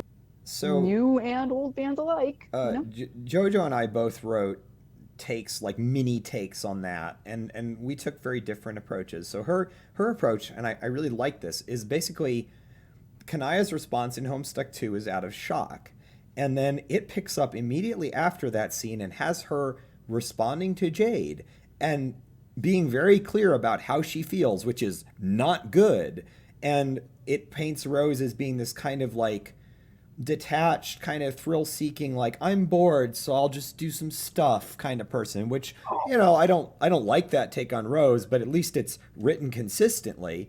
And then like the end of it is just fucking gut-wrenching, because it's like Jade eventually, you know, says some shit to Kanaya, and Kanaya's just like, we're not friends anymore. Like, I'm never going to talk to you again. And the take I took on it was that Jade, Rose, and Kanaya all agreed to do this thing. They had a child. They hid the child because they were afraid of Jane Crocker's fascism and genocide and all that, or whatever.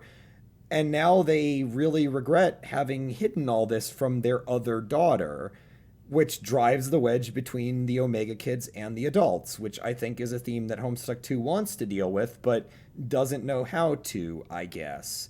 I just feel like the take that we got was like the worst one, and there's no development on it. So, yeah, we're just, here we are. And like, bouncing off of that, like, I still do not understand why Homestuck 2 had to pick up after the epilogues. I don't either. If the bookend to your large work says here are two possible realities, and this is one way that you could have gotten the alpha timeline to persist, and this is one way that a dreamscape just detached from canon could drift off and into like extreme Flanderization, if you will. Right. And like those are both interesting ideas that got explored to the extent that they were going to in the Homestuck epilogues. Why would you keep running with something that pretty clearly, like, I don't know, let an open ending be an open ending, motherfucker. Right, like I think because the point of the epilogues is to continue Homestuck. I would have loved to see. Yeah. Which is Star Wars Episode 4, A New Hope, the Star Wars epilogues, Star Wars Squared, Return of the Jedi. Because all this stuff about how meta it is and different canon, it's a framing device. Yeah. It's a framing device for multiple timelines in a sequel. It's just a sequel. Right. Like, there's nothing special about it. It's just a sequel that has two parallel timelines. Right. We've seen it before. It's just being framed in a meta way because we live in a post-Undertale world. Right. Like, But that's one thing that bugs me about, and I do like writing. I like writing meta-narrative stuff. It's fun. It can be a lot of fun to play around with the idea of, like, what is this as a work of fiction? But Homestuck epilogues and Homestuck 2 lean so heavily into the idea that this is like some kind of real, immutable thing. Like, no, it's not. Dirk is being written by a person. Alt Calliope is being written by a person. Like, I would have loved to see the Homestuck 2 be split down the middle. There's a third option when the meat candy dichotomy happens, and then have elements from those timelines like bleeding in, where you're like, what the fuck is this? And have it matter to the characters, like, oh, here's the bad ways that things could have gone, and, you know, whatever central plot line you're going to go with. But I feel like there's so much potential, but it's like you're not locked into doing this. Like, there's no real canon is not a real thing. It's a shorthand for the stuff that the official creators say is real. Like, what the fuck? You don't have to. Alt Dirk is not a real fucking person. He doesn't come in and force you to make this. Like, what the hell? God. Yeah.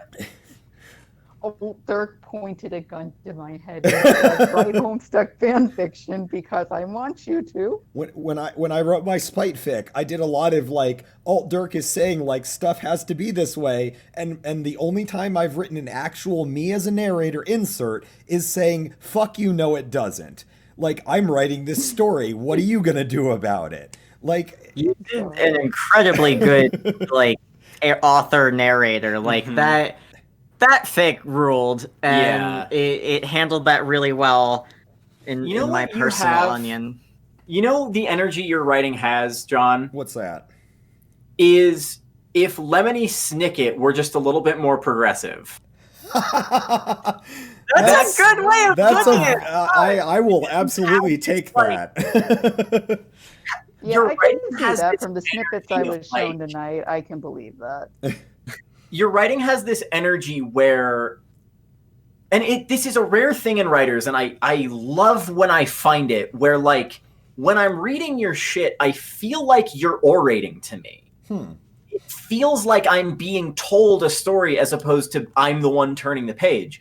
And like So when you did that thing where you turned the narrator into a character, you gave them a personification, suddenly I felt like that much more drawn in, because if the person orating to me is also in the fiction, then I'm there too. And it created this really cool, like, this effect where almost like the narrator would look at me and like wink when they made a joke, like, yeah, you get it. Right. Like, it's fun, and I really like your shit. Thank you. I really appreciate that.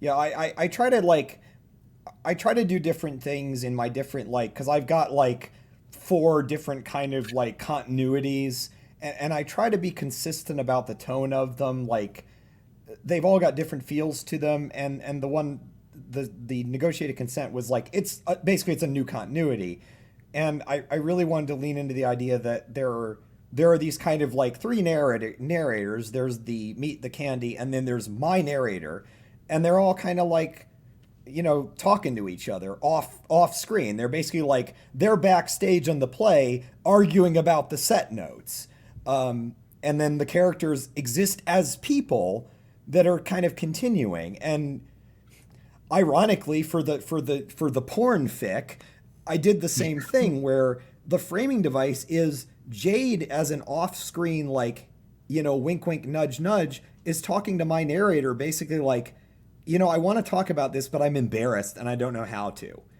Mm-hmm. And like the narrator comments at the end, like, you know, I can just delete this if you don't want it to be, you know, if you don't want anyone to know about it. Like, yeah, like there's the idea of a narrator character is fun. It's fun to play with, but it's not a prison that you have to live in forever. Like, you can break with your own conventions or make up new ones. You're writing fiction. It's all literally made up. Like, Also, Kika asked earlier, is Rick a Homestuck? And the answer is Rick isn't a Homestuck, because Rick is in Homestuck too, and he's a little puppet man inside. You know how he got all the little rat parts and he made himself a little exoskeleton after he pickled himself? He does that, but it's with old Dirk's body, and he's like puppeting him. He's like, "Hey, I'm Justin Roiland, and I want you to suffer." Right. Badly. That is a very good way to put it.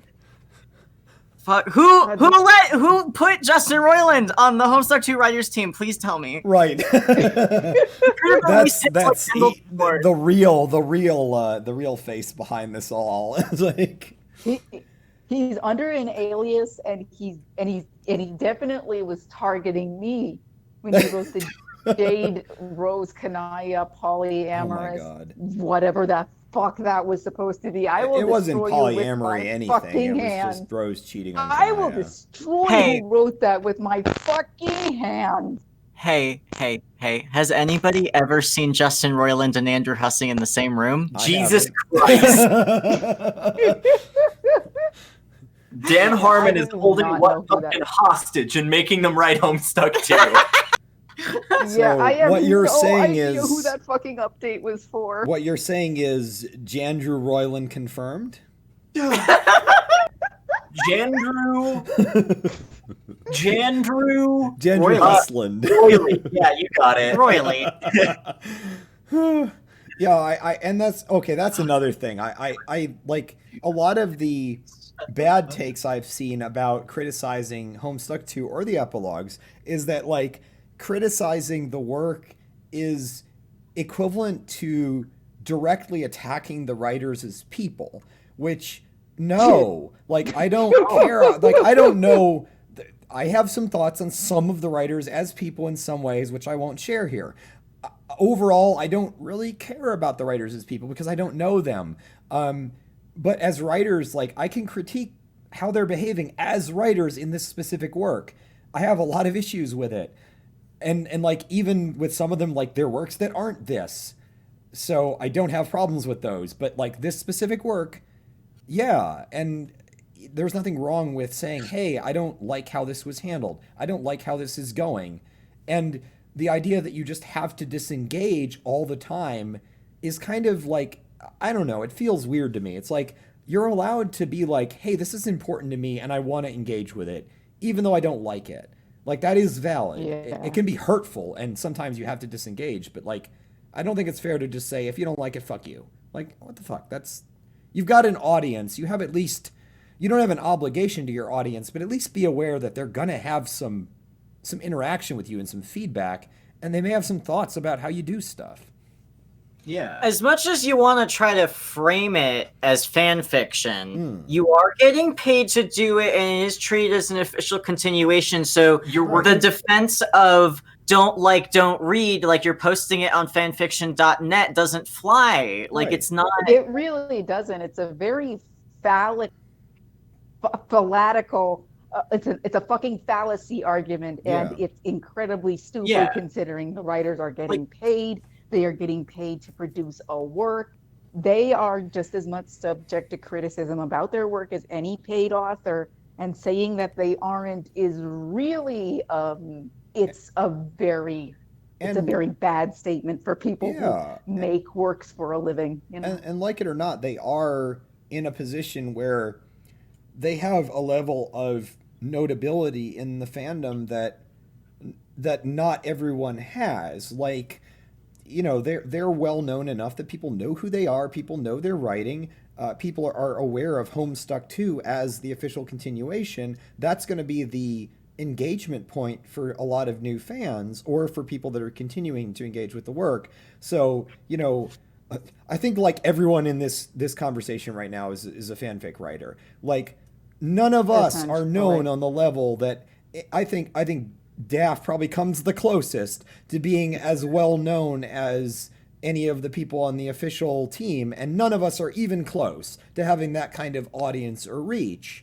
And like, it would just be like with Vast Error. Vast Error is such a huge work that it has its own community around it, and the people that write Vast Error's, you know, canon material, they have some level of interaction with their fandom that some random person writing fanfic doesn't necessarily have. Chad says, I wrote League of Legends fanfic when I was 16. Does that count? Yeah, sure.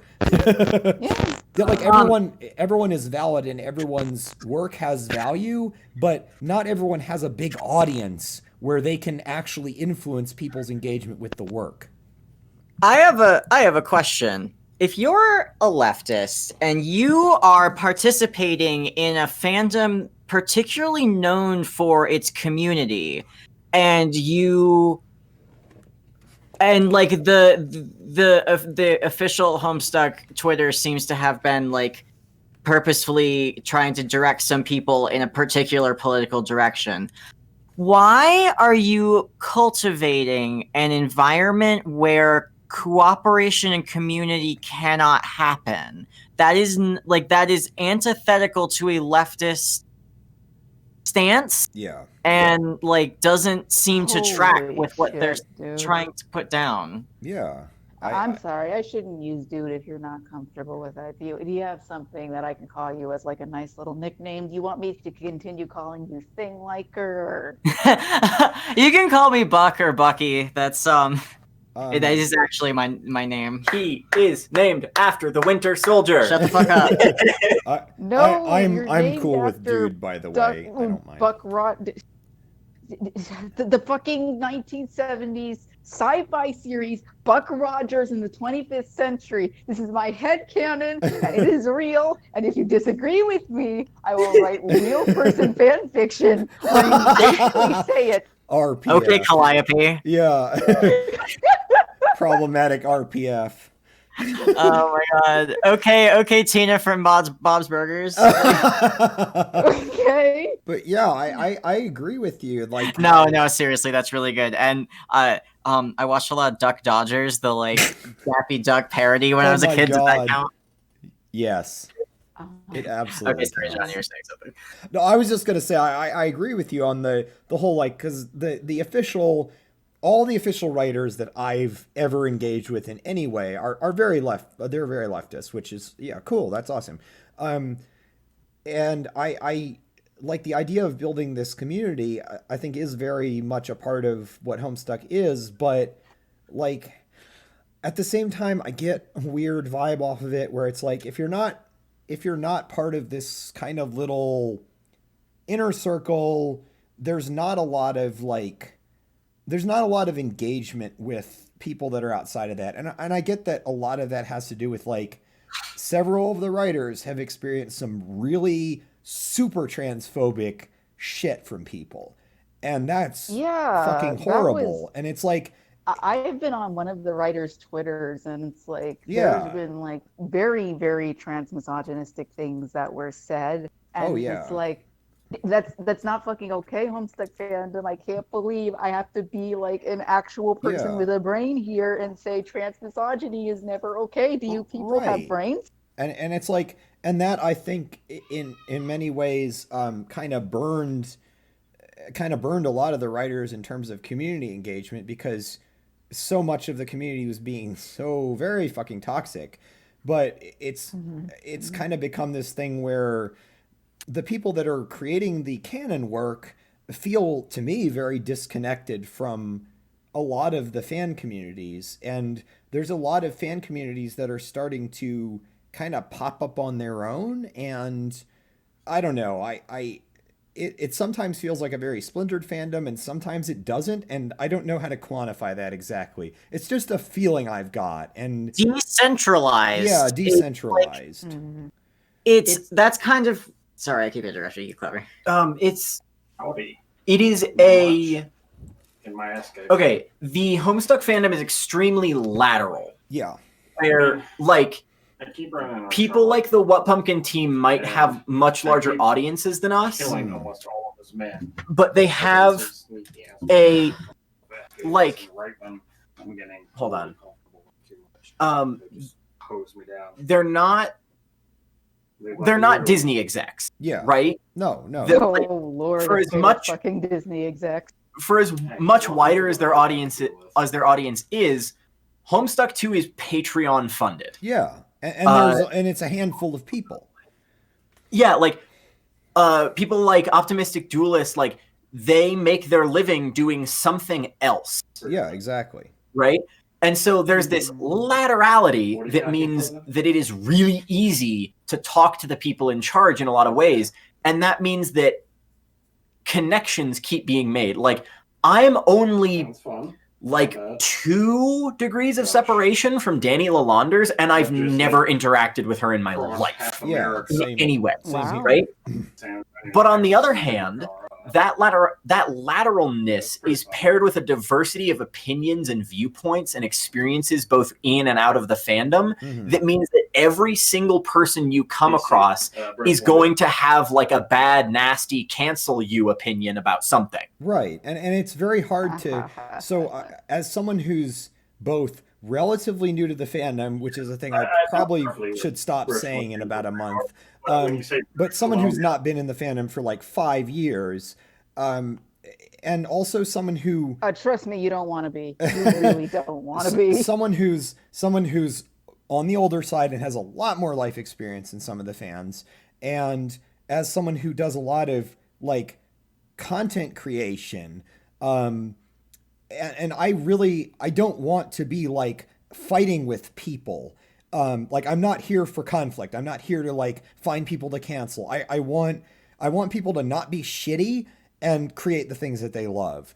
And like, I will disengage with people when they're being shitty, or if they're shitty to people that I know and am friends with. And like, it hurts me because it's like, I want the people that are being asses to stop. I don't want them to be canceled forever and go away and die. I want them to stop being assholes so that we can all engage with the thing that we like.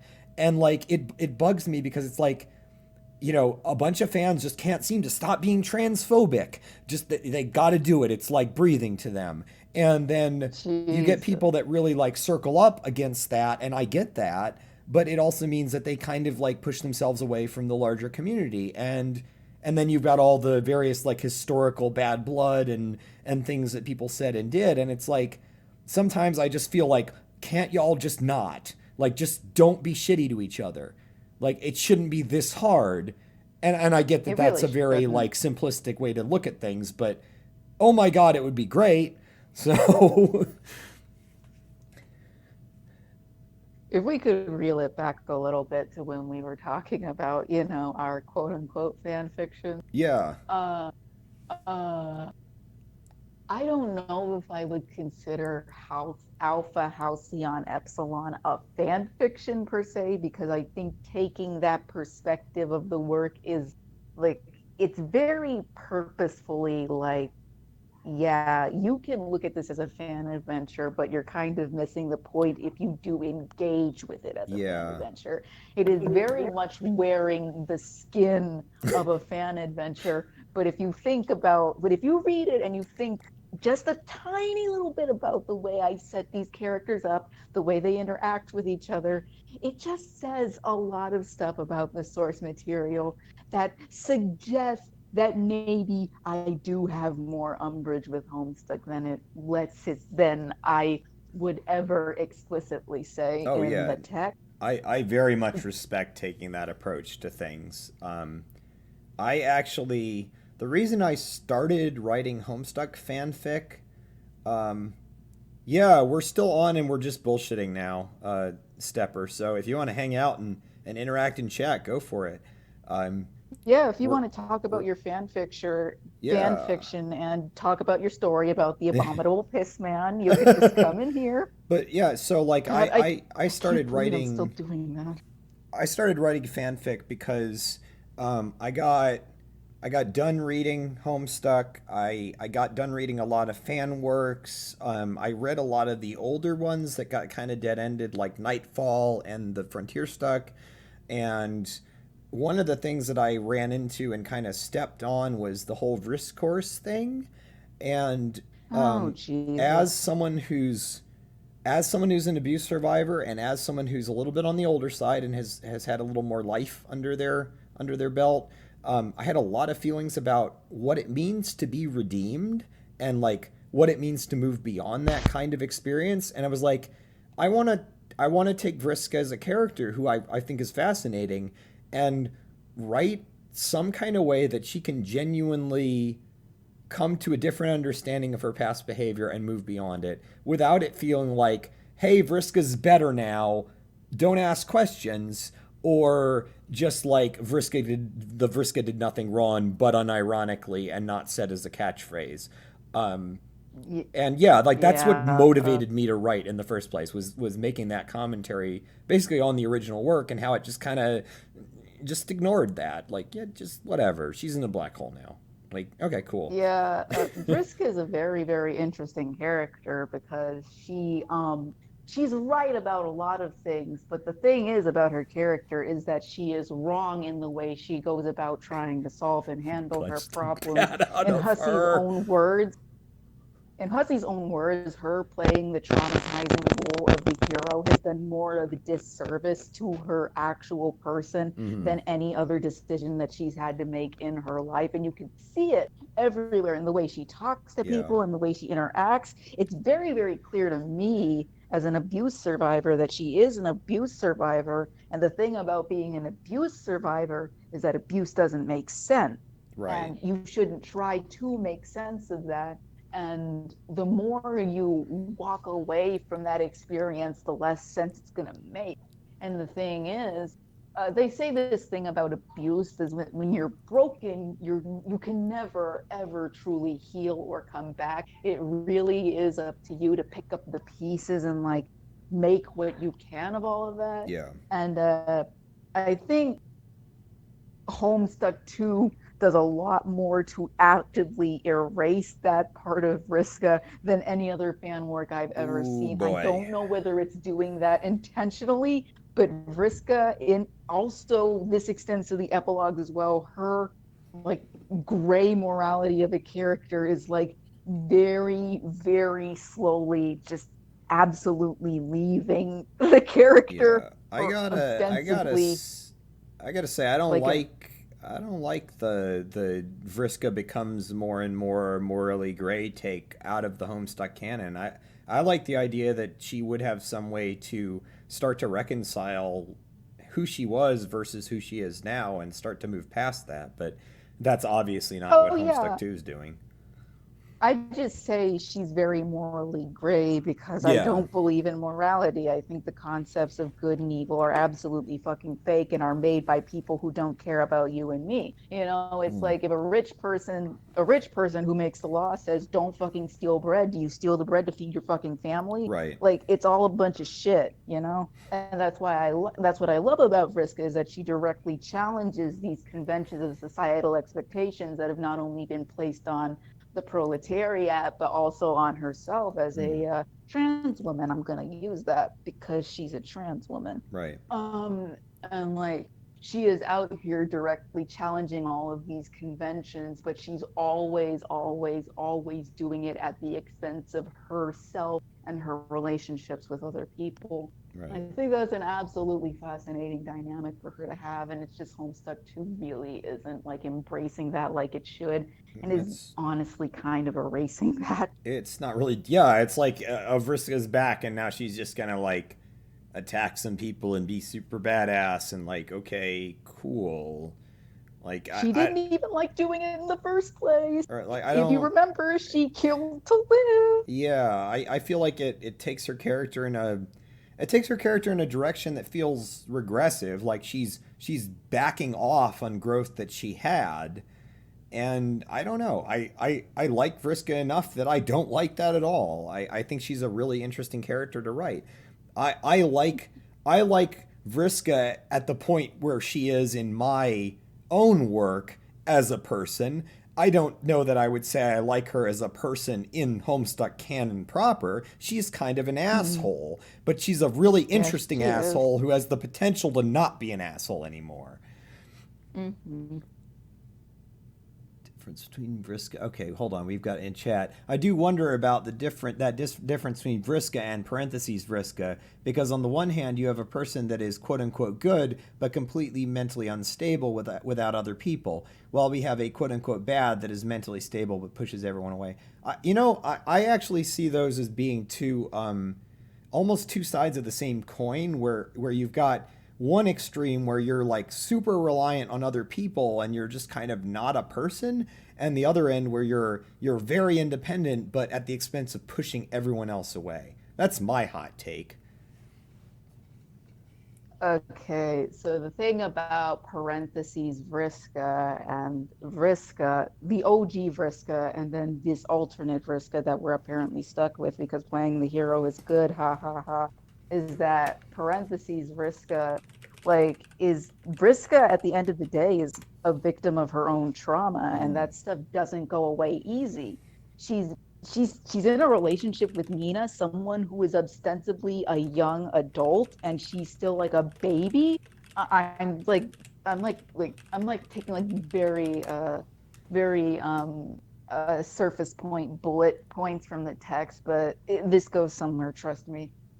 Basically, Vriska is still like falling back into bad habits because she basically isn't being, the narrative and the people around her aren't giving her the time to disengage from the violence that she is familiar with. Yeah. So parentheses Vriska is suffering because she's still trapped in that environment where she feels that she still has to be the badass girl. And as replacement Vriska shows that, if anything, the conversation with replacement Vriska just really goes to show you like how much Vriska really isn't comfortable with the idea of finding inner peace. Yeah. And it also goes to show you how much she still hasn't left that environment, that she's still being forced to play the traumatizing role of the hero. Yeah. Like there's a lot of like very interesting like commentary. I was even talking to a friend about it.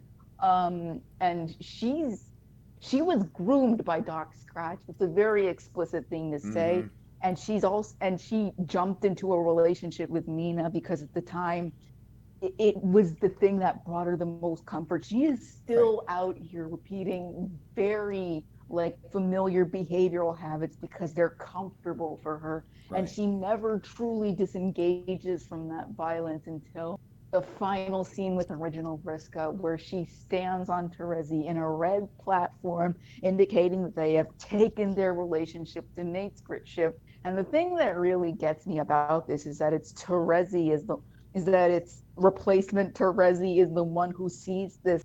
She sees a timeline in which she was finally allowed to have peace with Vriska, and she's fucking dead. Yeah. They're both fucking dead, and that's the only time they've ever truly been at peace with each other. That's painful. It's very fucking painful. Yeah, Fuck you. I agree. I watched that Flash a lot, like over and over. I really love that. It's very well done, and it shows a lot of character without saying anything, which I think is really, really powerful.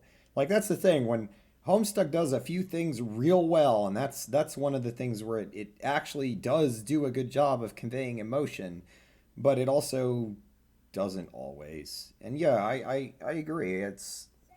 I don't know. I feel like Vriska could have been handled a lot better, I guess is the simple way to put it.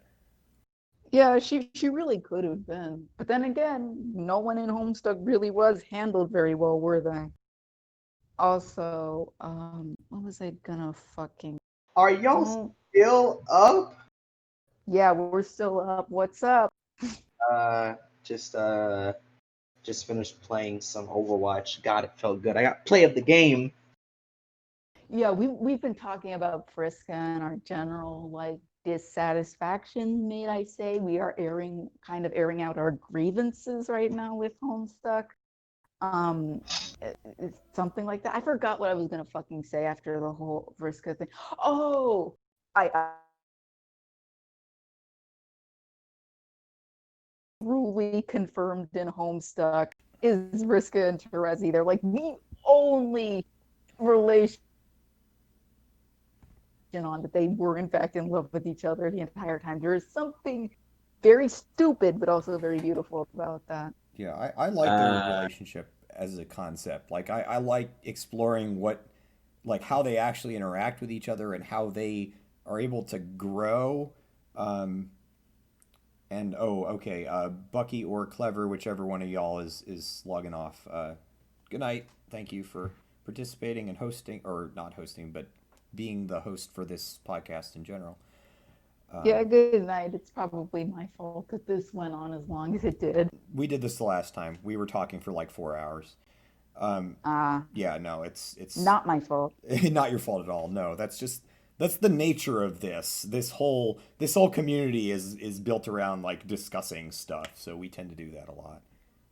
Okay. Yeah. But yeah, no, I think Rezi is really interesting. I think there's a lot of like stuff about it that's not necessarily addressed. Clever's still on. Bucky's gone to sleep. But yeah, like I really like exploring that and like how they could develop and how they could like learn to heal from the trauma of being Alternian. But, you know, again, Homestuck is not really the thing for that. So they don't really explore it, and whatever. It is what it is. Yeah, Homestuck is a comic that deliberately stunts itself out of growth. And it's like the whole, you know, I call Homestuck manufactured abuse, and that's like, yeah. I feel like in all cases, as much of Homestuck being a flawed narrative, it still knows that Hussey still knows that he made a flawed narrative. So he was willing enough to at least give people the chance to put their spin on it. And since, you know, looking at something in retrospect is a lot easier to do than actually doing something while you're doing it, everybody else is able to put a better spin on what these characters were in the first place. But, you know, at the end of the day, we'd never have Homestuck if we didn't have these people sit down and write this stuff out. Yeah, I mean, that's, you know, I appreciate Homestuck for what it is. It's just that what it is ends at a certain point of usefulness, and then you can either take it and run with it, or you can just kind of keep engaging with the canon work. And I don't want to keep engaging with the canon work. I like extending what it is and filling in some of those gaps more than I like just rehashing the same stuff that had the same flaws that I don't like. Yeah. So that reminds me, I was going to talk about the epilogues a little bit. I'm not going to talk about the traumatizing content, but I do think the epilogues are very metatextually fascinating.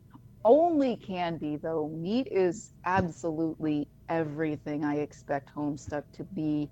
Meat was really good, but I do still like the writing of the epilogues. I think they're very well written technically. I just don't like anything that they do with the characters or anything else about them.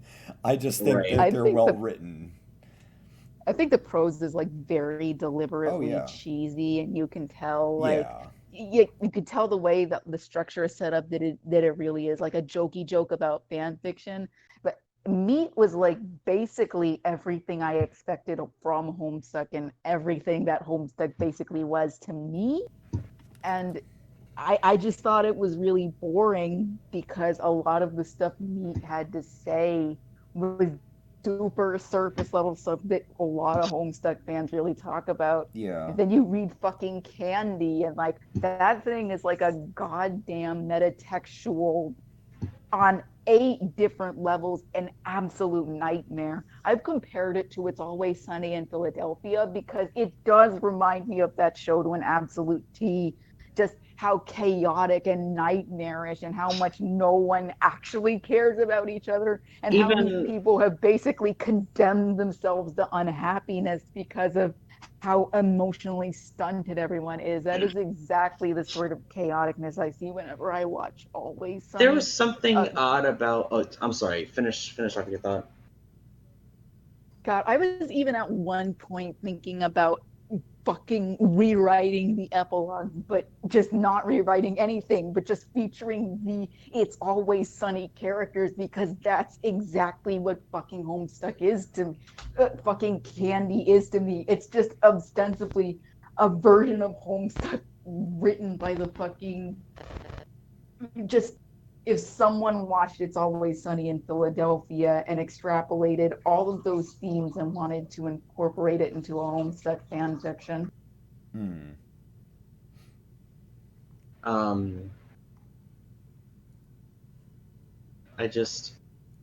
I appreciate Homestuck for what it did.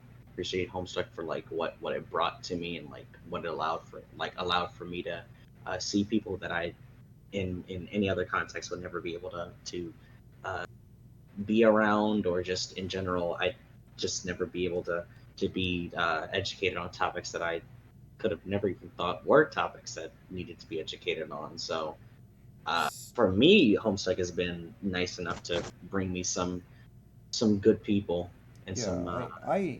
So Stepper of the Long Earth in chat says the epilogues is the reason I even got into writing fanfic, which that's valid. I part of the reason I got into writing fanfic is because I really didn't like the epilogues. I read them, I disliked them, and I thought I can do better than this. I'm gonna start writing now. And Homestuck. Very metatextually fascinating. Yeah. You can continue. No, I was just gonna say that Homestuck itself means a lot to me, in that I really strongly related to several of the characters, and it's a big part of why I finally came out as trans, so it matters to me emotionally. Just there are lots and lots of flaws with the canon text, and I'm willing to acknowledge that. I don't think I've ever read a work that made me feel like Candy has. It was that fucking and not even what is, I've compared it to It's Always Sunny right now, and that is very true, but also the stuff that it has to say about the characters and the way that it approaches the subject material it chooses to approach is just, there are so many things you can extrapolate from how the characters just react and how they treat each other, and just you can see the slow decline of everyone's mental health over this fucking 10-20 year period that just is absolutely fascinating for a lot of sociological reasons that are connected to how capitalism is. But it's also so fascinating that Homestuck basically gave us the idea of a promise that things might have been better, that they could do better, but they basically went back on their own bullshit because it's Homestuck and will always therefore brand itself as Homestuck. Yeah. A stepper of the Long says, it was just so fucking grating against what I wanted or expected. Normally I'm A-okay with just waiting for updates, but I was not confident we would get anything until like 3 years later again. Yeah, one of us. That's how I felt about the epilogues. I read the epilogues and I was like, I got to the end of Homestuck and I felt like, yeah, I was pretty okay with the sort of open-ended ending, but I wanted to see where it would go, and I wanted to see the characters keep developing. And then I read the epilogues, and it was just like, I don't like it. I didn't care for it. I kind of have the idea for like the fan fictions that I'm. Okay, fine. All right, Homestuck fan fiction too. All right, bet Kika. Do it. Everyone write Homestuck fan fiction. I'll finish cleaning up mine. But basically, like, a lot of things that I do, I notice are in essence kind of proofs of concept. Like I have never been too big on writing fan fiction, but then again, I do want to write a book. So doing this is sort of my, like, in a way, it's a sort of self meditation, self appreciation for my own ability to make something come out of nothing. It's like the whole premise of making your bed so that you'll know that even doing this one small thing is possible, therefore anything is possible. Because it extrapolates to further larger things that you can do. Like if you can make your bed, then you can do something else. If you can do something else, you can do something else. If you can sweat the small stuff, you can do the large stuff. So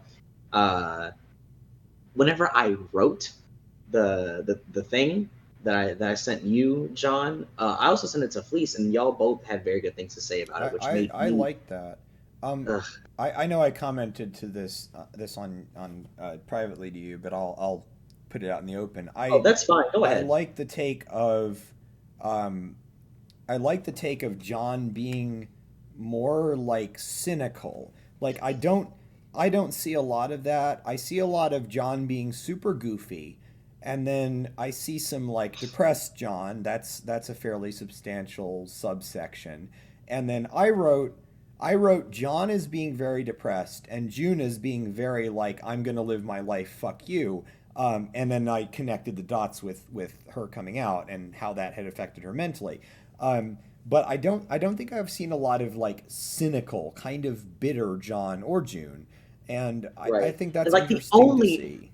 The only thing that I ever saw about like a cynical John was like, and it wasn't even that cynical. It was whenever John was about to take Tavros out of Jane's house. Mm-hmm. Like that was the point where he basically said, like, I now have a purpose. Yeah. We're gonna do this. We're gonna do this. And then like it got completely stomped, and then he just kind of went back to what he was doing normally. But like also, Rose, like, she's I feel like I have the grounds for what makes her method of conversation unique. She's very good at you know what I think Rose has a problem with expressing herself, and yeah. Well, obviously she does, but the thing is, it's so interesting the way that she expresses herself, because the way that she does it is that instead of expressly saying like I feel sad, she'll say like, so you know that one very obscure reference to philosophy? Yeah, I'm starting to see some parallels with that. Like it's a big runaround, and it's partially because she thinks that she's so uppity of herself, and it's also partially because she doesn't know how else to express herself. Mm-hmm. So with The what I was verbose character in Homestuck doesn't know how to express herself. Save for Dave. Yeah, Steppers says John is such an optimist. It's hard for him not to not be either a ray of positivity or a negative storm of depression. Yeah, I think that's kind of where the dual characterization comes from. It's like it's that prospect dreamer, I'm always okay kind of attitude where you're either you're either okay or you're pretending to be okay, or you're like you've gotten to the point where you just don't have the energy anymore and you just crash. So I think having a John that's a little bit more on the, I don't know, to use the word cynical again, a little more on the cynical side is an interesting take, and it's not one you see a whole lot, and it's an interesting way to take the character. So yeah, that was cool. I thought that was a good thing. I wanted to ask. So Yeah. I wanted to make Rose not really seem like she knows what she's doing, or at least in the way that she usually always has a plan. Like she always knows just what to say. But then again, at But this here's the point, thing, she though, didn't she know. never knows what she's doing. Like Right. when she was playing Suburb, she was making that walkthrough, and she got stuck, and she basically said, "Fuck it, I am not playing the game anymore the way I was intended. I am going to fuck shit up. Fuck Right. you. Fuck your wives." You know. I feel like She basically went off. The seer thing. I feel like Rose has the ability to see things in a very general kind of way and pretends that she has the ability to see things in a very specific way. So like she has kind of a general sense that this is kind of like what needs to happen, but she's not always sure of the specifics, but she'll Optimistic tell everyone Duelist. else that she is.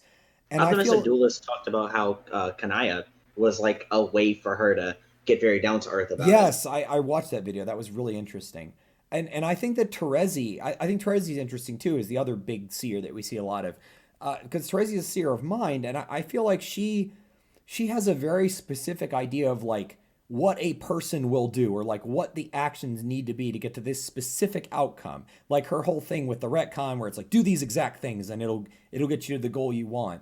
But I think that Terezi's thing is that she can't see shit about it. Yeah, that's exactly where I'm going with this. She has a very locked in view of the world from her own experience, and she can't see around her own biases. Like she knew that I have to stop Vriska. If I don't stop Vriska, she's going to go off and try to fight Bec Noir, and Bec Noir is going to come here and he's going to kill everyone.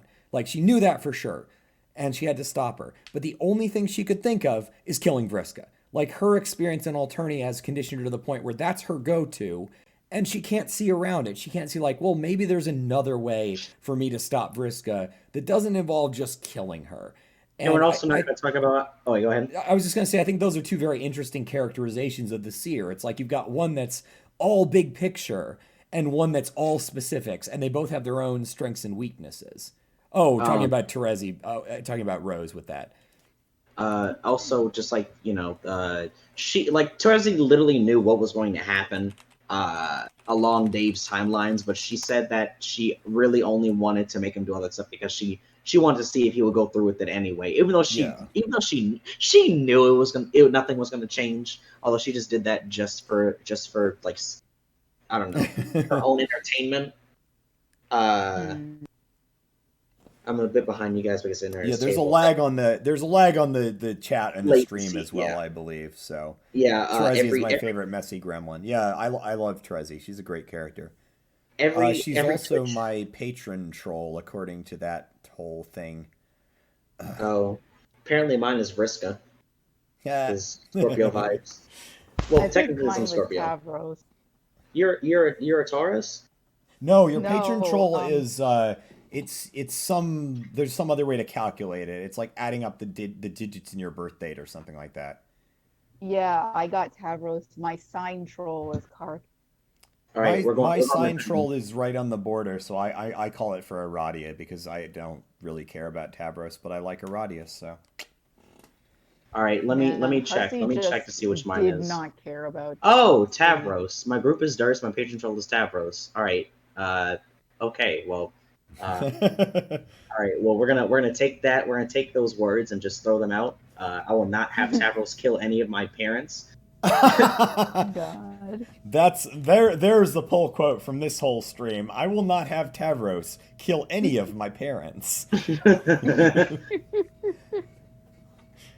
Or like it says if you're born on follow the chart to see if you're born March 27th, you would add 3 to 27, which is 12. So mine is 11, like 1 1, and then 07, so that would be 9. Yeah, you So, add up the digits in your birth date, and not the year, just the month and the month and the day, and then that gives you like which sign you want. Tavros sucks. Tavros is I think Tavros is a very underdeveloped character. Yeah, Hussey does did that. not care about him. Yeah. No. If you think he's underdeveloped, Solix. Aridin is very, very underdeveloped. Aridon is too. Yeah, is the I most, have this. one of the I most have this underdeveloped very characters. I have this quote unquote conspiracy theory that Aridon and Tavros are basically foils for each other, but that would require me to talk about these characters, and I don't know if I really want to. Would y'all be interested in hearing that? I just honestly I used to be like really, really into Aridin because I looked at him at a very, very surface level, and then I realized now that with how little he gained. Look, all I'm saying is I'm gonna be writing a redemption arc for him. It's gonna take me a while, but I'll do it. Talked about that before. I think I'm speaking with my whole chest with that one. Yeah, I think that's an interesting approach. Aridin sucks even more from chat. I don't know. Aridin is like many characters underdeveloped in a lot of ways, and like there's nothing wrong with a character being a bad person. They can be a very especially if interesting they get character. the point across, but which is what you're trying to do. Yeah, like Aridin is just like there's a big tendency I think in Homestuck to have characters that are kind of like, they're kind of like cardboard cutouts. It's like they have a sort of basic personality, but they're not really developed because even in 9,000 pages, you've got like 50 characters. It's hard to develop all of them equally. You've got the problem with like yes, and now chat, what I'm thinking is possible to have a well-developed, nuanced bad person. Exactly. I'm thinking of how this sounds like a reach, but we're gonna talk about Demon Slayer for like a minute or so. So Good. I have a problem with Demon Slayer, and that fundamentally, the main character Tanjiro hates demons for reasons I will not get into for specifics.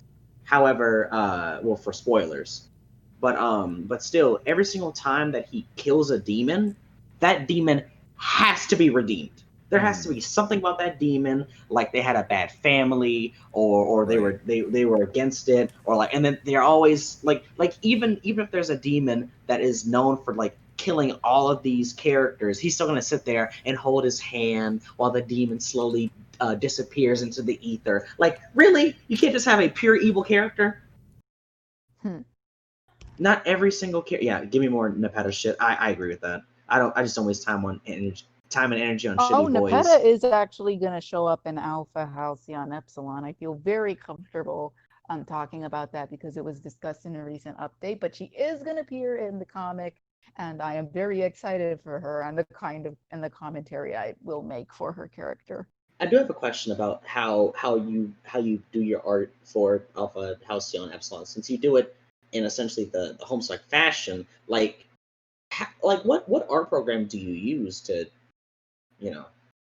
Oh, Paint Tool I really can't use anything else. I am very program illiterate. I used to know how to use Photoshop, but that was in the 7th grade. I don't know how to use Photoshop. I don't know how to use GIMP.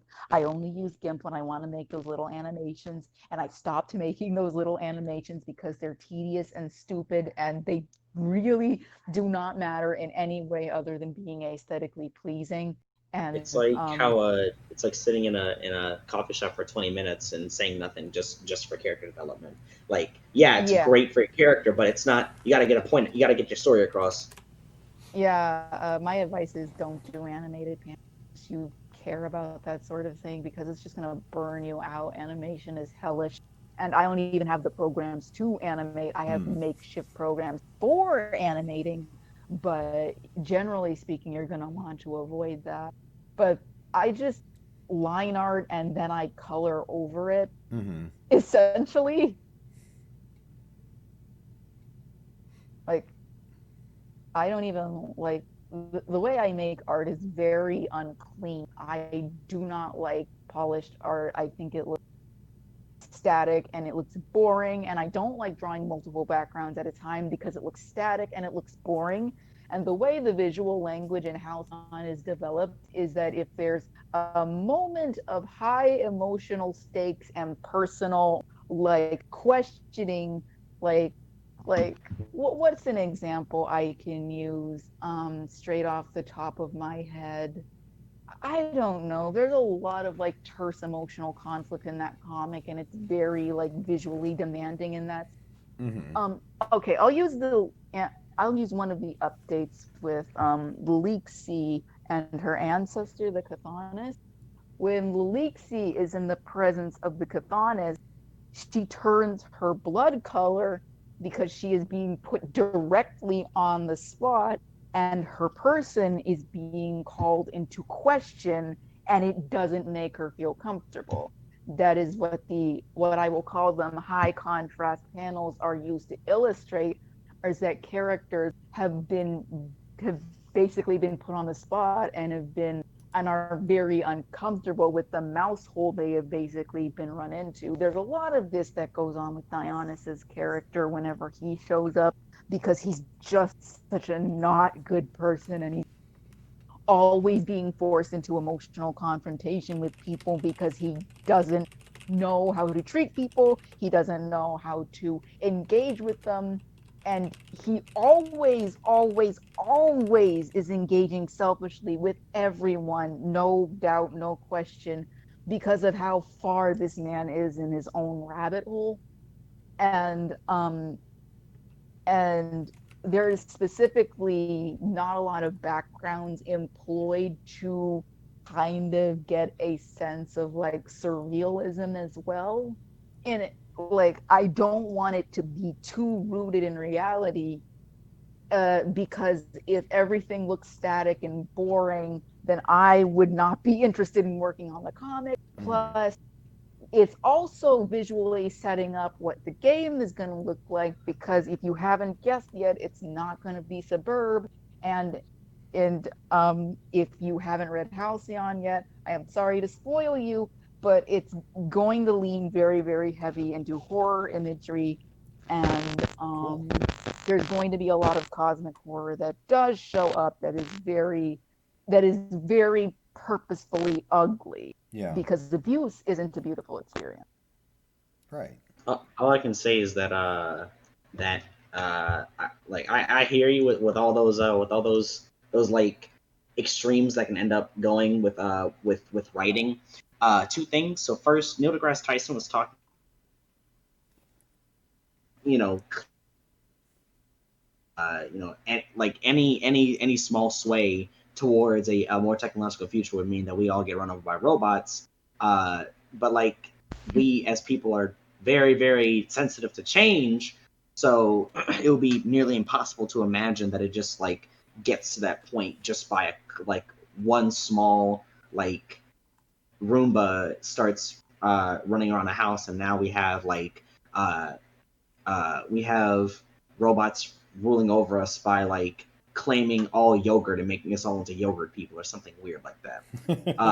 So like that was actually a reference to Love, Death, and Robots. I did not properly quote that thing at all. For anybody that does not know, basically there was I like remember a whole, that short. That was yeah, fun. it was the one about the bacteria gets put into a cup of yogurt and then like rules the entirety of the world. Yeah, like becomes super intelligent. Uh-huh. And you have within you the calibration mechanism. It's very internal. It may not surface whenever you need it to, but it will definitely be there to help you out if you ever start swerving in another way. I would absolutely unless this is like a solo project for you, I would very much extend my hand to help you out if you ever needed help. But then also still the longer that you write the stuff and the longer that you get into the writing headspace, you will in fact get better at noticing whenever these problems come around. So most of it, I would say, is just knowing what and what not to do or expect from your own writing. So I think you have it in you. You're gonna do great. I believe in you. I also like your profile picture. Just wanted to say that. Oh, thank you. You're Another welcome. thing I wanted to point out is that Halcyon is actually very visually demanding because of its like detachment from reality. A lot of the imagery is crafted very carefully to be not necessarily like horrific but unsettling and detached from reality enough so that when all the really fucked up and abusive shit does happen, it is supposed to be visually very contrasting, unsettling. The best example I can provide to you right now is in a 4-page update that happens to be one of my favorite updates, aside from the one Manim shows up, the most contentious character in the entire comic, who a lot of the extremely abusive problems with the Empire are centered around. But in this little 4-page panel with Alexia and Dionysus, there's only maybe like, oh, Dionysus, don't fucking touch me. Those are the only words that are said. Hey, and the visuals are very continue. Kika, can you What's up? what are you looking for a link to? I'm sorry, I didn't see you comment when. So let me know what you're looking for a link to. I'll find it for you. Oh, for Halcyon. the comic. Yeah, For I'll Alpha drop a Halcyon link. and Epsilon. Yeah, give me 1 second. I have it right here. Now I gotta copy the 8. I will drop a link in the Discord. I mean, not the Discord, in the Twitch. There you go. I am like with the whole thing where like I do like to give proofs of concept. I feel like sometimes I'm very prone to overshooting my own abilities, but then again, like it's just that I get very overwhelmed because I see that there's so much in the future instead of me just tackling every single one of them over time. But like now that I like the thing is, now that I did the one, like there's nothing else stopping me. All I have to do is just clean it up and then I slap it on AO3 and I'm done. So I can work on the other thing, which is just reading the rest of Homestuck. So oh yeah, see ya, Clever. Yeah, Clever's heading out for the night, so bye, Clever, who's already disconnected. So also I came to the realization that like not everything needs to be completed at like a very speedy level. I can take my time on things, or just in general, I don't have to necessarily do every single thing that's like on my list. I don't have to do anything at all. I completed the hardest thing that has been everything that's been coming up, which is graduated. Like I'm done with high school. That's the next thing I have left is college. So me sitting here and freaking out 3 months, 3 months into my spring break. I mean, I'm sorry, my summer, because it started in March because that's whenever our school said that they're gonna continue like all the stuff through the corona, but like my actual real true spring break started around like May. So like now I feel a little bit better about getting things done. I mean, I sat down and like I watched like a bunch of One Piece today. Like I've been trying to get caught up with it, and like I'm like 200 episodes behind of schedule, but like that's okay. That's okay. That's It's okay a lot because of it. It's one of those animes It that's is. just like overwhelming to try to get into. Absolutely. It's And like like trying I to know watch that Bleach. There's like 600 episodes. nah, half of it's filler. I believe it. I believe it. No. I'm serious. I went and looked up like 2 different sources, and it's like 45% filler. Wow. Yeah, that's how anime is, because it's in production at the same time the manga is, and the anime is basically made as like promotional material for the manga. This is a thing with Japanese broadcasting companies and studios, is that they make a They don't butt give ton of time. filler to make up for the fact that the story hasn't been completed yet. So you can either put the anime on hiatus, which will lose you money, viewers, and other things, clout maybe, or you can B, make a bunch of filler so that you can so that whenever the main plot does rear its ugly head around, you can just jump back into that. Yeah. This is actually a problem that started with Dragon Ball Z. It is the Mhm. grandfather of all of this The nonsense. Namek, all of Namek, where they took like 5 minutes and turned it into no more bandwidth for ye. Begone. Okay, Stepper is on their way out. Thank you for listening to us ramble on for 3 hours. It's been fun having you. We'll be doing this community stream again next month. I think we're going to be doing it first Monday of the month is gonna be our schedule for these. And if you want to tune in next Monday to Will at Homestuck on Twitch, they do a fic reading stream with just Bucky and Clever. So a lot of fun. Good time in the chat. Thank you for coming by. We will see you later. Yeah, like that like 5 minutes on Namek was stretched out into like a season of the show. It's ridiculous. Or, you know, watching Dragon Ball Super and like you're sitting there and you're like, oh yeah, they're gonna fight, they're gonna beat each other up. And they're like,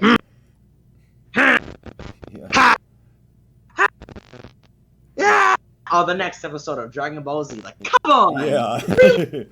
Jesus fucking Christ. Like, they don't even have source material to follow anymore. Why are they still doing this? It's just what you do now. It's just become the format.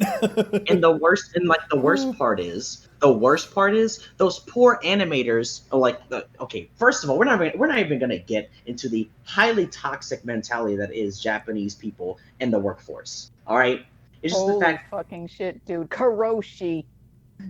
That's all I gotta say about that. Yeah, it's like Karoshi. Are you talking about the word that means like, you know, work suicide? Or not work suicide. Death It's like from death, overwork. Karoshi, death from overworking. Animation companies pay their animators pennies to the dollar for what could essentially be masterpieces, but the problem is that there are so many animes that are being produced every single season that if you don't get that one good anime, you're probably going to end up screwed over. And so like what you see is like every anime is the exact same. I've watched the same anime multiple times. Like one reason why Naruto, One Piece, and Bleach are able to stand up in this giant storm of animes is because they've already been predisposed as like the greatest of all time. That's it. Otherwise, they would have been lost in the rat race. There are so many good Shonen Jump anime, but they can't be shown and they can't be given the love and support that they need because they needed to have gotten the thing from the jump. There is a meme going around, or at least there has been a meme that I've seen, where like the first episode of an anime looks spectacular. And then as soon as you get the second episode, it looks terrible in comparison. God, this really is like the pilot and then the rest of the fucking television episodes if you want to look at like how animation quality drops in American television. Yeah. Or like it differs majorly. Like they had all of the creativity and energy that came from it.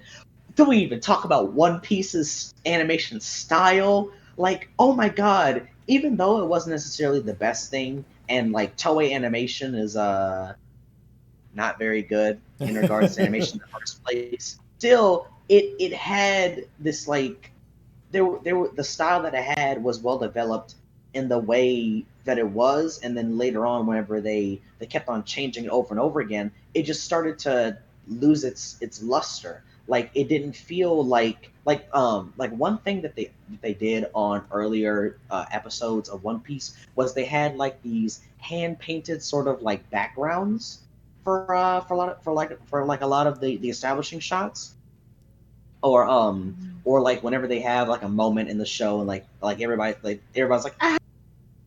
And like they'll make it fade off, and then it's like a watercolored painting, and it looks really, really nice. Or at least the style seen this before. You've probably seen this before, but there was a video on Tumblr going around like a while ago, and it was basically this gag anime about that primarily consisted of animation joke. Basically, one character is going like, don't step there. That was drawn on an animation frame, and you can tell because it's not as detailed as these rocks you're currently standing on. I did not which see are that, but that painted. is hilarious. Yeah. Yeah, and then like they're standing on the fucking painted rocks, and then it fucking shatters, and then they're all like, "Damn, they did a really complicated sequence here," and that is like one of my favorite all-time videos. I just love how much like metal and oomph and grease we put into those jokes. Sorry, I'm not trying to cut in your conversation. I'm just gonna say that I'm gonna end the stream now because I think everyone that's just the stream. I'm not going to cut off the call. I think that. Oh wait, we still got a person. Well, we've been on the stream for like 5.5 hours, so I'm gonna end the stream because I'm gonna have to be going off soon. But thank you, Kika. Thank you for listening to us talk. Everyone that participated, thanks. Everyone that listened, thank you. If you're watching this on YouTube and you've been watching for like 5.5 hours, I truly admire your dedication to us. Check everyone out. Check out the people we recommended. Check out the readers. We all make stuff. So yeah, thanks for stopping by. Hope to see you again. And we're gonna keep bullshitting for a couple minutes on Discord. But I think I am gonna end the stream before we hit the 6-hour mark here. So thank you for listening. I hope you had fun. I do streaming on Sundays. Bucky and Clever do streaming on Mondays. And we do the community thing once a month. So, bye.